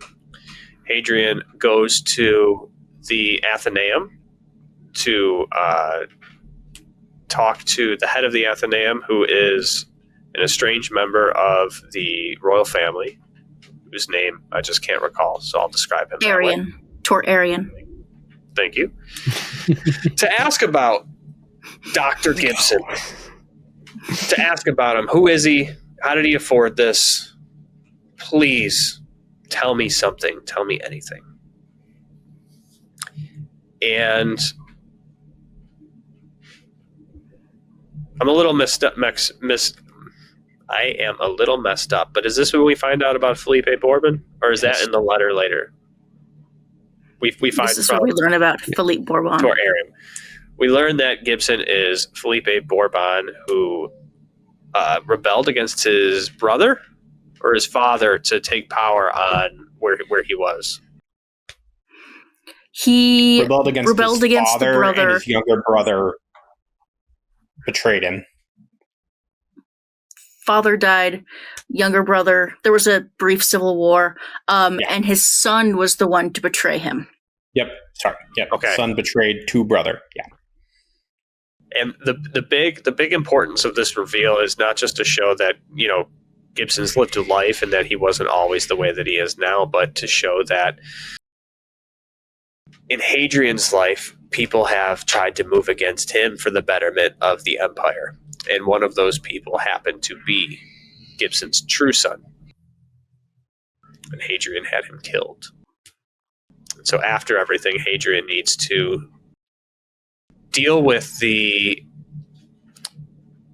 further guilt of having done something that he almost views it as doing it to Gibson because it's Gibson's son. Even though Gibson views Hadrian as his son, as we see in the letter and as he directly calls him, but he thinks that he views this as a betrayal of Gibson, and he feels very guilty of having killed his true son. I think this, as far as in the big picture, just characterizes Hadrian a little bit more on top of all the other trauma that he's lived through. But big picture, I don't think it's ultimately entirely important or worth digesting too much unless anybody agrees. I'll move on to the next point. I agree. Which is Hadrian returning to Nessus form. Nessus. Returning to the service of the Empire Nessus. for the umpteenth time. He returns to Nessus. The Emperor is informed that he is back. We find the phylactery. I think this is the biggest thing. This is the most important thing that takes place on Nessus, is the phylactery is right where he left it. And as I said earlier about the split of the books, everything happens for a reason. Hadrian forgot or left the phylactery behind so that it could not be lost on Darn 2. On the Cielson planet that I'm not even going to try to say. We get the phylactery back. That feels good. We make our way to Cartea, yes? Yes, but not before Hadrian and Valka reunite with Lorien. Thank you. Hadrian is not with just one friend anymore, but he reunites with Lorien, who is also shocked to see that Hadrian is alive, because the last he saw was it was all about to go down. He's kind of angry a little bit too. He's angry that he was the one who was saved. Yes, he thinks that, and rightfully so. If you're not there to participate or see what happens, that as the commander, the tactical commander of the Red Company, that there might have been something he could have done to keep them alive, when in reality he would have just died with everyone else. It's a little bitterness. It's plain and simple survivor's guilt too. Yeah. And from there we go to Cartea. Sorry, Yes. guys. This is the one I've read most recently. It's just we've talked about everything else. I'm forgetting the sequence. I said before we even started recording, this is my favorite book, but I don't remember much of it, especially not the structure. Whenever people do tell me of the things that happen, I don't know the order of it. I know some of the order. Wading into choppy water.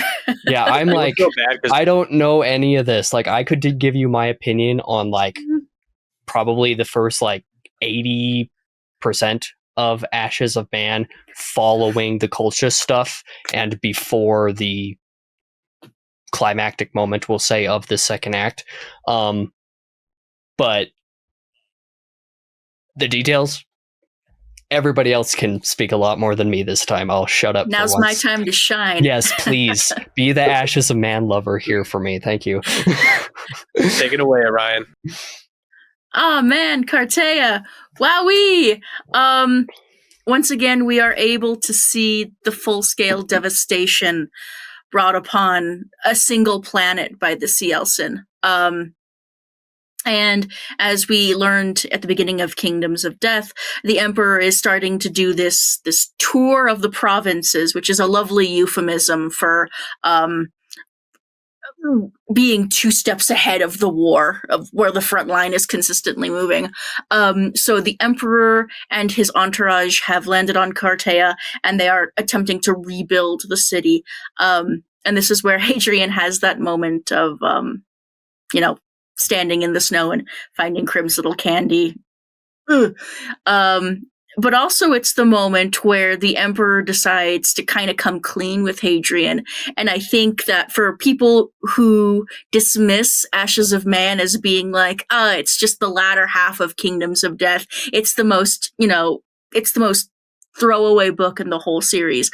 I think this entire scene with the Emperor meeting Hadrian on Cartea and telling him about what he knows about the Watchers and of Hapsis and of all of these contingency plans that the Empire has set up for First Contact, it really speaks to like how much we didn't know up until this point, because we read the book for the first time and we're like, what the hell is Hapsis? What is Nairi? What is happening? What is going on? And William spills the beans and talks about how the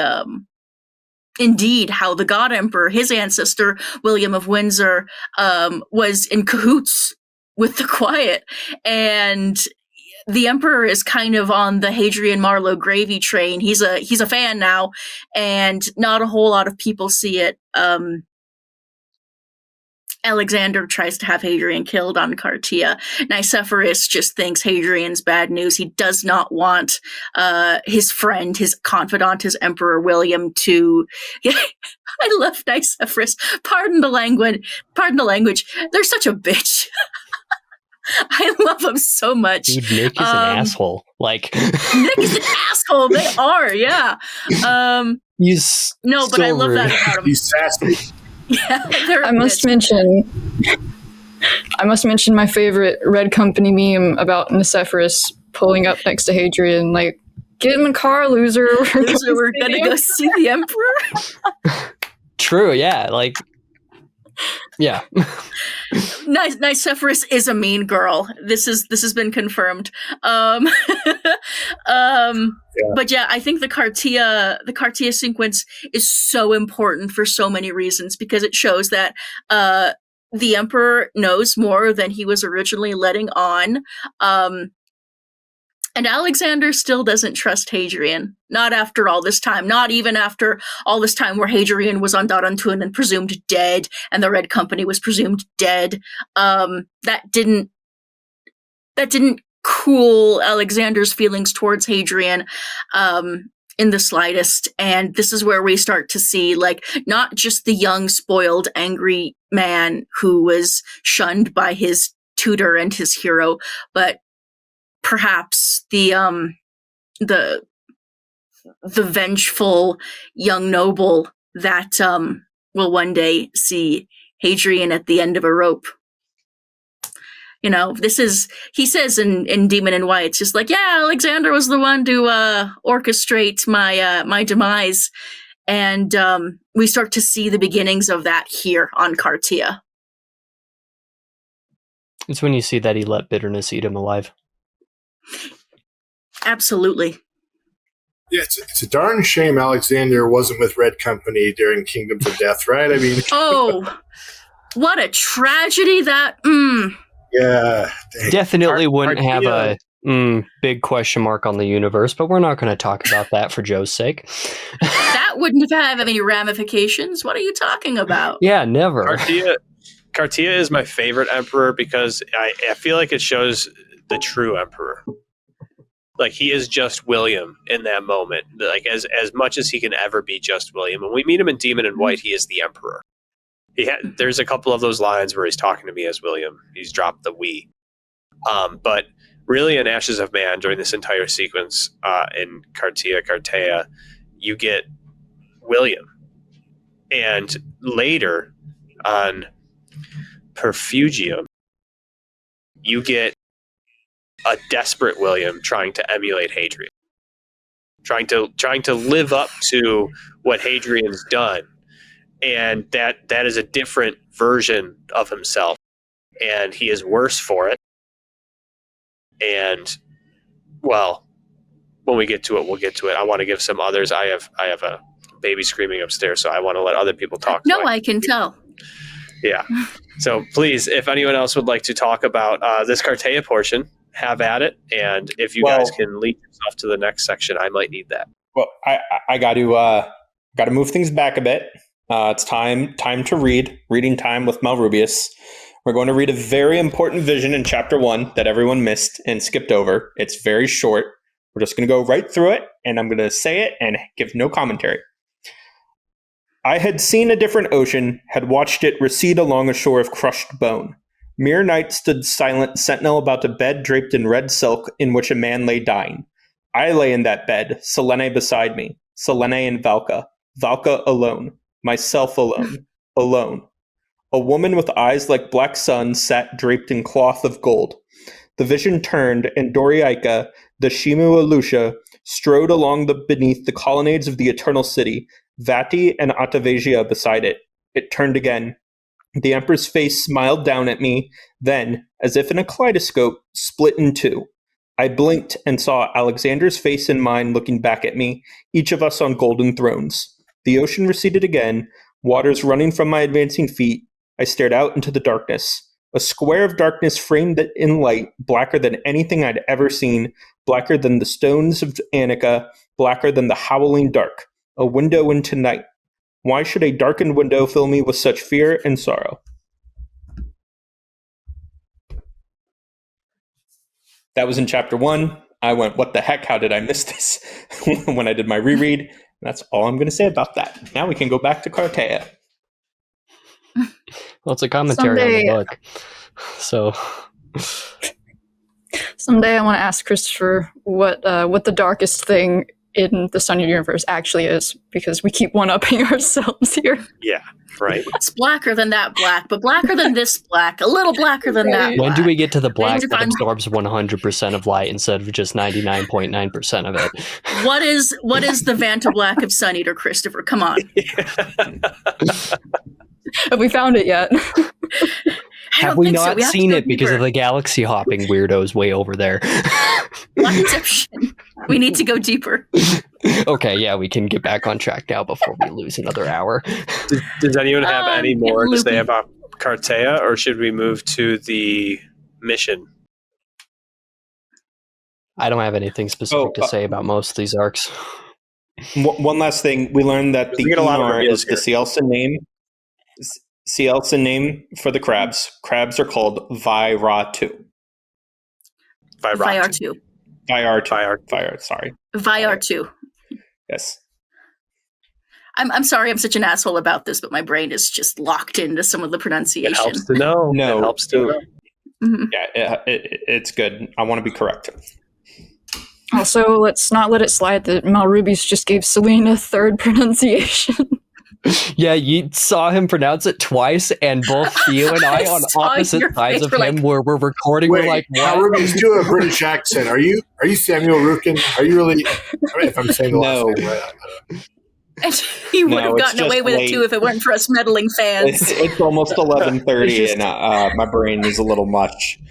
It's just funny that Pheo and I have opposite takes on her pronunciation, but Mal's pronunciation made us both just what? How to piss on both sides. We can agree on this. It's not Selene.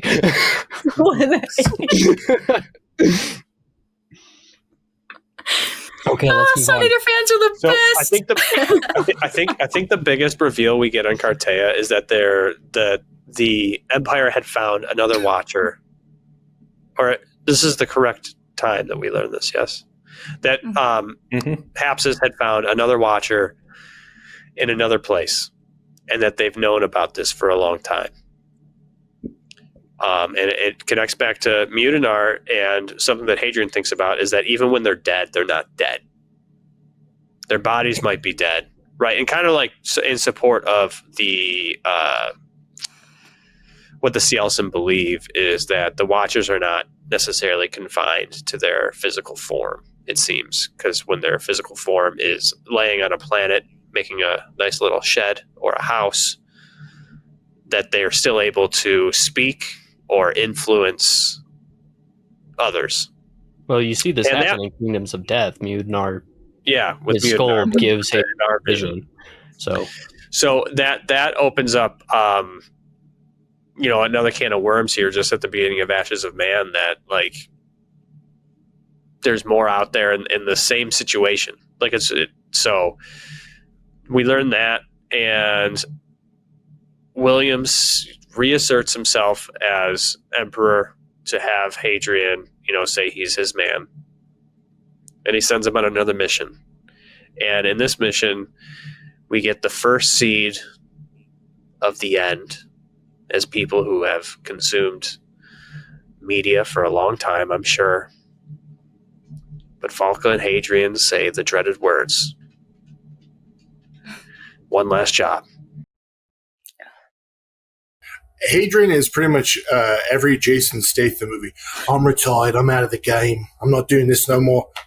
What's the job, though? Right? Hadrian's like, I'm out. You can't get me back in. Mm-hmm.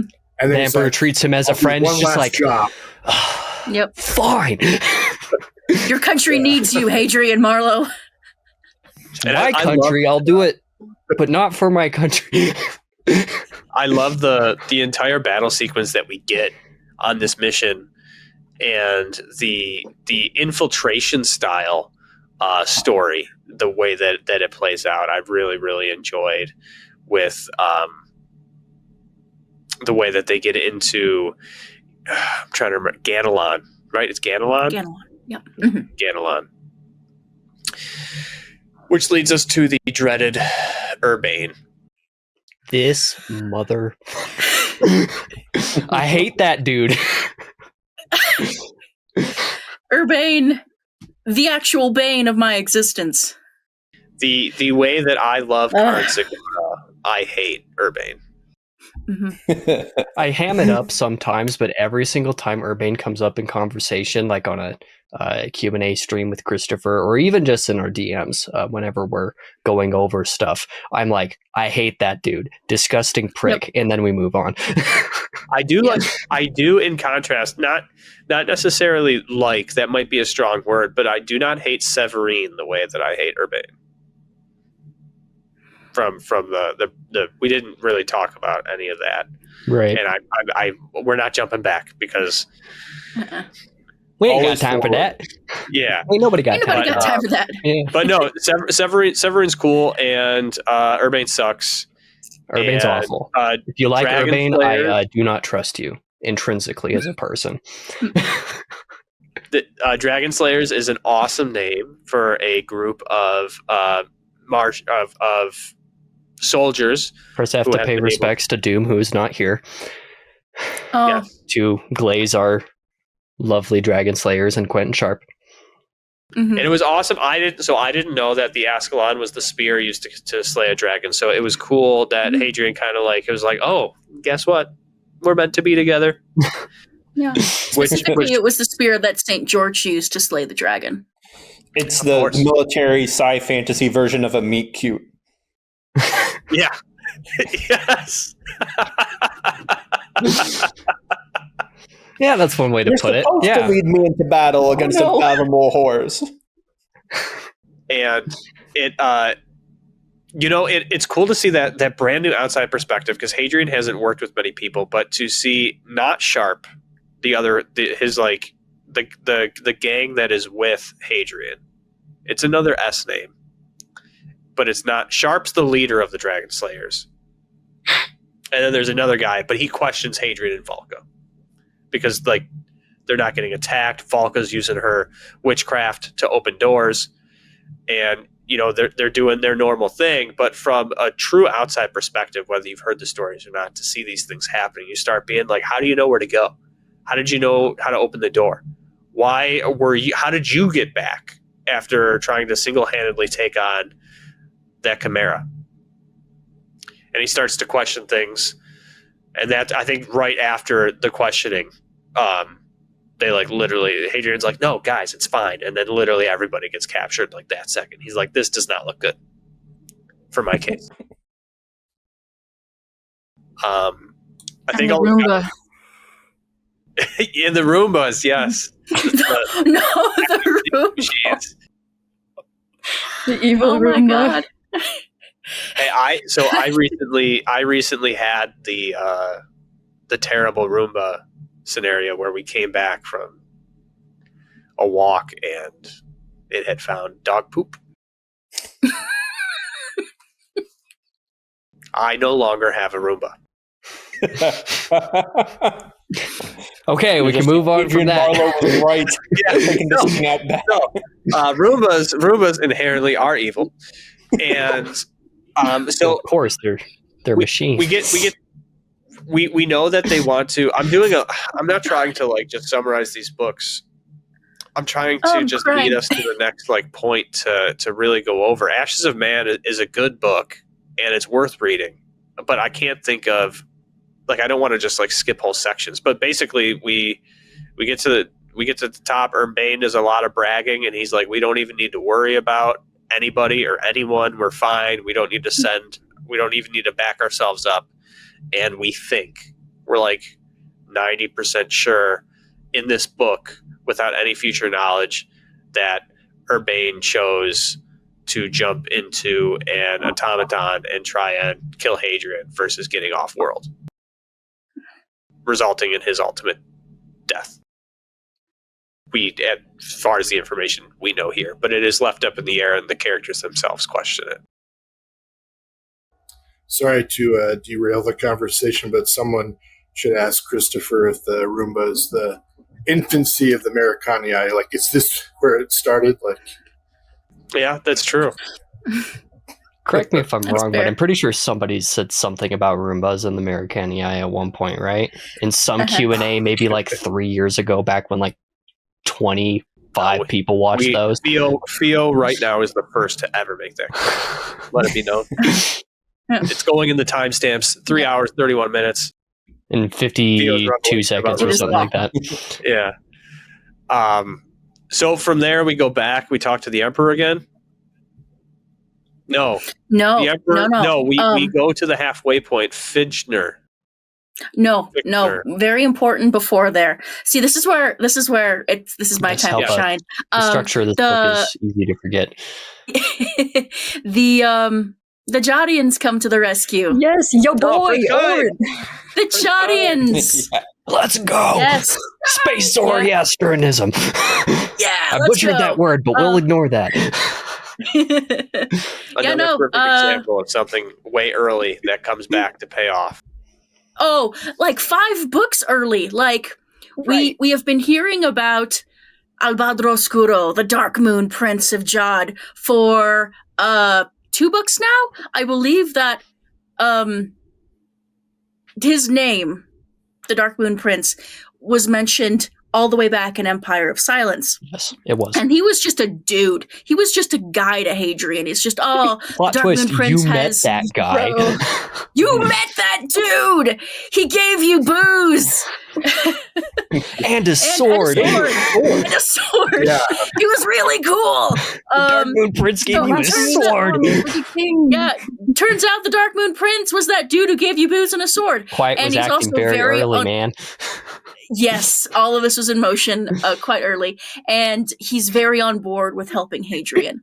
I just want to commend Christopher for planting those seeds as early as book 1. This mad lad played the long game and revealing who Olerin was to us in book 5. It's just, hey, I told you that your qualities were going to be known in Jad because I am Jad. I am the Senate. Which is incredible because when you meet Aloran, you don't question it. You're not he's just a dude. Who he is. It's just oh, guess what? Psych! It's so much better too because he's not just some dude, Hadrian talks about Prince Aldea, in the narration sometimes and how he becomes friends with him, but Aloran, and you're just wait a minute, that's you? And the readers have the same reaction as Hadrian. It's one of those rare moments where there's no dramatic irony happening. You learn the same time as Hadrian does, and you have the exact same reaction.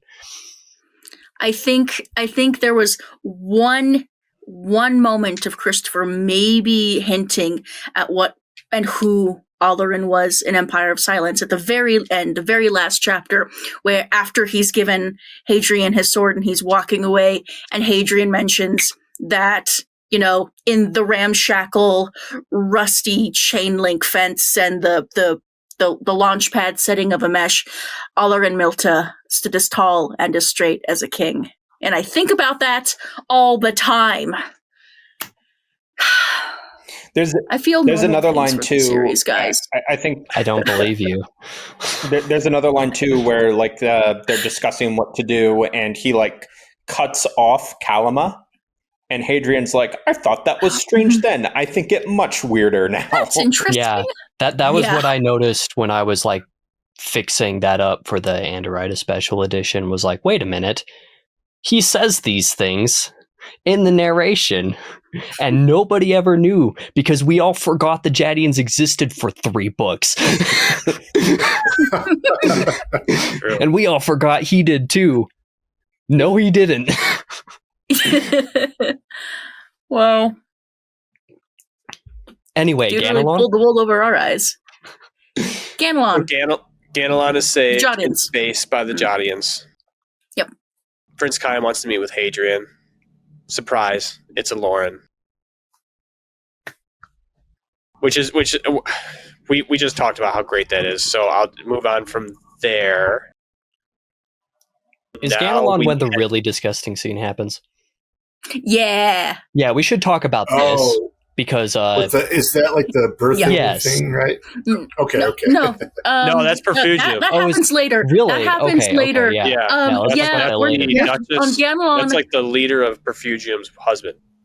Yeah, so Ganelon is where Hadrian and the Dragon Slayers discover the very beginnings of the rot of the Right, okay. The It's the galactic other disgusting. Lithovirus. The Scarlet Rock. the litho. Yeah. Yep, It's the other Lithovirus? disgusting Yeah, thing. Scarlet Rock. lithovirus. Yep. Is that in the Scarlet Ellen Ring Rock, reference yeah. there? Yes. But yes, the space cancer. Yes, the turbo cancer, as it were. I'm so sorry. Yeah, I was once just chatting with Christopher, and I mentioned I believe it's chapter 25 of Ashes of Man, and he just goes, "What happens in that chapter?" And I mentioned it, and he goes, "Oh yeah, that." And he just moved on from the conversation, and I'm just like, you can't just drop one of the most grotesque things you've ever read and just go, "Oh yeah, that." But that's just how he is. He just moved on from that point, and we're all just reeling with the consequences. We go, so Ganelon, space cancer, Prince Chaim is a Lauren, the Jodians have finally come. Yep. Urbane is dead. We're like kinda sure. We freaking hope He so. better be dead. Yeah. If he's not, I'll What's that line do a from double O'Neill and backflip Stargate where Yep. we're country and 98% kick him in certain the nose. Apophis is finally The dead? short story in Unbounded is Urbane's POV.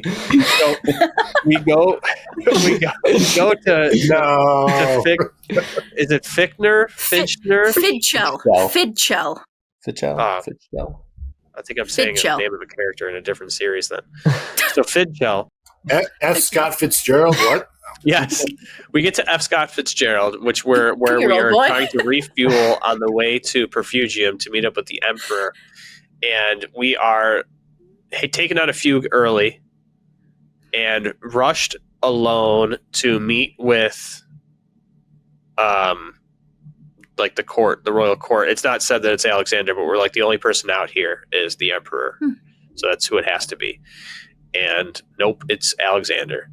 And Alexander's beside himself because everything that Hadrian said, shocker, this guy who's been fighting the Cielsen for like 1,000 years, has done the most damage, has the most experience, speaks the language, told you, maybe don't go where you said you were going to go. They went anyways, and they get sieged and absolutely obliterated. I think at one point, when Hadrian is telling Nicephorus, like, I keep telling you guys, you got to get out of here. Go back to Forum. The Emperor's movements are known. And they're like, what, do you think that, like, the Martian Guard can't handle it? You think that we're going to be caught off guard? And I don't things know, are- man. I just watched 90,000 people get eaten alive. Uh-huh. Turns out Uh-huh. they couldn't handle it. They did get caught off guard. And the entire fleet's gone. Alexander was able to escape. He needs Hadrian's help. Please save my dad. And Hadrian says, okay, but you got to let me leave. Well, it's not please save my dad. It's should we just, leave my dad and Oh, right, yes. should I we just leave? go Yeah, back? yeah. and There was claim to be a emperor? little deliberation at that point. Yeah. Yeah, and you could tell that was He's some not evil Alexander's endings like foreshadowed. ideal choice there. He was trying to figure out what the best thing to do was. And I guess really the only person he had to talk to was Hadrian, who he does not like very much at this point, but still. Hadrian, I do remember Hadrian did also push Alexander that if they are unable to rescue his father, he needs to like avenge it and then go back to Forum saying like, you know, with that accomplishment to Hadrian is basically saying, Alexander, you should sit on the throne. Like, you should do this thing, and then the throne should be yours, regardless of the regular inner workings of how this is supposed to happen. You should return victorious over this situation at least, and say, like, I'm emperor now. Which Hadrian in this moment, because he feels different seeing Alexander because it's a familiar face after he's lost everyone. So he doesn't care anymore about any of the past in the moment. And he wants the best for Alexander. He's willing to help Alexander. But then Alexander's himself kind of reminds Hadrian of like why they didn't get along in the first place. And asks, if I do this thing, I want to be able to leave. And then I'm not really a problem anymore for you. Just let me leave. And then we go to Perfucio. And I need water. I talked too much. So I'm going to pass to whoever wants to take it. Crusoe, have I started with you? Heck if I know, but I've talked a lot. So. Yeah. If actually, I can go first on Perfugium because this is the one section that I actually know anything about. Fantastic, please. This is going to be pretty general, but of course it might be better if we're actually not spending 1.5 million years on every scene this time, right? Unlike Kingdoms of Death. Perfugium is like probably the one exception to my general feeling about Ashes of Man, where, you know, all the Sun Eater books have like several big sequences that you just like kind of remember that stick in your brain. Ashes of Man has some of those, but a lot of those are really girded by a lot of feeling, reaction, and processing Kingdoms of Death. And to me, I think this is why Ashes of Man, it's tonally different because of that, and also why it doesn't work for everybody, why it has a slightly lower reputation, why it's also somewhat less memorable. Sounds degrading, but that's not what I mean when I say less memorable. It's the fact that I don't remember very much of it so specifically is because so much of it is bedded by feeling. You get moments of this with, you know, William and Hadrian earlier in the book. You have Hadrian and Valka throughout the book. You have Hadrian reacting to learning about Gibson's son at the very beginning. You have all these moments that are very important reactionary character, you know, little spurts of not growth per se, but, you know, they're still important for Hadrian's character. And then you have Perfugium, which is the sequence of the book. It's the finale of Act 2 of the series, where you have an emperor in crisis. The Sollan Empire is actually in legitimate danger, in a way that you do not see prior, because Kingdoms of Death, that was all Hadrian. That was his trial. That was the Red Company, you know. Perfugium is the Empire. This is an indictment on, you know, the Empire's entire war with the Cielcin, as well as Minos and all of that, which is where you get the really disgusting scene, actually. It's not great. I'll let Orion take that one. Damn, did my face give it away? You're welcome. Yeah, no. So Perfugium is a lot. I must say, I really do enjoy that first sequence in the book, where they're doing that mad dash through the city, and all of a sudden Hadrian hears a bell going up, and you know the planet's been under siege for, I believe, a year now. It's been a while. I believe it was a. It's been a minute. It was a year when he met up with Alexander, and so then it took another year to get there. Another year. So I think we're at like 18 months to 2 years at this point. It's been a hot minute, yeah. but the courage of that one person to ring a bell in the middle of the destroyed downtown area as Hadrian and his people are moving through it, knowing that in giving up this person is in revealing their position, this person is essentially telling the Cielsen, here I am. So like what an act of bravery that was. What a Chad. But they are able to find the Emperor and learn where he is. He's essentially underground, and they also learn that Perfugium is it's an imperial storehouse for people in Fugue. And the Emperor has decided to play Hadrian, and he's refusing any aid. He does not want to be rescued. He does not want to be saved. He wants to get as many people off the planet as possible, which is a noble thing. But Hadrian has to explain to him, like, if they capture you, they're not going to just kill you. They are going to humiliate you. They're going to torture you. They're going to assault you in every way that implies. He has to tell William that what happens to him if this goes wrong is what happens to the Red Company. Yeah. Yeah, it's just like, if this happens to you and the Empire learns about it, that's it.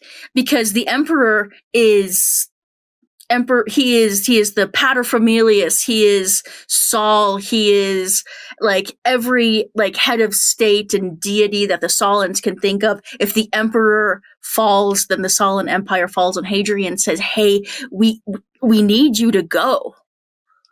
Pheo, please.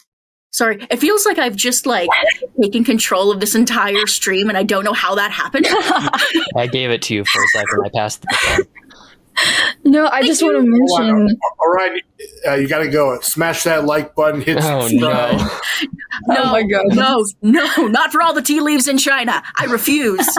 I have never verbalized that YouTube phrase. But you've thought. And God bless you for anyway, it. Theo, go on. I just want to jump in on that point from Orion, because this is the first battle that we see. The Cielsen's tactics have changed, right? Because of everything that happened with Doriaika bringing all the Cielsen together in Kingdoms of Death. Right. Because this time they're working together. Multiple world ships have besieged Perfugium, and they're all so close to this planet that the planet itself is starting to tear apart.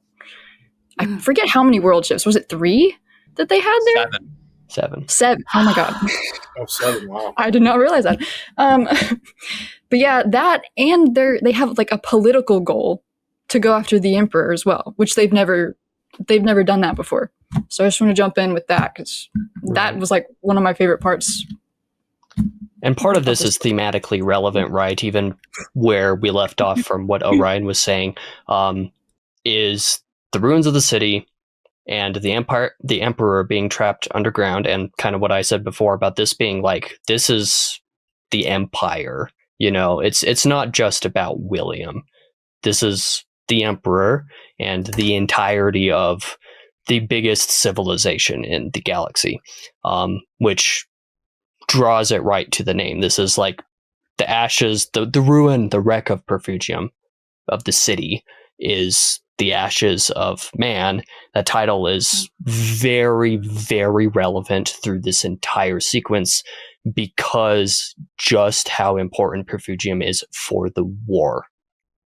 Just straight up. You go down here, man goes down. So in a sense, actually, Joe, when you say we're not rising up from the ashes, in a way you kind of are, actually, because the Empire doesn't fall here.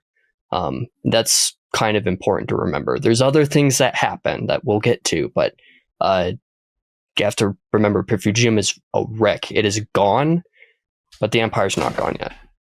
See? Yep. I view the entire sequence in the tunnels.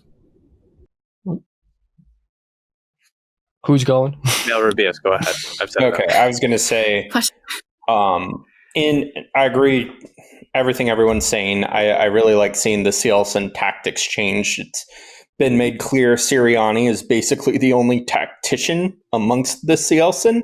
The rest of them are just kind of raiding planets at random.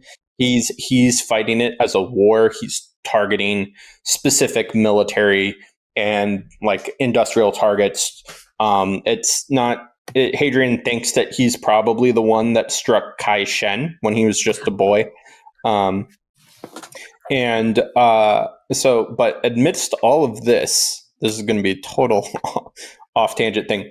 This part has some of the best humor in the entire series, where like how we get to Perfugium is Hadrian is having a meeting with Lynn and Alexander and a couple of the other people. They're trying to come up with a plan. And he mutters to himself, Lorien's not going to like this. And it opens up. They're on the surface of Perfugium. And Lorien is going, I don't like this. I don't like this. Yeah. This is how it's totally different than Kingdoms of Death, right? Like, Ashes of Man is using little moments. Yes. Once you get to the tunnels, there's a part where Hadrian's like, that damn emperor, can't we just drag him off back to the ship and leave? And Lorien and Valka both look at each other and they're like, do you know how many times we said that about you? Like, we have wanted to do that so many times, make our life so much easier. So yeah, those little moments of levity that were definitely not in Kingdoms of Death do help separate it out. But they also help, it's like, hey, we're kind of back with the gang, right? We lost the Red Company, we gained the Dragon Slayers, and you can see that trust starting to form between Hadrian and them as the book goes on. But like the way Ruocchio writes battles, I like that he switches up every battle. He puts it in a new location with different tactics, different strategy, because the Cielsen basically just siege everything, but like Berenik, I give up. I'm never going to pronounce anything right ever. The battle at the end of book 3 and then Perfugium are very different, even though they're both kind of like a planet being sieged. It's true. Marx, you have anything you'd like to say? Not at this stage. When we get a little bit further up, I have a few things. Okay. I want to summarize my thoughts just on the entirety of the tunnel sequencing from where we finally make it to the Emperor until we leave. It feels like a microcosm of everything else that the Emperor has had Hadrian do up to this point. He continues to set him on impossible tasks, and Hadrian either succeeds or couldn't because the Lothrians were already in bed with the Cielsen before he tried to get their help. And William just continues to send him down the left tunnel, the right tunnel, the back tunnel, where one man should not make a difference in clearing the tunnels, closing the tunnels, sealing the tunnels, rescuing these people, helping seal the way back to the Hippodrome where they got in. And it really feels in that moment where a lot of things are happening. It's like the entirety of everything that Hadrian's been made to do shrunk down into little tiny versions of that. And it gets harder and harder each one he does. Just like when he has the big missions until the end. One last battle. I don't want to lead us there before we're ready, because before we get there, Adavisa does try and communicate, and Adrian once again finds himself in the role of translator. And I believe this is the scene that you guys are referencing. With the husband of the, I can't remember which cool title, the overseer of the Perfugium, whether it's Duchess. Valavar. Their name was Valavar. Valavar's husband has been captured during the initial siege, and he has become the footstool, pet, and unwilling surrogate for Adavisa. That's a lovely euphemism. Incubator is probably more appropriate and properly disgusting. Yep. I don't think we really need to go into this scene in quite so much detail. No, it's terrible. So what but happens is they stand them up. No. What happens is not fun things where a child is essentially A Cielson child. A Cielson child is essentially And we can incubated leave within a it at that. person. That is what We can happens. leave it at that. We can stop right We there. see it all. The only other thing You know, if there's one property that Go ahead, sorry? Marx.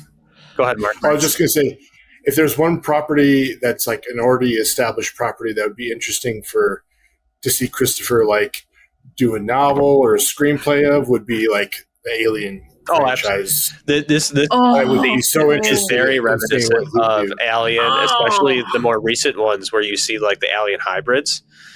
And it's interesting that the Cielson can use any being or any or it's at least inferred that the Cielson can use any incubator, but they still come out Cielson. They don't take on any traits of the host.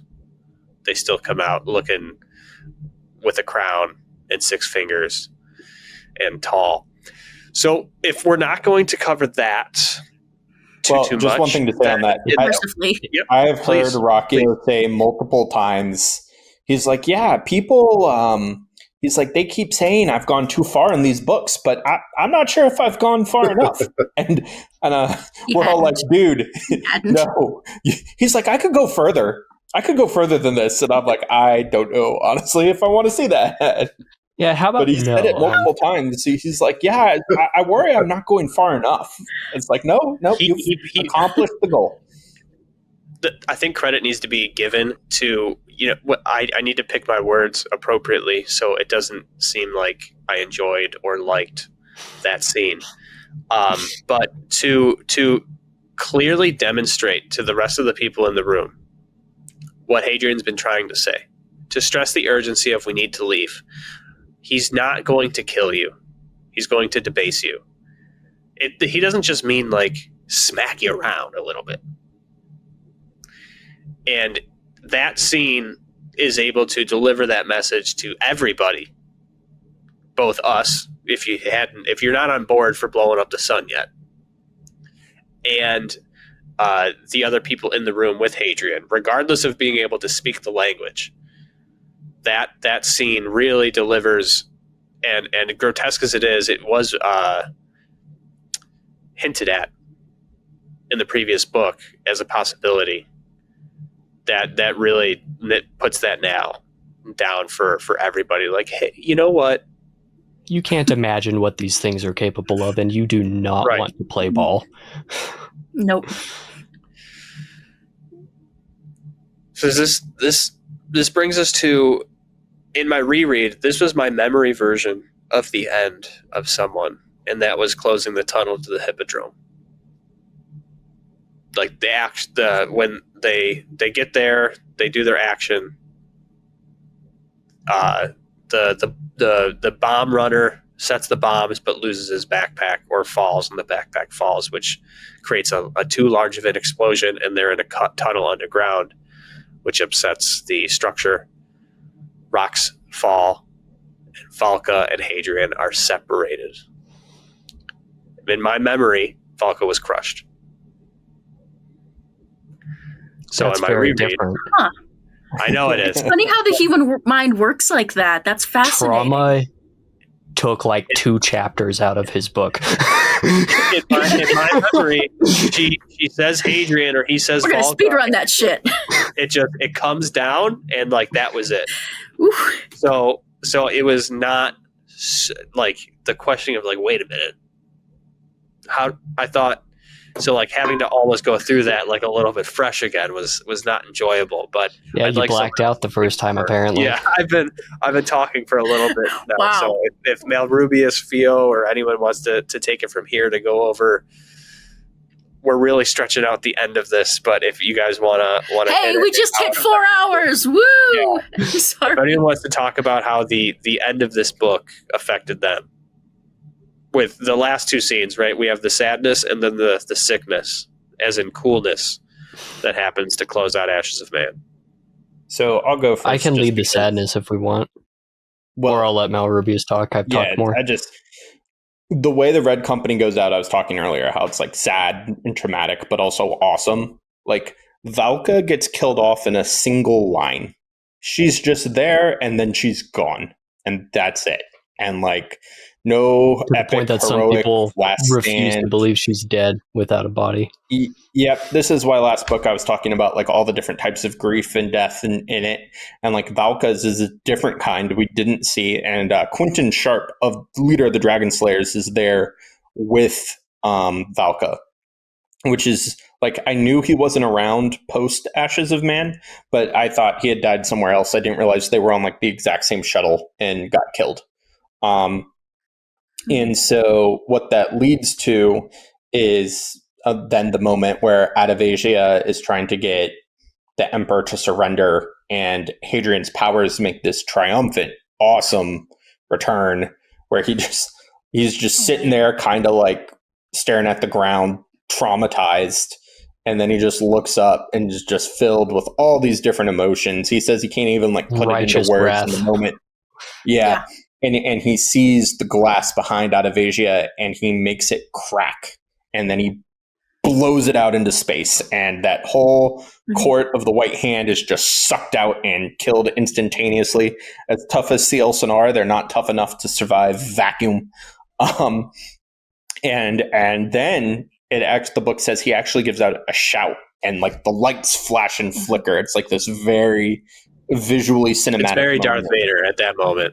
Mm-hmm. It's very Darth Vader learns that that Padme. Yeah. Is no longer. Yeah. Well, and then the Emperor asks him to bow, and Hadrian doesn't. He like does something else that's still a little deferential, but not what he should. And the whole rest of the book, he's basically like, if you had just listened to me, she'd still be alive.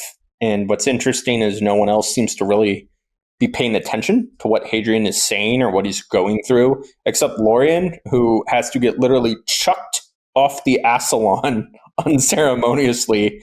Hadrian throws him off the ship because the Ascalon docks with whatever ship they put the Emperor on. But in between those moments, Hadrian tells us that like Basander Lin is up there pulling off some crazy space maneuvers no one has ever done before, sucking in and rescuing the Imperial refugees who managed to get off Perfugium. And this is like one of many moments throughout Sun Eater where Hadrian says, oh, here's this other thing that happened that was super important that I wasn't there for.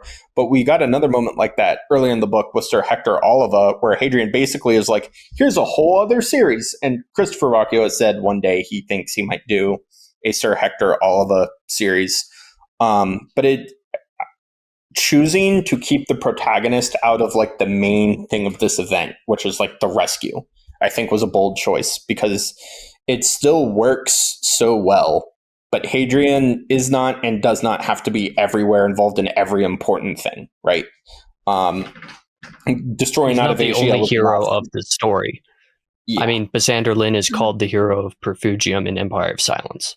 Yep. So. And if you go back in Howling Dark and you reread that chapter with Brethren, Hadrian tells you Valka dies at Perfugium. Not like in so many words, but he's basically like, I saw Valka everywhere, and then I thought of the fires of Perfugium and shudder. Mm-hmm. Yep. What a damaging moment, by the way. I can still remember the first time that I read chapter 43. Is it 43 in this book when that happens? Or is it? I don't remember. It was one of the 40 chapters. Yeah, it was one of the 40 chapters because something always happens on a 40 chapter. Yeah, man. and like 43 or something in Kingdoms of Death was the one when Palino dies, I'm pretty sure. But in either case, I still remember the chapter when Valka goes. When I was reading in this room, actually, 42. This office. Is it 42? Okay, 42. I knew it. I knew it. 43 starts with 3 words. Yikes.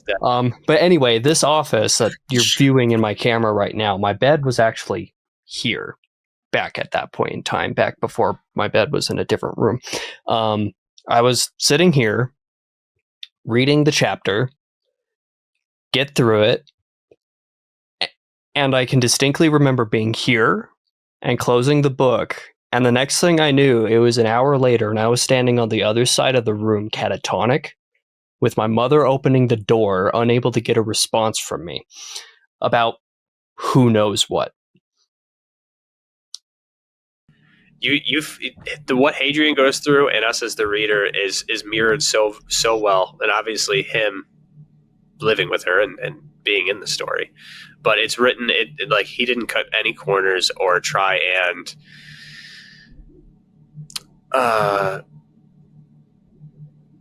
way that he wrote Hadrian's reaction couldn't have been done better, more real and visceral. It was a different kind of grief too than the Red there. Company, you know. That was Like Mobius said, I believe, or Marx. That was a trauma, but Vodka was an anger, especially because, again, if you had listened to me, William, she would be alive, you know. But yeah, that moment was like arguably traumatic for me because like an hour of my life disappeared. I just don't remember. You blacked out. I did. I didn't black out the chapters. I blacked out myself. Apparently, that was truly horrific, and it comes at the worst time too. And I know some people have a criticism of this entire thing because, you know, with the disgusting scene with the husband that we haven't discussed too much. There's an important moment after this when Volka finally relents. Hadrian has been talking to her for hundreds of years at this point, basically, that he wants to have a family.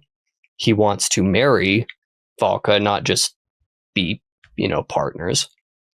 And Volka relents finally after this horrific thing that everybody just witnessed. It says, yes, I will finally agree. And then she disappears in an instant. Yeah. And that's even worse. It is so much worse for Hadrian. He's like, for sure. I finally wore her down and now everything is gone. His only friend left is Lorien, basically. Marx, do you have anything? Can you hear me at all? Yeah. I can't. Anyways, my headsets keep disconnecting. I was just like, after all the events of Kingdoms of Death, I was like, that's going to be, you know, for the most part, the end of his trials. And so when Valka gets killed off, I'm like, what? Valka? No, I thought she was one of the ones that like wouldn't die, like wouldn't be taken. And so it just it shocked me. So that was his Joker moment. Yeah. Yeah. Pheo? I was unfortunately spoiled for her death. Oh no! No. Before I even Who did it? Who read did it? about her, I'm gonna go break her and Oh no, it Who was did it? me. Oh. You mean I can't ban anybody for this offense? I was gonna do it. I was gonna do it. The next one? No, but like, no, it was because when I started Empire of Silence, I liked it so much that I just went ahead and bought the entire series, and I was just casually looking at the page numbers of how long each book was, and that sentence on the last page stuck out to me before I even read about Volka showing up in Empire of Silence.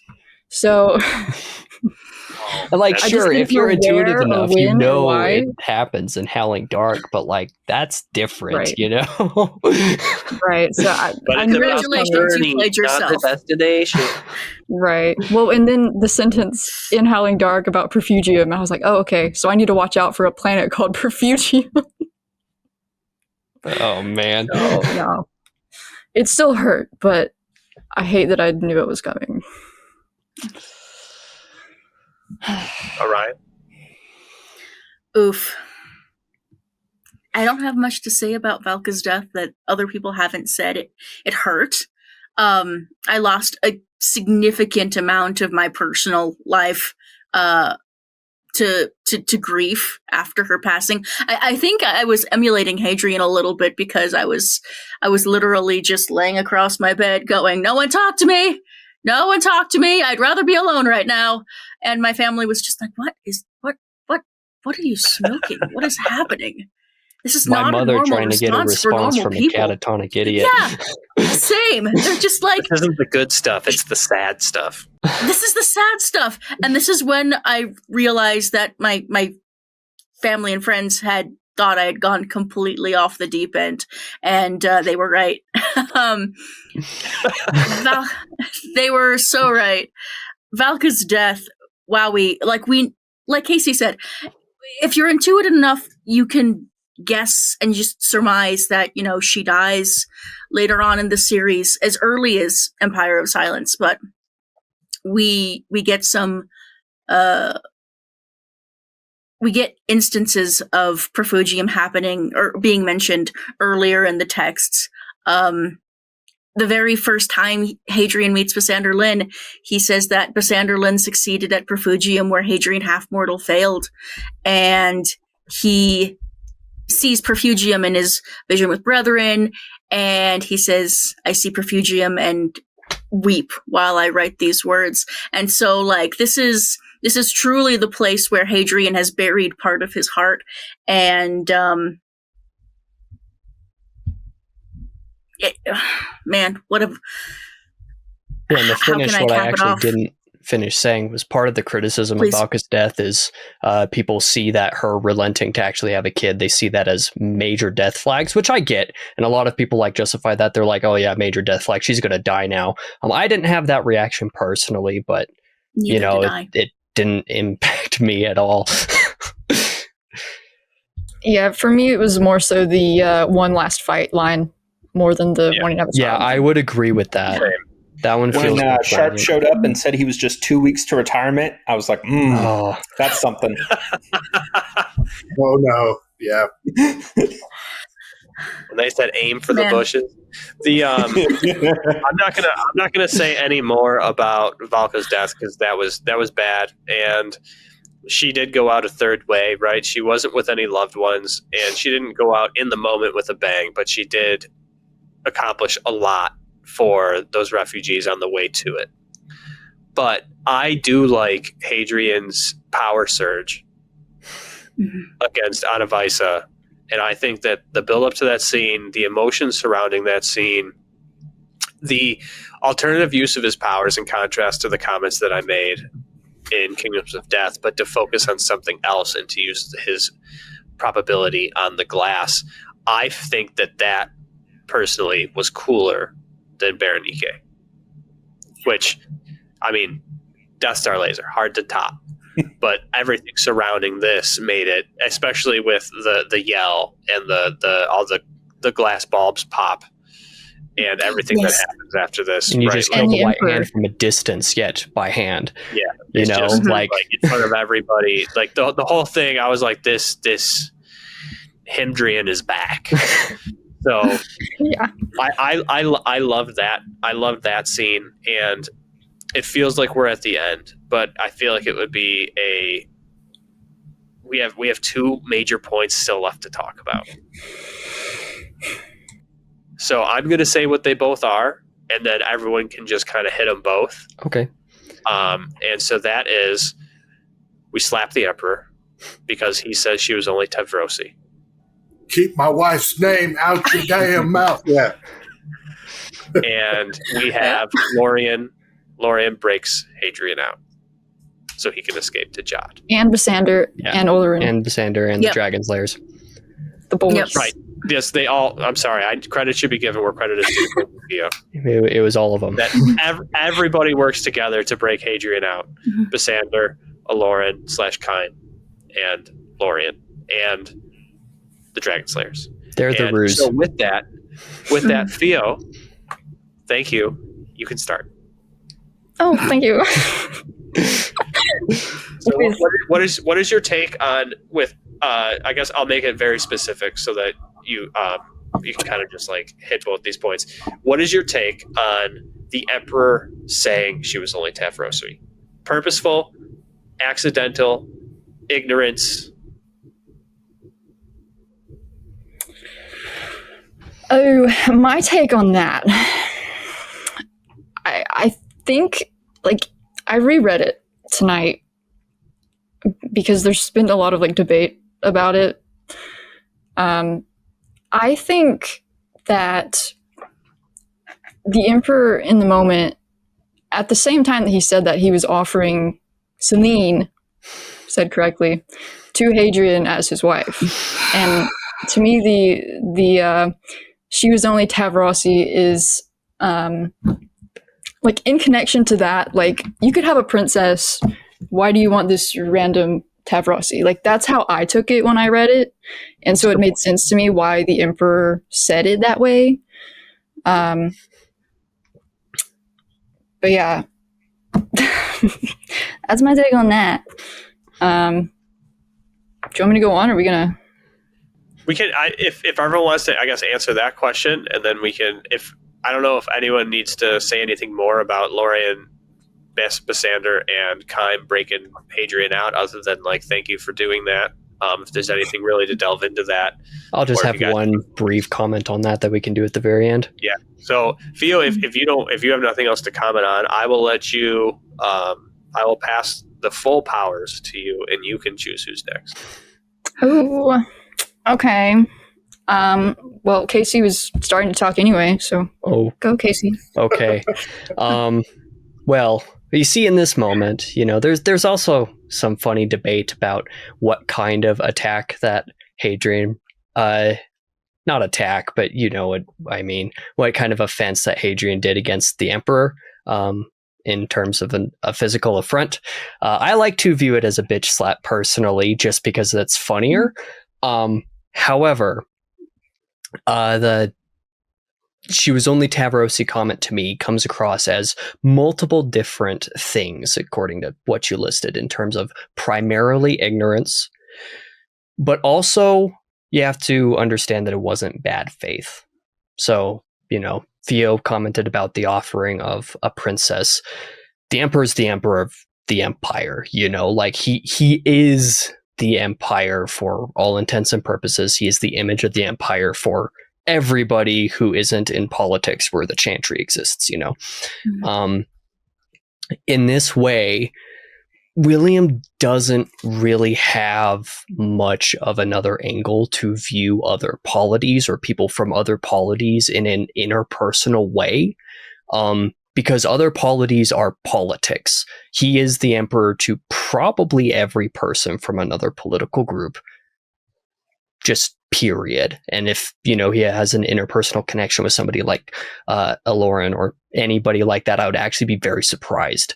So in this sense, it comes from extreme ignorance, of course, but also not bad faith. So even though it was a very uncouth and uncalled for statement, definitely not the right thing to say, it's one of those things where we all have a time where we say something where like the exact wordage of it is like not what we intend, and as soon as it's out our mouth, we're like, fuck, that's not how that should have sounded. And I think William, I personally am willing to give him grace and assume that he probably did not mean it that way. And part of this is because of how I understand William to be as a person, which I will not expound upon, largely because of future books. But I love William, so I'm willing to grant him that grace, even though it was a very ignorant statement and Hadrian had very good reason to be pissed. So that's my take.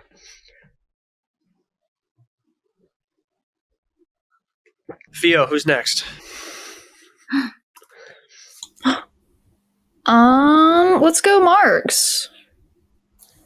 I don't know if there's anything else that I can add. I think Casey said. Sorry to steal your words. No, like, yeah, like when I read it, I knew that Hadrian wasn't going to let that comment just slide. And I can't blame Hadrian for what he did, but I can see, to Casey's point, that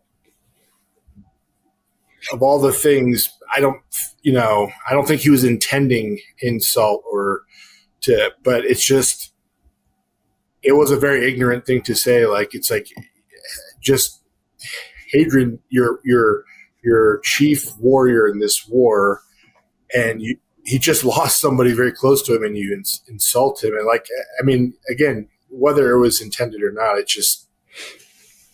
he shouldn't have said it, obviously. So yeah, I can't blame Hadrian for slapping him. So yeah. Pass the torch, Pheo. Orion. I hope you don't get demonetized for this, Marx, Joe Mac. I hope you don't get demonetized for this. But I am so far away from monetization. Yeah, he's nowhere near.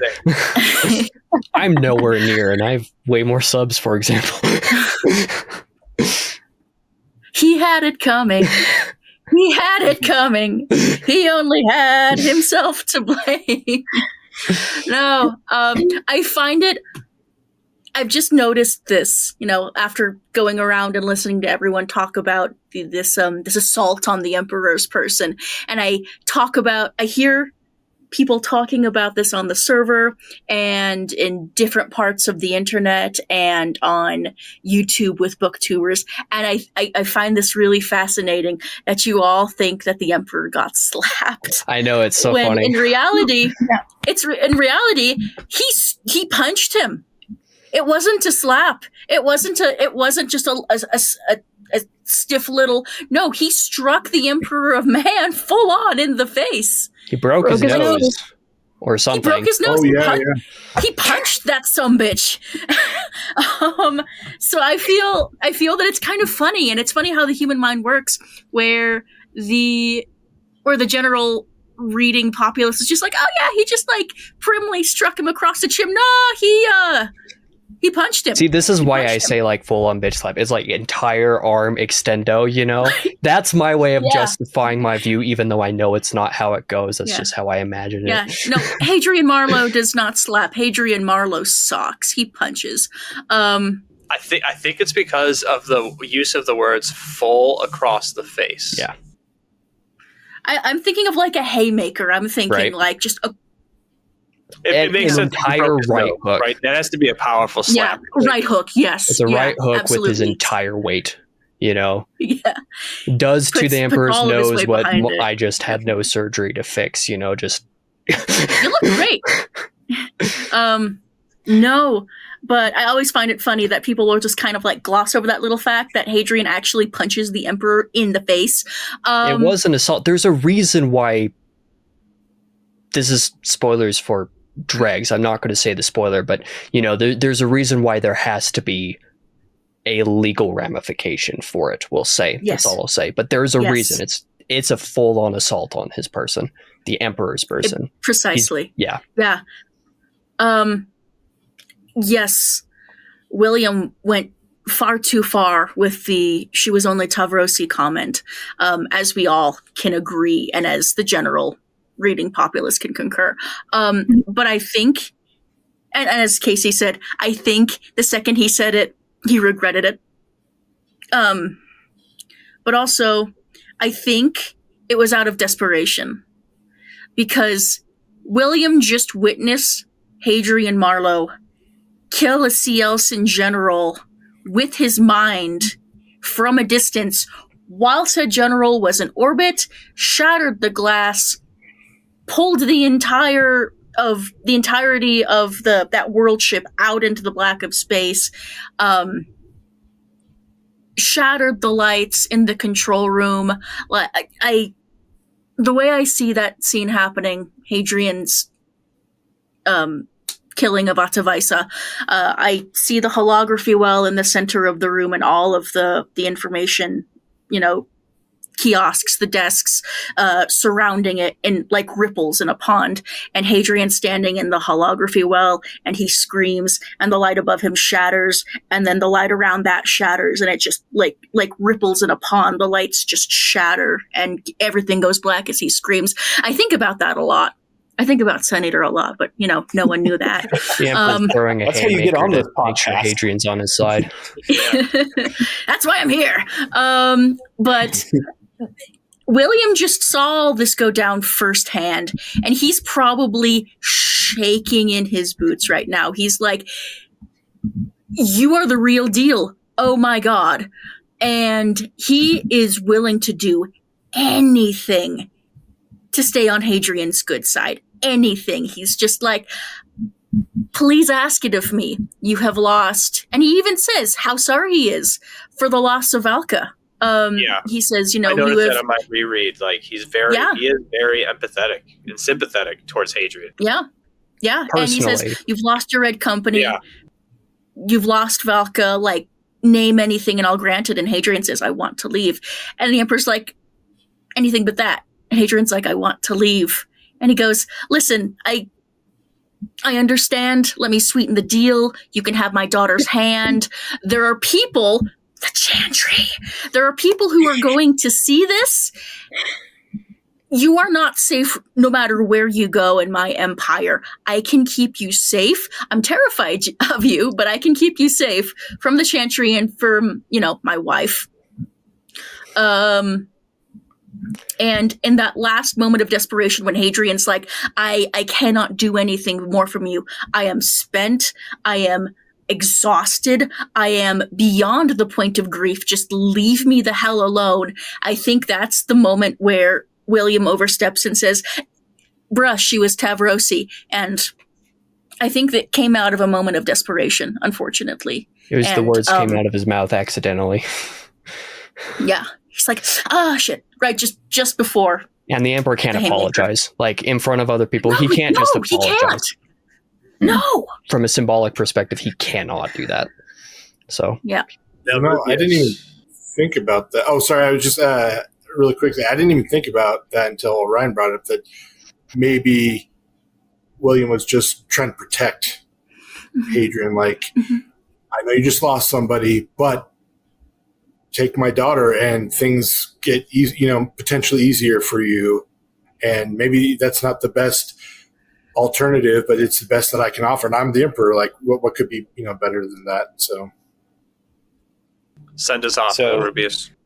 Yep. I'm going to try to drive home a couple of points that I think people have been sort of dancing around. So one is these books, obviously, you have kind of two Hadrians, right? You have current day Hadrian, and then you have narrator Hadrian, who's much older and wiser, often comments on his younger self's actions, even at this point where he's like 400 years old. This point where he strikes the Emperor stands out to me because if you go and you reread it, when he does the punch, he says, the boy I was on Emesh stepped forward and the knight with him. So it's sort of like that younger Hadrian rearing its head and coming back into the narrative a little bit, that boyish action. But I think to contextualize William's actions a bit, there's 2 points I want to talk about. One is that we get this multiple times. Most Palatine marriages are relatively loveless. They're arranged. The people who are married do not need to share a bed. They call it marriage, and we think of a specific thing. And when they use that word in Sun Eater, it's not the thing that we think of when we think of marriage. So from the Emperor's perspective, Selene has never tried to kill Hadrian ever, and even danced with him. And, from his point of view, this is like a match made in heaven, right? This is like, hey, they laugh at each other's jokes. They smile at each other, right? Like this is about as good as it can be for a Palatine. I like Selene. So he's not even viewing it in terms of Hadrian is going through grief, right? Like his only sort of context for relationships is his own relationship with the Empress, which I think we're told in Demon in White or implied that it's pretty loveless, that the Empress has her agenda and William is sort of kept out of that and they don't have much in common. The children are made from the cells. They're not, having to share a bed or anything like that. But the other thing is, we've seen William and Hadrian's relationship grow over the course of now 3 books. And several times we see Hadrian sort of take a less formal position with William than he really should. This is a time where the reverse happens. Like William does consider Hadrian to be, the Emperor doesn't have friends, but like as close as one can come. So like this moment of familiarity slips out, something that you would say in private at Cartea, right? And it's a mistake in terms of how the imperial power should be wielded on William's part, not only for what he said, but just for having that moment of familiarity with Hadrian. Especially in that setting, like you said. Yeah, especially in that setting. They're not in private on Cartea, it's in front of everybody else. Yeah. On the reread, I noticed how apologetic William was about the loss of Valka. And I have to, hearing Pheo explain it, I kind of want to, like, that makes a lot more sense to me. On the lead up to why those words came out is because what immediately precedes that is have my princess daughter. So comparatively, she was only Tafrosi. And again, he's the emperor. Right. You don't get better than the princess, you know? Yeah. Big picture, politeness, all that other stuff. I think all that comes out of like the ignorance and the fact that he is detached from regular relationships, as everyone else has said. So I don't think there was malice or any like bullshit behind him saying that. I don't think he was trying to, because there were other times where the emperor had Hadrian in front of him and he needed Hadrian to react a certain way. Right? If Hadrian didn't defend himself at the beginning of Ashes, then they couldn't continue the way they wanted to. They would have had to make him like kill himself or send him to Belutia. But he did defend himself, saying that his Red Company didn't fail, so they were able to move forward. There was like the thought, was this on purpose? I don't have any further knowledge from Ashes of Man. I'm halfway through Dregs right now. Maybe halfway. Maybe a third. If Basander, Kime, and Lorien all work together, was William a part of it as well? Like, was he trying to get Hadrian away? Right? And obviously that's neither here nor there, but just with this book at face value, he has done these things before where he wants a reaction from Hadrian as a way to keep him safe.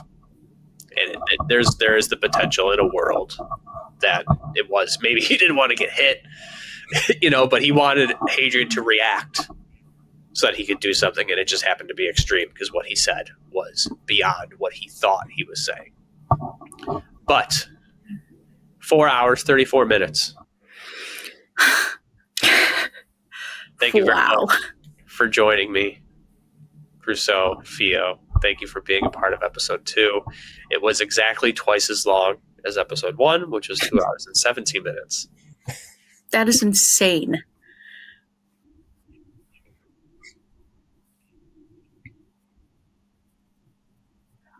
Oh, one sec. Before you end the recording, have you finished it? No? We're okay. This is my little spiel that we did at the end of the last episode. If anyone's watching and you haven't yet joined the Red Company, please join us. Joe Mack is going to include a link to the Discord server. And also, we have precisely, I believe the count today was 157 general admission tickets left for the Shadows Upon Time Gala. That's happening in Raleigh, November 15th, Saturday. 2025, you can, get your copy of Shadows Upon Time 3 days early. You can join the Red Company and the rest of the Sun Eater community with Christopher and Jenna and celebrate the literal end to this series in spectacular fashion. Jenna just shared some of the menu items with me, and I'm very excited. And there's going to be food and books, and I fully suspect there's gonna not an open bar. I mean, you can buy tickets to get a couple of drinks, but I don't think anyone's going to get sloshed at this shindig. Hope not. But I do suspect that I'll see quite a few of you there, and if not, you've got about 150 tickets left. Please buy a ticket. Come and hang out. We would love to see you. Okay. You're really good at this, Orion. Thank you. I appreciate it. I forgot both times now, and you remember the plugs. It's like I run a server or something. Also, check out King Crusoe on YouTube. He's the book binge. I've done a ton of Yes. Sun Eater related stuff. Those are usually my best performing videos. Christopher's done more for me than I have for him, even though I copy edit for him.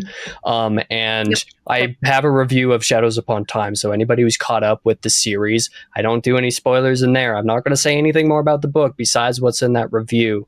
But if anybody happens to want to build up a little extra hype in the next, I don't know, month and a half or so, by the time this video's out, that review exists. So, Guys, it's such a good book. it's incredible. Such a good book. Excuse me. Oh. Oh my god. Damn.